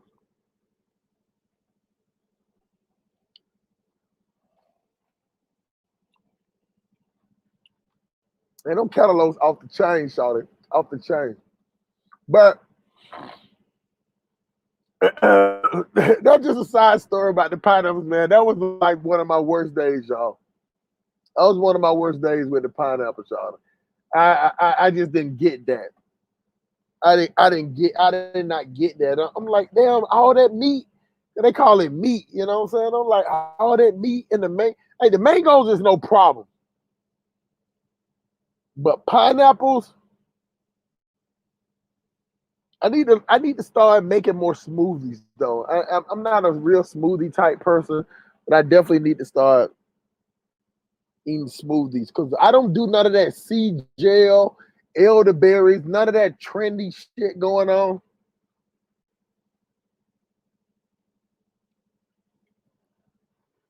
Because these black people are getting rich off that trendy shit. Motherfuckers goddamn drink a sea moss smoothie, and then be at Kentucky Fried Chicken later on.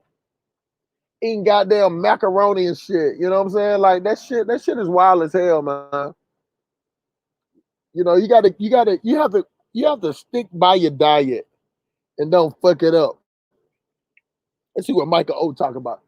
Usually pineapple will mess with your taste buds for about a half a day, but you can reduce the intensity by either eating it with salt or taste a bit of salt. Yeah, that's what I'm saying. Like when I read the thing, they was like you can soak it in salt water or sprinkle some salt on it. Yeah, that's what it was told. Like I read all that shit afterwards, man. So I definitely now let my pineapple sit for a day.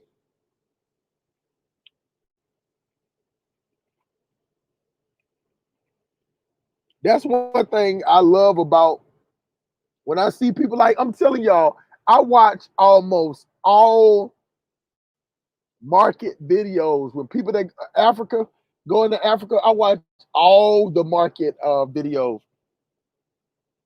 I watch the ones I know how much the price, all them shit. So even though I ain't, I'm moving over there long, but I'm taking my first trip. I'm taking my first trip to Africa probably in November or December. I don't really celebrate holidays like that. So Thanksgiving or Christmas time, probably Thanksgiving time, I'm going to Africa. So I don't know which country I'm going to yet, though, y'all. But I'm definitely going.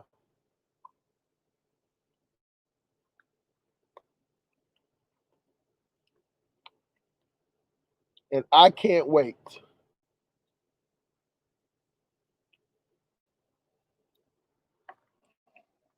Hold on, y'all. I gotta drink the juice. I gotta drink the juice. Y'all country like that.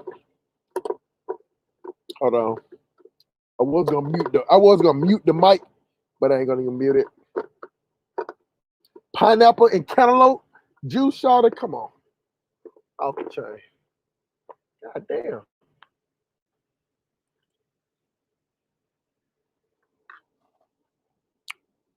Oh y'all. Okay. Okay. That's enough country shit for today. I didn't put it back up. I got enough for tomorrow.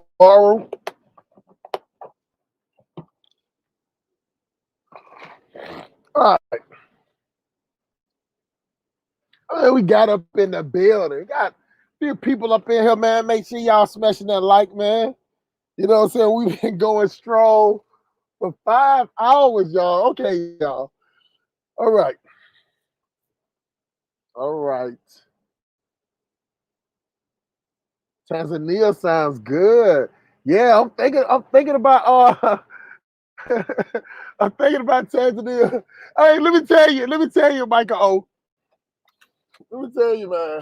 And I'm glad you said that because I got the menu right here. Now, what I eat for the most part, I eat a lot. I eat a lot of Liberian food. So you got plantains with fried fish. That's fried plantain served with fried fish, tilapia mackerel, and pepper sauce. You got potato green and red oil, which is palm wine, palm oil. Excuse me. That's potato greens steamed in red oil with onions, pepper, dry Kinney fish, and stockfish, and served with rice. Grilled lamb with rice or fried cassava. Lamb marinated and grilled with onions, bell peppers, with and vegetables. Typo, African motherfuckers can't spell. Served with vegetables with yellow rice, cassava rice, yellow rice, cassava, a kicker, how you y'all AC, hold on, ACHEKE with rice, fried fish, or a kicker, a heke, a kicker, or some shit with plantains, ground seasoned cassava served with salad and side of fried fish, tilapia mackerel. I love mackerel, y'all. I'm a mackerel fan. Dry rice with fish. Dry rice cooked with corned beef. Ew, that sounds disgusting. I don't like corned beef, y'all.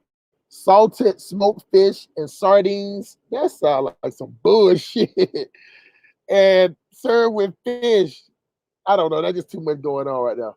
Kincan with fried fish, jollof rice, white rice cooked in tomato sauce. Let me tell y'all something. Y'all can kiss my motherfucking ass, Nigeria, putting all that goddamn tomatoes in your fucking rice. The whole country of Nigeria and Ghana can kiss all the sides of my left side of my ass down to my ankles with all that fucking goddamn tomatoes. God damn. Oh, tomato me to death, shawty. Fuck. Red palm oil.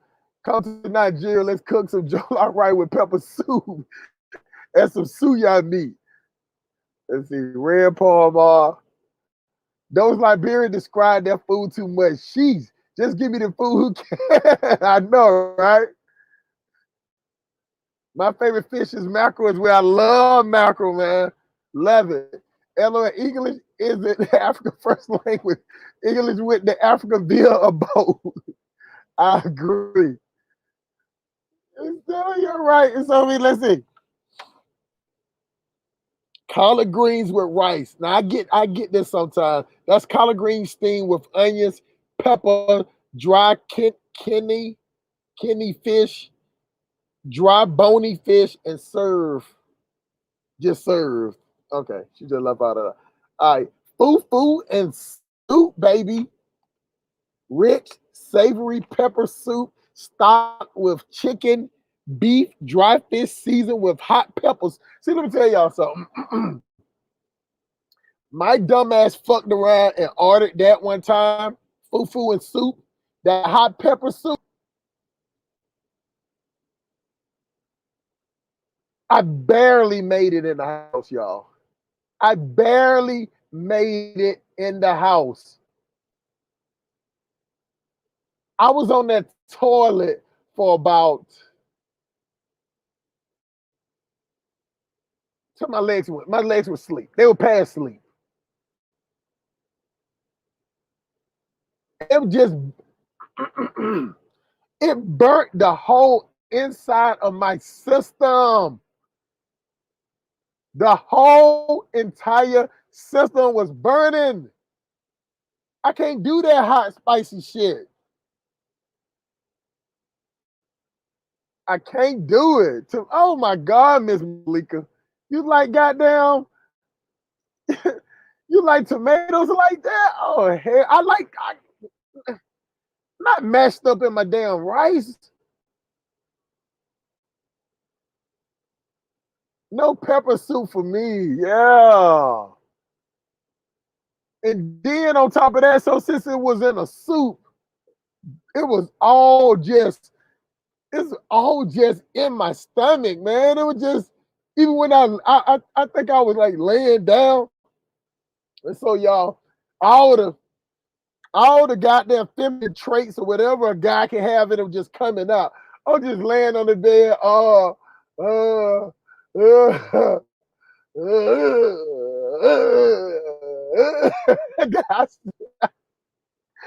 swear, it was the worst, man. And then after I got through doing all that shit, and then I was hungry again. And I went straight to Wendy's because Wendy's was open late night, by 2 or 3 o'clock in the morning. You know what I'm saying? That shit was wild as fuck. You have to ease into that Nigeria food. You ain't lying about that. See what else they got. Now, I'm telling y'all, this is one of my favorites. This is one of my favorites. Palm butter with rice or fufu. A thick palm nut-based stew cooked with pepper, crab, dry kidney, fish, stockfish, and she just got and it stops. I'm thinking about putting this menu up as a tab, man, just to see how the dysfunction is going on. Now, I like that. I like that palm butters. That shit is good. It ain't spicy. Now you got that igusu shuffle with rice or fufu, spinach stewed thickened with ground melon seed, cooked in red palm oil with pepper, dry kidney fish, and stockfish served with rice or fufu. That's that one. I don't eat that much. In South Carolina, we use tomato paste to make red rice. Oh, hell no. I'm dying laughing here. You got to be, man. Burnt the whole. What about egusi pie? Oh, we get to it. I don't do the egusi too much. I do the pounded yam though. One of my Nigerian neighbors brought me spiciest bread cake made out of fish, spice, salt, and other food. I thought I was biting into a regular cake. I like spicy, but it was spicy even for me. But did it have you on the toilet though, Miss Stella? Did it make you run to the toilet like it did me? Like I'm telling y'all, I knew I was gonna be in the bathroom for a while, so I grabbed my phone. No, I think I grabbed my laptop. And man, I don't push the laptop. Let me tell you, I was on the toilet so long that my lips got chapped. That's how long I was on the toilet. My lips just got chapped out of nowhere. I don't even understand that shit.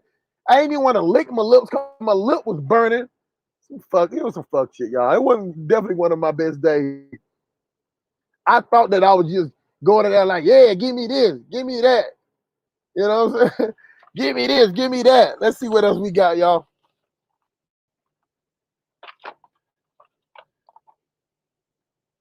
Potato, greens, and rice. That we read that one. Pavo sauce. That's, I don't know what the hell that is. Spinach greens with rice. Okra sauce with rice and fufu. I like that too. But you can get that with beef or cow skin. Disgusting. Cassava leaf and rice, I get that. Oh, no. This is the one I get all the time. The mafe. It's the peanut stew. That's what I like. I like groundnut stew. Groundnut stew cooked with pepper. And you get that with beef or turkey also. I always get the thing. Fried okra and fufu. Fried okra cooked in pepper. That's good. The beans, Turbo J. I don't know what the fuck that is, but I don't get it. Turbo J beans, salmon and palm oil. Nah. And she got some chicken and gravy. She spelled chicken CHECK. Fucking Liberians. And they got goat soup with fufu and rice. That was spicy as fuck. See, I like me a good billy goat, y'all. You know, I fuck a goat up. But that goat, that was the spicy shit that had me in the bathroom. Yes, it did. See what I'm saying? That shit had me fucked up till about 8 or 9 o'clock. Oh my good Lord, her mother wants to kill me. Hey man, you know what? But I'm a gamer though, man. So I do it. I try things out, man. I try things out. Aurora, hustle smart. You sound very sensitive towards certain food. I am sensitive towards spicy. You keep the motherfucking peppers, but you keep banana peppers is cool. Green, orange. Oh, I said orange. That is some country ass shit. Green, orange, and red peppers, those are fine. But spicy habanero, no, man. I want to taste the food. I just want to taste the food. God damn. Let's see here. Where the hog maws at? we eat those goddamn, we eat those slave plates. Shout out to Mr. Pan African Strikes Back. California, big dog in the building, man. I appreciate my boy, Brandon. Brandon, let me tell you something funny, man. a lot of people thought was calling me your name. I had to explain to them that you're Brandon. You know what I'm saying? They thought my name was Brandon. I was like, no, Brandon is Pan African Strikes Back, y'all. And I want to always salute to Brandon, y'all, because he is he is he is the reason why I started my channel. You get what I'm saying? Like when I first was coming on his show, it was all just yelling and screaming and all type of shit, man. So I appreciate him being on the show, man. Being in here, whatever. Have you had banga soup with pumpkin leaf? Hell no. Nah, I never had that before. I ain't never heard of that one. That's some shit they don't sell on the menu. They don't have that on the menu there. That's how you don't win in it. You don't win goddamn old school with that shit. I never even heard of that one, Michael. I want some pickled pig knuckles and fatback, my FBA traditional food. And you know why that's so funny? I went by a store today, and they had the goddamn behind the counter. They had the pickled pig feet, man.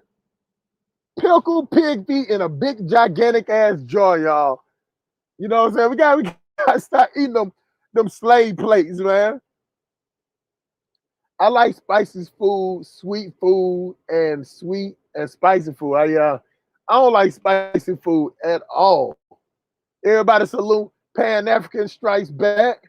They go to goddamn chat if anybody want to jump in. You know what I'm saying? I know I said we were gonna end this thing at 5 o'clock, but 5 hours, but I'm gonna let it go to 6.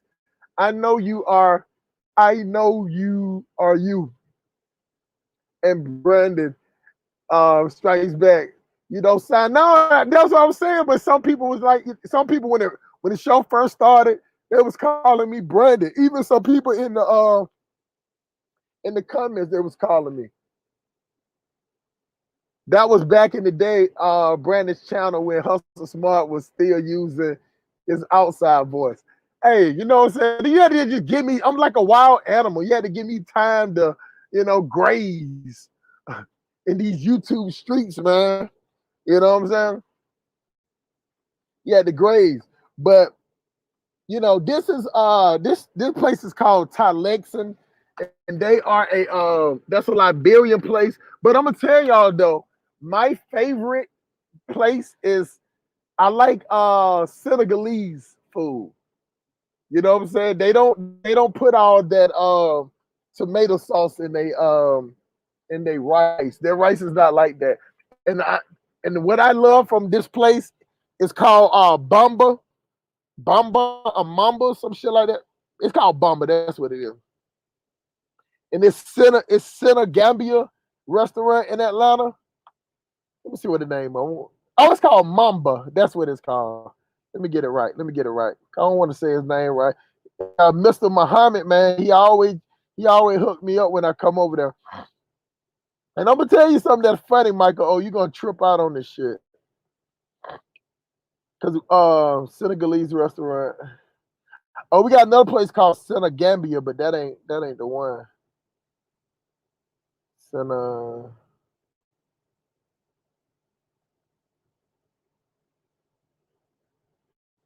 Oh shit!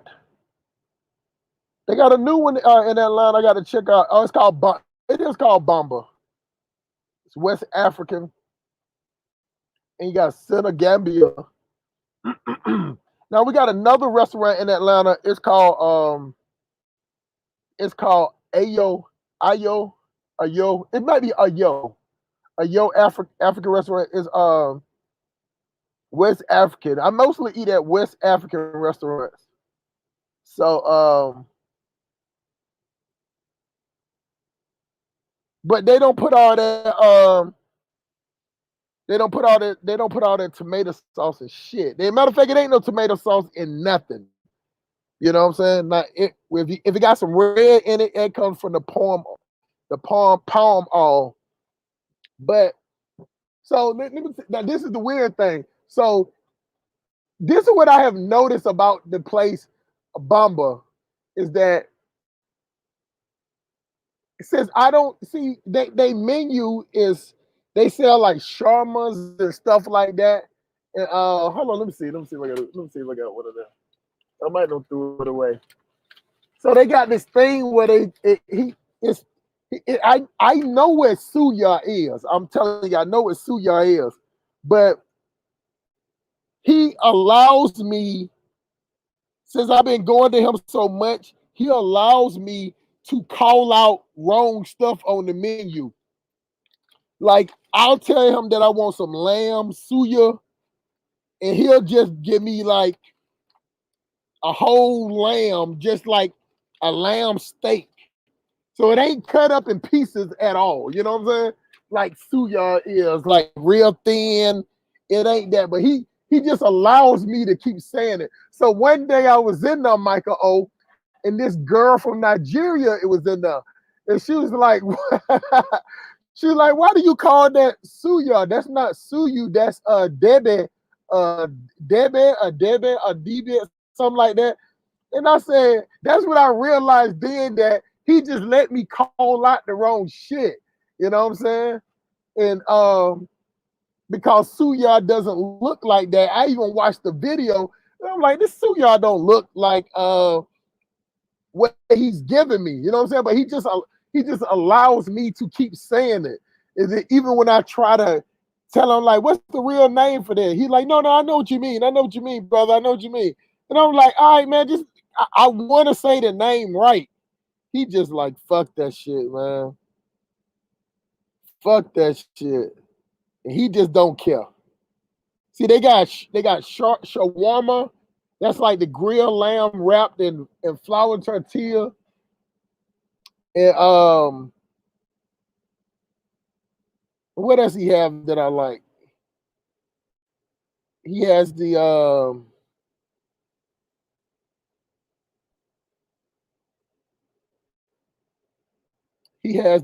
names. The names. Now I like the names. The names are the spring rolls with lamb in it. He got chopped lamb. Like just imagine a spring roll stuffed with finely chopped lamb, chicken, and shellfish mixed with shredded carrots, vermicelli, dried mushroom, and parsley, served with no mom sauce. You know what I'm saying? They good as fuck. That is good shit. So I always get the lamb jollof. That's what I get. That's my thing, y'all. I love lamb jollof. I don't know who keeps cooking jollof rice with tons of tomato sauce for you, hustle smart. Jollof rice is not supposed to be mished with too much tomatoes. Rice and tomato stew is the one. Yeah, I don't know what it is, Michael. Here in America, here in America, you know what I'm saying? They rape it with tomatoes. Rape it. Straight up. Is the suya the same as Senegalese meat? Yeah. Yeah. But it's not thin like that at all. It's not thin at all. He just let me call it that. I'm telling you, it's not what it is. He just allows me to call it that. That's just what he do. So, but I be getting on him because I be like, man, no, just I want to name it the right name. You know, but he just be like, I know what you want, because I'm one of them type of people, y'all. If I go to, I usually get like sort of the same thing. And so, like, I'm not no big fan of palm oil. Not no big fan of palm oil. But I get it every now and then because I like it with the fufu. But you know, once I had the jollof rice, it was over with, shawty. His lamb jollof. And then like Senegalese, they do like this little mustard sauce with onions. Oh my God, man. I'm gonna have to go over there and spend $50 tomorrow. I'm gonna go spend $50 tomorrow. But they look like little burritos. They're like lamb. So just imagine lamb burritos. And he got like this open concept in his restaurant where you can see him making all the food fresh. Now some of the stuff he had made like the rice and all that, but all the meats like that, fish, all that, he cooks it right there in front of you. So he real good, man. He tall as shit though. I think he's my height. He might be my height or a little bit taller than me. But Mr. Muhammad, cool as fuck. We got another place called African Restaurant. They cool, but Nim's Kitchen too. Everybody, a lot of people like Nim's Kitchen. You know what I'm saying? They just put too many goddamn onions on everything. But you know, I go to we got a restaurant called Ike's. But Ike's ain't Nigerian. Ike's is Ghanaian. But man, let me tell you something, man. They will take a whole cup full of tomatoes and just pour that all on the goddamn fish. These motherfuckers from Ghana, they think tomato sauce go on a cake. You get a birthday cake and they got to pour tomato sauce on that shit. But anyway, I don't know how I got started talking about food, but it is what it is. Food is universal. You know, you get to talking about it, you know, just like pussy, I guess. You know what I'm saying? Get to talking about fucking food and fucking, right? You know what I'm saying? Go hand in hand, right? So that's where we at. All right, y'all. 5:30. I mean, 5 hours and 30 minutes, y'all.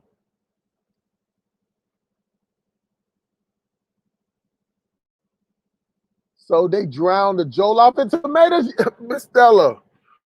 They drown.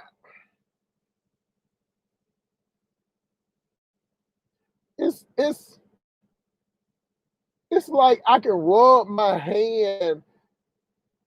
I can put a napkin over the rice, and the napkin will be red.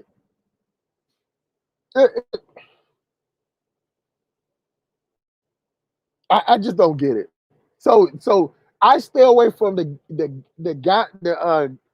Ghana restaurants, and I stay away from the Nigerian restaurants in Atlanta. You know what I'm saying? I stay away from them motherfuckers.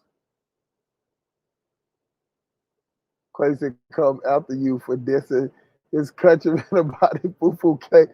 Man, listen, man. That's how it go down, y'all. But all right, y'all, I'm trying to keep it. I'm gonna try to keep it between 5 hours now. 5 hours and 30 minutes. That's perfect, y'all. That's perfect. That's perfect. That's perfect. I'm gonna do another show Sunday. This is gonna be Saturday or Sunday.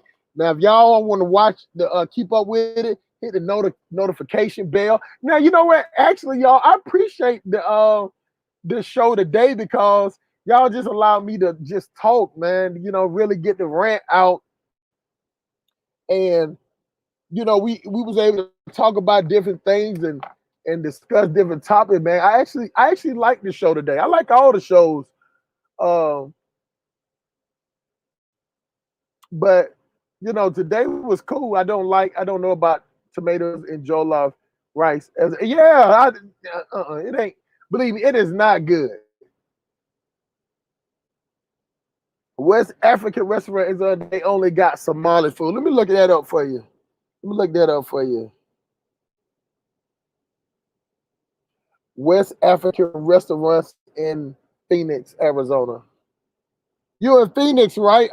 Jug season. You're right. They do. Hold on. Yes, they do. Oh, Ethiopia. Yeah, you right, bro. You are right.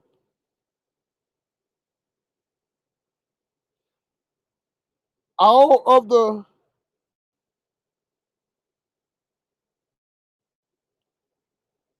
All of the African restaurants in Arizona are Ethiopian. I have never seen nothing like this before, bro. I have never seen nothing like this.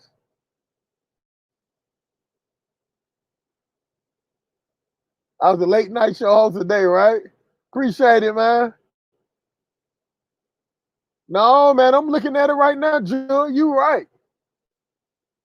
You right, bro. It's all East African. Especially when I saw Addis Ababa, Ethiopian on West Bethany Home Road. Damn, all of it is Ethiopian.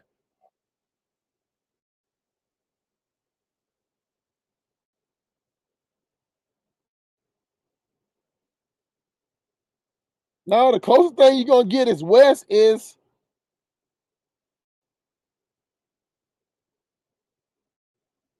Jamaican food. Damn.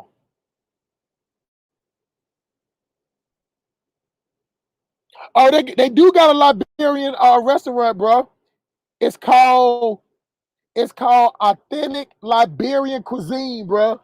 It's on 7017 North 19th Avenue.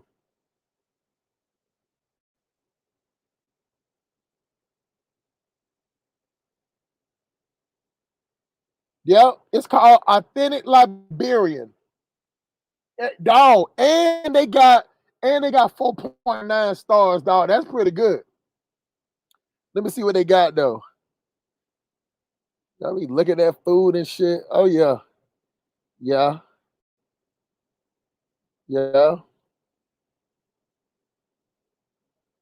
Yeah. This West African food right here, dog. It's called Authentic Liberian Cuisine. Jude. Oh yeah, y'all definitely got a Caribbean spot. Everybody got a Caribbean spot. Them Jamaican migrate like roaches. I mean, that wasn't right to say. I'm sorry. But they get around though. The Jamaican get around. Let's see. Yeah, Jules Caesar, man. They got one. Fuck. That's what's up, y'all.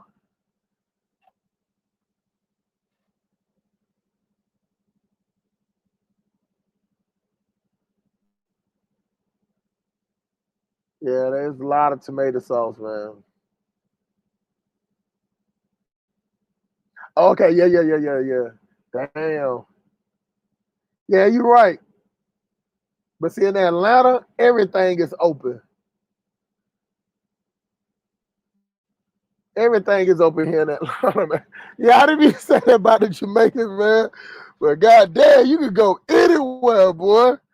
You can go in an all-white town and see a Jamaican restaurant. They don't be playing.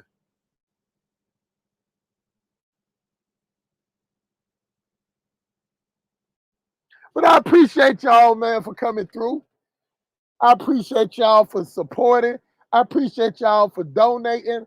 And let me make sure. Let me drop that in there one more time, man, for the people that forgot to donate. Cause I know if y'all didn't donate, y'all just didn't do it because y'all forgot. No, I forget for y'all niggas are.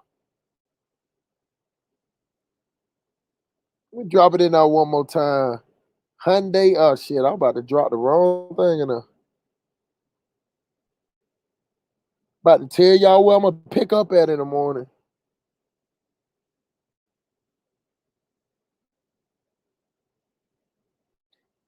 And let me tell y'all something, man. I really do appreciate y'all niggas' money. You know what I'm saying?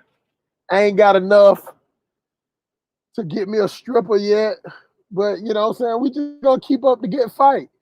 A good jollof rice should have the grains of rice separate out of them and semi-dry. Yeah. Hey, Michael, that's the same thing I was thinking. Till I got my plate and opened it up and I heard the rice yelling rape. Rape. Rape. It's not good. Yeah, you know them niggas forget to drop some money. in the plate.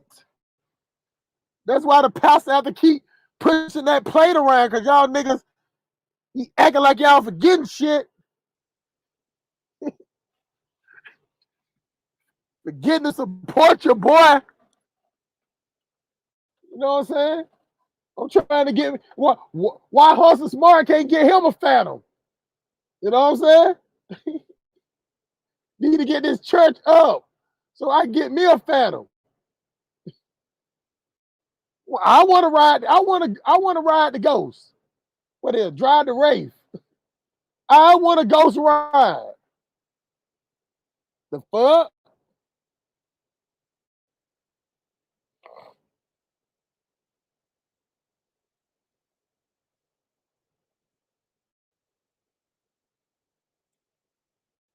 Goddamn June season. Hit your boy with the moonlight. You know I'm going straight to the dope man with this dog. I'm going straight to the dope man, shout it. I appreciate you, bro. Yeah. Y'all start acting like something wrong with y'all fingers. The shit is in the chat. If your fingers don't work, put your tongue on your screen and hit it. I'm telling you, the tongue does work. Y'all, hey, I'm not lying. The tongue works. So right there where my Cash App at, put your tongue right there, and it will go to the Cash App. And type the money with your tongue, nigga. The fuck? I am sure they are. Professional cooks in Nigeria will make you bite your tongue after eating that jollof rice, especially when it has the little burnt taste. As you know what? I'm cool with that. That sounds like something I'll eat. You know what I'm saying? Pause. Yeah. Put your tongue on the screen.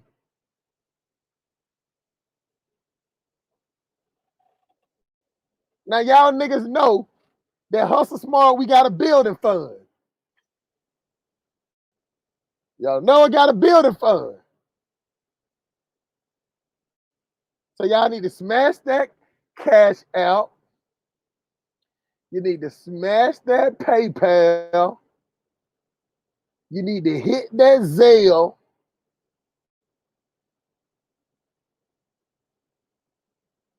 And we can get this cat. I'm telling y'all, I'm trying to get me a phantom. It's a slow process.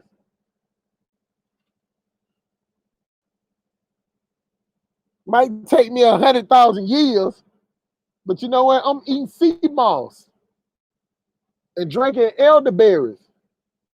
I'm gonna live to be 130. Let me tell y'all something. All the money that y'all send me is used toward the channel. I'm gonna tell y'all what I have bought so far. I of course y'all don't see the duck in the corner, so I paid for that program for niggas to jump on. You know, even though y'all don't want to jump on today, we have don't get it fucked up. We had Miss Mary come on here. You showed up. We had Miss Gina the bro come on here talking her good game. So I bought that, and y'all, I bought a mic. I haven't used the mic yet. I'm gonna use it Saturday. So y'all, Sunday, y'all gonna tell me, does the mic sound better, or does what I'm talking on now sounds better? Because I be moving around a lot, and I thought about it. I'm like, why a mic? A mic, I got to be stationary. You know what I'm saying? I be moving around a lot because I'm hyperactive. Even at my old age, I'm hyperactive. So it go down like that. You know what I'm saying? But y'all, I'm telling y'all, I really do appreciate y'all niggas. You know what I'm saying? I really do appreciate y'all black folks. I really do appreciate y'all African people. You know what I'm saying? Whichever term that go good with you. You know what I'm saying? And I appreciate y'all black Americans. Whatever that won't offend you niggas. You know what I'm saying? So, you know, hopefully the discussion today about first world solutions, third world problems, we can be honest about the plight that about the situation that Africa is in now, so we won't get lost in people trying to say that they coming over there to Africa trying to build something.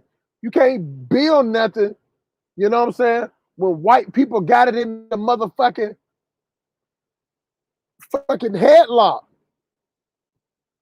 United States, France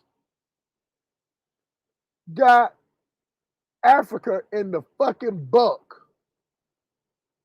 They got the legs, they got Africa legs up on their shoulders with their arms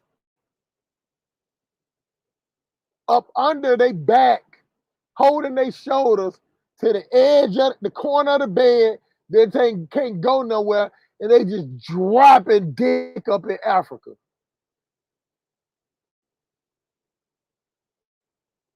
For 60 years plus.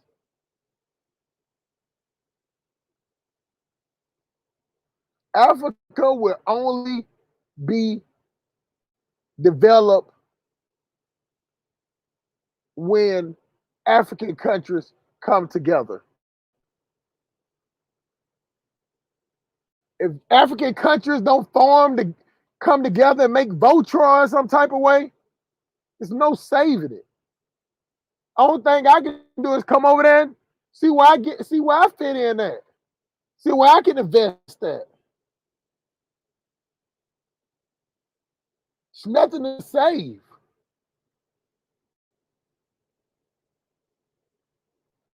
You can't jump start off. Only thing I can do is come in there and make it a little better for the people that I know and the people that I'm gonna hire when I come over there.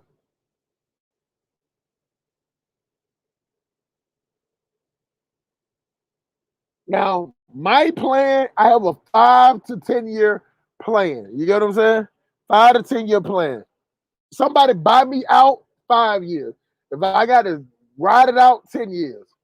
But starting this year is going to be my first trip to Africa. I haven't been to Africa, y'all. So let's just get that clear. I haven't been.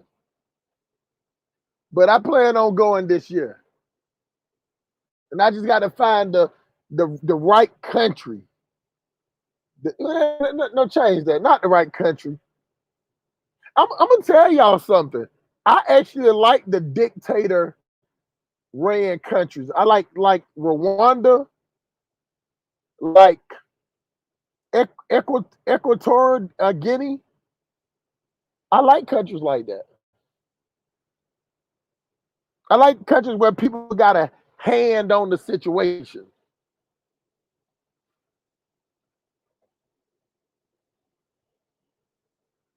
Because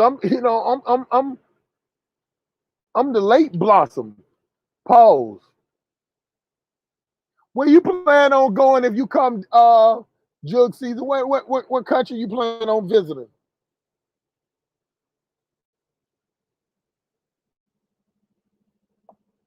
Let me tell y'all something. That Deer Park water tastes like shit. I supposed to add a lime to it. Oh, I like Rwanda too. Yeah, I fucks with Rwanda, dog. I fucks with Rwanda real heavy, man. Rwanda might be my first country. It's either gonna be Rwanda, Sierra Leone, or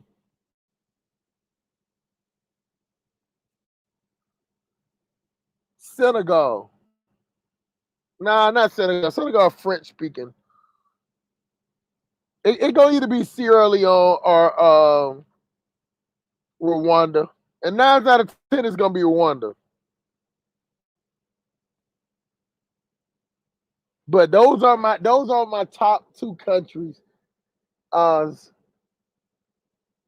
girl family from Ghana, so I'm going there for. I ain't got to see Ghana. Rwanda doesn't have freedom of speech, so it's like you get thrown out.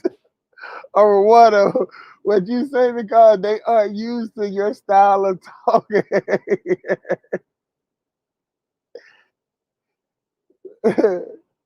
But after that, we're going to Liberia. Oh, yeah, Liberia too. Yeah, I want to check out Liberia. I definitely want to go to Monrovia. Let me tell you something. Rwanda needs hustle smart. They need hustle smart lingo. You know what I'm saying? They need me. Got to have me up in their thing. Pause. But y'all, that's it, y'all. I'm going to end it like this, man. Hopefully y'all had a good time. You know what I'm saying? Appreciate all y'all. You know what I'm saying? We're going to do a show Sunday. I kept it to 5 hours and 50 minutes. You know what I'm saying? I think I did good. It probably would have went longer if black people like to talk too much even when they have good government people. Yeah, I agree with that. I agree with that statement. I'm gonna leave this statement up right here. I agree with that.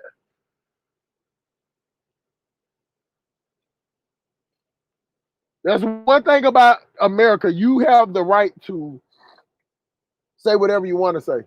They ain't gonna pay no attention to you. You know, you go over there to China with that shit, but they come knocking on your door. They saw you at the door. They coming for that ass, man. You know what I'm saying? They giving out years in prison. But let me tell y'all something though, man. You know what has all this freedom and all this, for lack of better terms, of just people letting us be, has got. And I'm gonna say something, y'all, and maybe some of y'all don't like it. I'm glad I'm saying this at the end of the show. But when you leave black people up to do what they want to do without any type of guidance, we don't really do shit, y'all.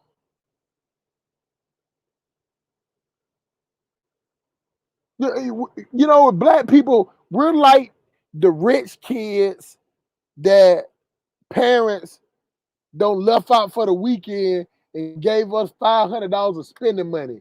You know what I'm saying? All we're gonna do is throw a party. We don't do shit when we left to our own devices. We don't. But that's gonna change. Cause that's what the Civil Police Academy is all about, man. You know what I'm saying? It's you know, the good thing about the Civil Police Academy, it allows people to talk how they want to talk without being judged. Say what they want to say without being judged.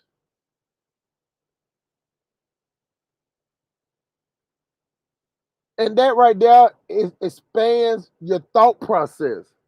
Because see, when you feel like you're judged or somebody's gonna have something to say about what you say, then that changes your thought process. Now you're sitting there like, okay, let me make sure I say the right thing. You see, you don't have to do that over here. You know what I'm saying? But I like that everybody having a good time in the chat. That's what it is. 5 hours and 53 minutes. Don't forget, like, subscribe, share if you can. Until the next time, which will be Sunday, you know, I'm gone. We gone. And, you know, I appreciate all y'all being a part of the Silk Police Association, aka the Silk Police Academy. I am your host, Hustle Smart. You know what I'm saying? I appreciate y'all niggas' money. You know what I'm saying? Hold on, we got one more. Got to read the last one. Yes, I laugh a lot. Hey, you got to laugh a lot. let's allow Hustle Smart go. Thanks for the forum. Man, I'm gone, man. Till the next time, y'all. Appreciate y'all for real.